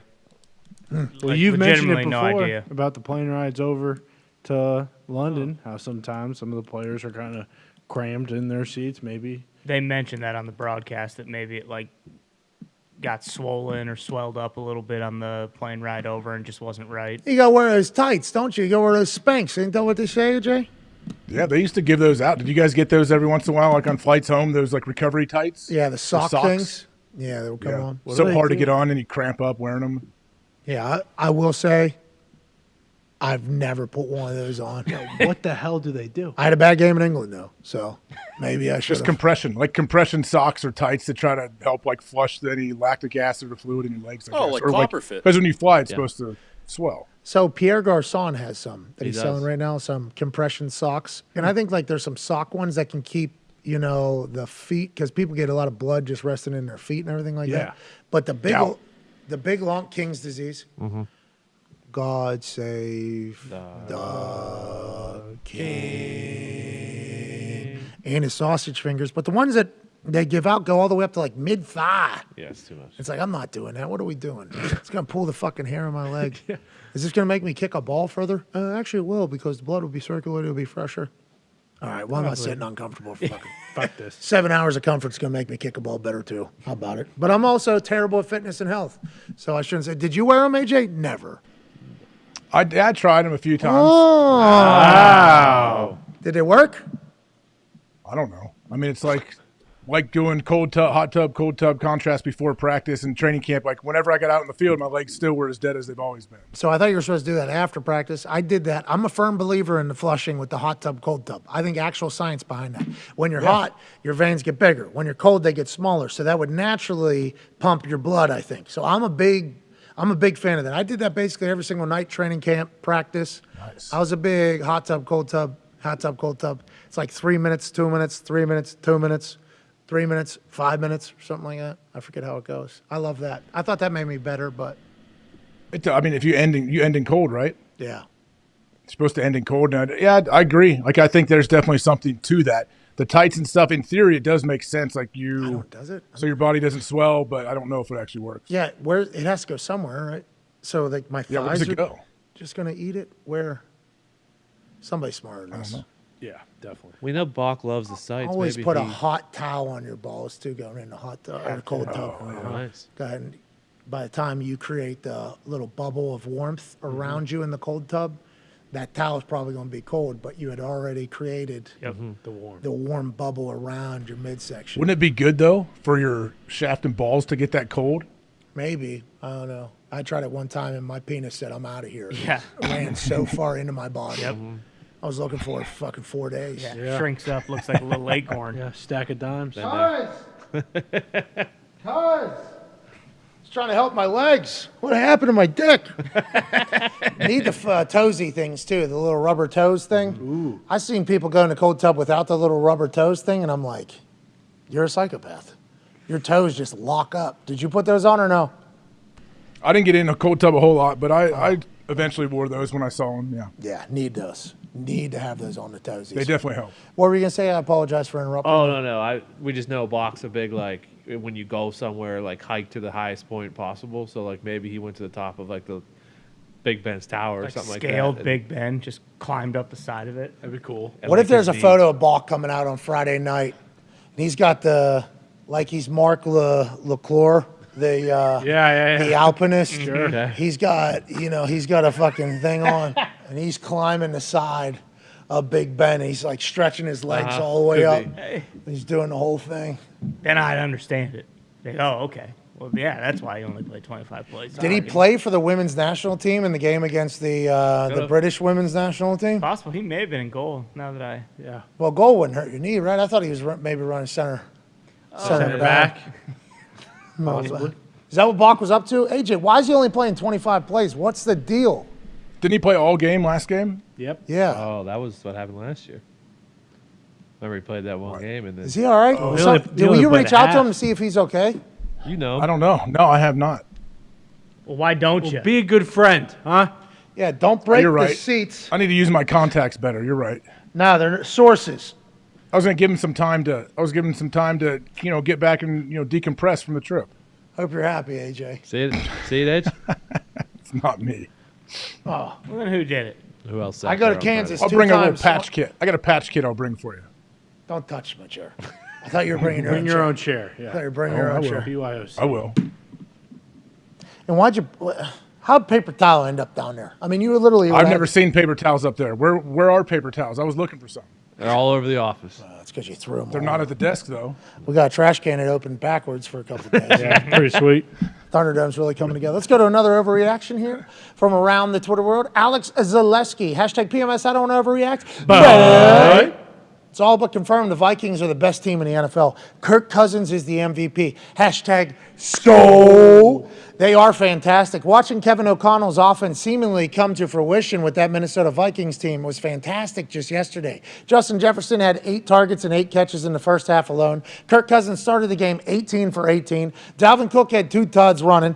That team, if they're able to piece it all together, are a problem, A.J. Hawk. Kevin O'Connell, who we said is a genius whenever the Rams were struggling, which they continue to do so, and this Vikings team's doing well, and McDaniel's doing well down there, instead of Shanahan's offense, which is still being able to run the rock. But Kevin O'Connell might be a fucking incredible head coach, an incredible offensive mastermind, and we don't talk about him that much because the Vikings is the Vikings. They're running trick plays, though, early in the game, up 14-3. Justin Jefferson's throwing the ball back to Dalvin Cook. They're doing things that are fun. They're doing things that are productive. They're winning games, and they're sitting atop the NFC North as the lone leaders in the clubhouse. AJ, you scared of the Minnesota Vikings as a Packers fan or not?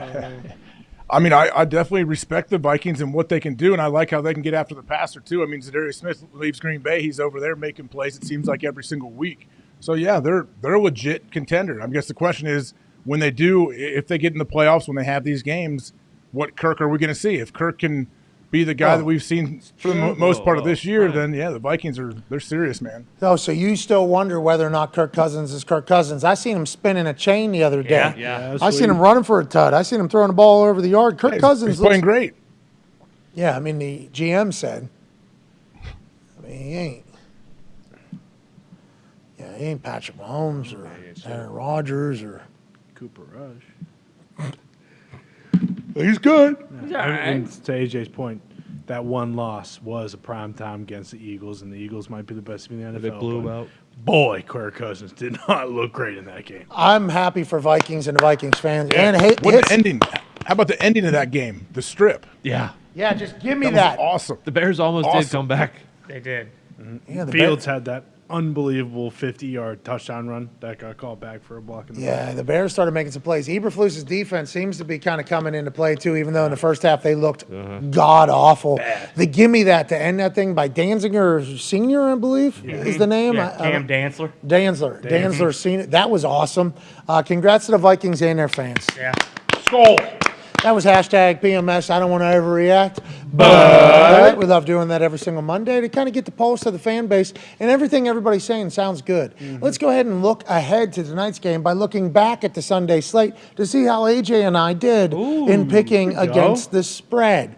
AJ, you and I agreed on some, disagreed on others. You have taken a commanding lead here early in the season. You're 2-0-2 through the first 4 weeks. Week 5 picks, we tied last week. I went 9-6. You won 6-9. Nice. Jeez. What do you got? I didn't know I got 6 wins. Hell yeah, AJ, you got a big brain. Don't you ever doubt yourself. What do you got this evening as the Raiders travel to play the Kansas City Chiefs? 7-point favorites at home, Kansas City. Patrick Mahomes, Travis Kelce, Chris Jones, and the boys taking on Max Crosby, Derek Carr, Devontae Adams, Josh Jacobs, hopefully. A good, if you're a Raiders fan, hopefully we see some of that. Chandler Jones and the boys on defense side of the ball with the Raiders. AJ, what are your thoughts? I have a hard time going against the Chiefs here. I think the Raiders, I think they may be able to make some noise. I think they're going to settle in and figure some things out. But right now, this is not the week for them. I would definitely take the Chiefs at -7 here. And if someone's taking it over and under, I'd like the over. Okay, Diggs, where's the money at on this particular game? Because that is a good telltale sign of what's going to happen in this game for one reason. 75% KC. It's weird. Doesn't it feel like that should be a bigger spread, though? Like, the Chiefs have been so dominant.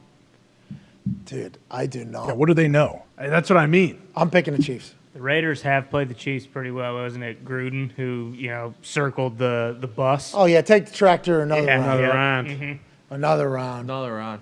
Another round. Immediately after the last game in which the Chiefs are dominant, Patrick Mahomes breaking up the team in the locker room goes, we all know who's coming in here next. Let's get focused and get back in there.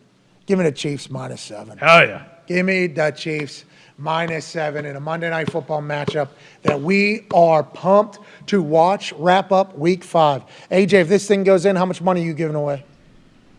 What? Let's give like $500 to 10 people. Okay, AJ. Hawker. That's from AJ Out of your Shout out, pocket. Phil. Good guy. I'll get a text from Phil in a second.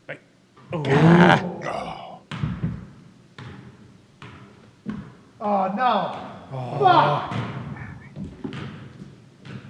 Yeah. How's old Jabba doing? Ray, I don't think we've used it at all today. Just chilling. Have we used Jabba at all today, Foxy? No. Hey, get someone to build some little legs for that. They're little wheels that you can roll it around on. Jabba? Like a base that doesn't have to be on the track. Oh, okay. You want to do it? Okay, AJ. Okay, AJ, I got we'll you. put on a dolly, AJ. Call up Like the a Roomba? engineers. Thank you. Why don't you just put on this Yeah, like a chair? Roomba. A you Roomba that you fucking- can control, though. Okay. All right, wizard. Thank you. Cash. That was in. Halfway down. I mean, one time. Yeah, there it is. That's it. It's not meant to be. There's no backboard. That's going in. Yeah. Yep. Okay, give him the. Do you want to throw the dorsal fin? Oh, jeez. Yeah, sorry about it. Go ahead, give it a go. Watch these lights up here, though. Just wasn't meant to be for me. The kick was. Sometimes it's not. But that doesn't mean the Ty ain't going to get it. Come on, Ty. Come on, Ty. Oh, yes. Yes. Act like you're Russell Wilson. Huh? Oh, shit. Get legs. Wasn't meant to be, Lay. We apologize. Jabba still does look good. Jabba looks fantastic. Hey, Jabba, we'll get you in the fold tomorrow, huh? Maybe stop sleeping on Job. Yeah, wake up, Jabba. Why don't you stop sleeping on Job, Jabba? Son of a bitch. What, is that your name? Sleep on the Jabba? Oh, yeah. Oh, you Look respond at to that, that. Huh? Wakey, wakey. Couple quick things. It's World Mental Health Day. Incredibly proud of my wife who put out a post on Instagram this morning to kind of documenting her journey into learning a lot about herself. She's awesome, Sam. Love you, lady. Woo! Remember, it's okay to say, hey, a little bit of help and try to get some things figured out in between the years, especially in the world that we're currently living in. World Mental Health Day is a cool day to remind everybody that you're not the only one going through stuff. There's people that are with you, and there's people that want to help you. And let's make sure we remind ourselves of that and say something nice to somebody. You have no idea what one compliment, even if you don't mean it, could potentially do to deliver it as if you do. What one compliment could do for somebody's day, month, life. You have no idea. On this World Mental Health Day, let's remember that. And also, happy birthday, Ziti, baby. Happy birthday, Ziti. Really? Happy birthday, Ziti, baby. We appreciate the hell out of you, Happy man. birthday, Z. I hope Obama calls you today. Don't sleep on Barry O. Well, I don't know if Barry O's calling you, but I do know that we wouldn't be able to operate without you, pal. Happy that you survived another year around the sun. Can't wait for this upcoming trip. We appreciate the hell out of you, Zito. Happy birthday, baby. Happy birthday, Z. Happy birthday, Zito. Woo! All right, I guess we're out of here. No made shots. That's a shame. Same as my mom, Judy Hawk. Her birthday today as well. Happy birthday, Judy! Big get, Z. And Favre's birthday. Oh, no. Oh, that's right. Happy birthday, Brett. Whose birthday? Yeah. Brett Favre. Yeah. Better send him a card. With some money in it. A lot of it. If you're poor. Yeah. Yeah, only if you're poor. That's right. If you're poor, send money. Go ahead, send a blank check to him. Let him know about it. This is a Macintosh situation from Blank Check. Mm-hmm. He'll know what to do with it. Yeah. Oh, yeah. We'll get them volleyball nets straight. That's right. He'll get those floors in that 10-foot line painted on properly. What? What a fucking couple weeks it's been for my thoughts on that guy. Yeah. No kidding. Honestly. Oh, yeah. Shit, he's one of my biggest heroes growing up. It's all a lie. You can separate the two, can't you? I don't think so. That one's a little different. I don't How think the so. mighty have fallen. Because he's kind of a piece of shit to the core, it seems like. Yeah, but he can sling the football. He sure could sling the football. That's Also tough says stuff, ding though, dong. dude. Jeez. Only- Ding, ding, Dan Orlovsky. Ding, ding. Yeah. Only if he's Did Texan. Greenberg really call it ding, ding this morning? Absolutely. Yes. You guys watch all those programs. I thought you saw that. Yeah, well, had to do a call this morning. Because he did. Tom's leg did go up in the air. Yeah, He kicked him in the ding, ding? No, I think he attempted to kick him in He's the ding ding, notorious or he for that. or he just trying to get him off of me. You know what I heard was poor little Tink Tink tried to kick somebody in the ding, ding and murder him. Oh, that's right. Cat's trending today. I'm not sure why, but he is. Who? Cat Williams. Oh yeah. What'd he do? Hashtag we want I think Cat someone was back. going through all his classics, and they were like, wow. That dude could be trending for anything right now. I think that's what it was. I thought Yeah, I did. See. someone It. was It's just going it was a through- good trend, I think. They went to his vault, and they just found all his, like, basically his classics. And they were like, oh, my God. How about when he just cuts a promo for every day hustling? Oh, that's so good. At the Everything. grocery store. Poor little Tink Tink. The He was sign-ups like are fighting a actually middle over. school kid a while ago. Yep. Yeah, and That was when. Yeah, that was when, anything, Cat could be trending for anything. That's right. I grew up in the Cat Williams stand-up comedy era, though. Yes. And I remember when his ass showed up with that perm, sweating all over everything, in a goddamn suit, and I was like, this dude is the greatest. Yeah. Then kind of disappeared for a bit, got into some shit. Hopefully he's back. I think he was starting to do some more comedy stuff. I love That'd be sweet.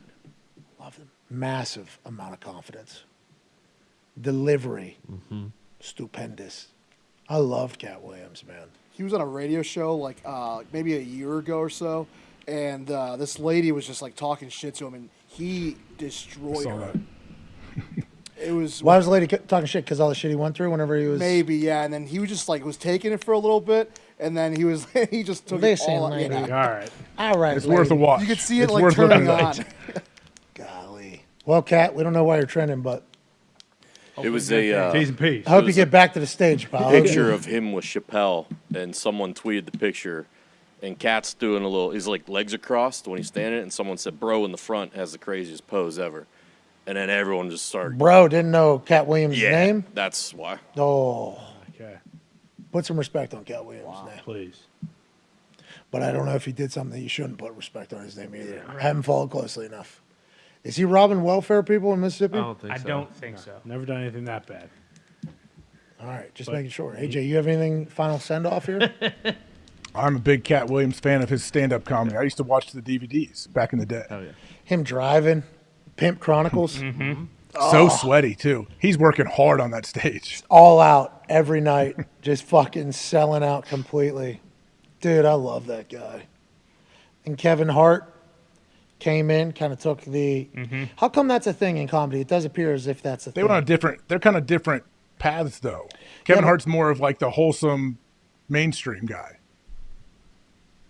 I don't know. Say it with your chest. I mean, that was kind of where he came. But they always say like there's only one black comic famous at a time, basically, and you like can go through. I wonder why that's the case, because there's a lot of unfunny fucking whites getting a lot of getting a lot of specials. Yep. Yeah. We could potentially change that. That would be fantastic news.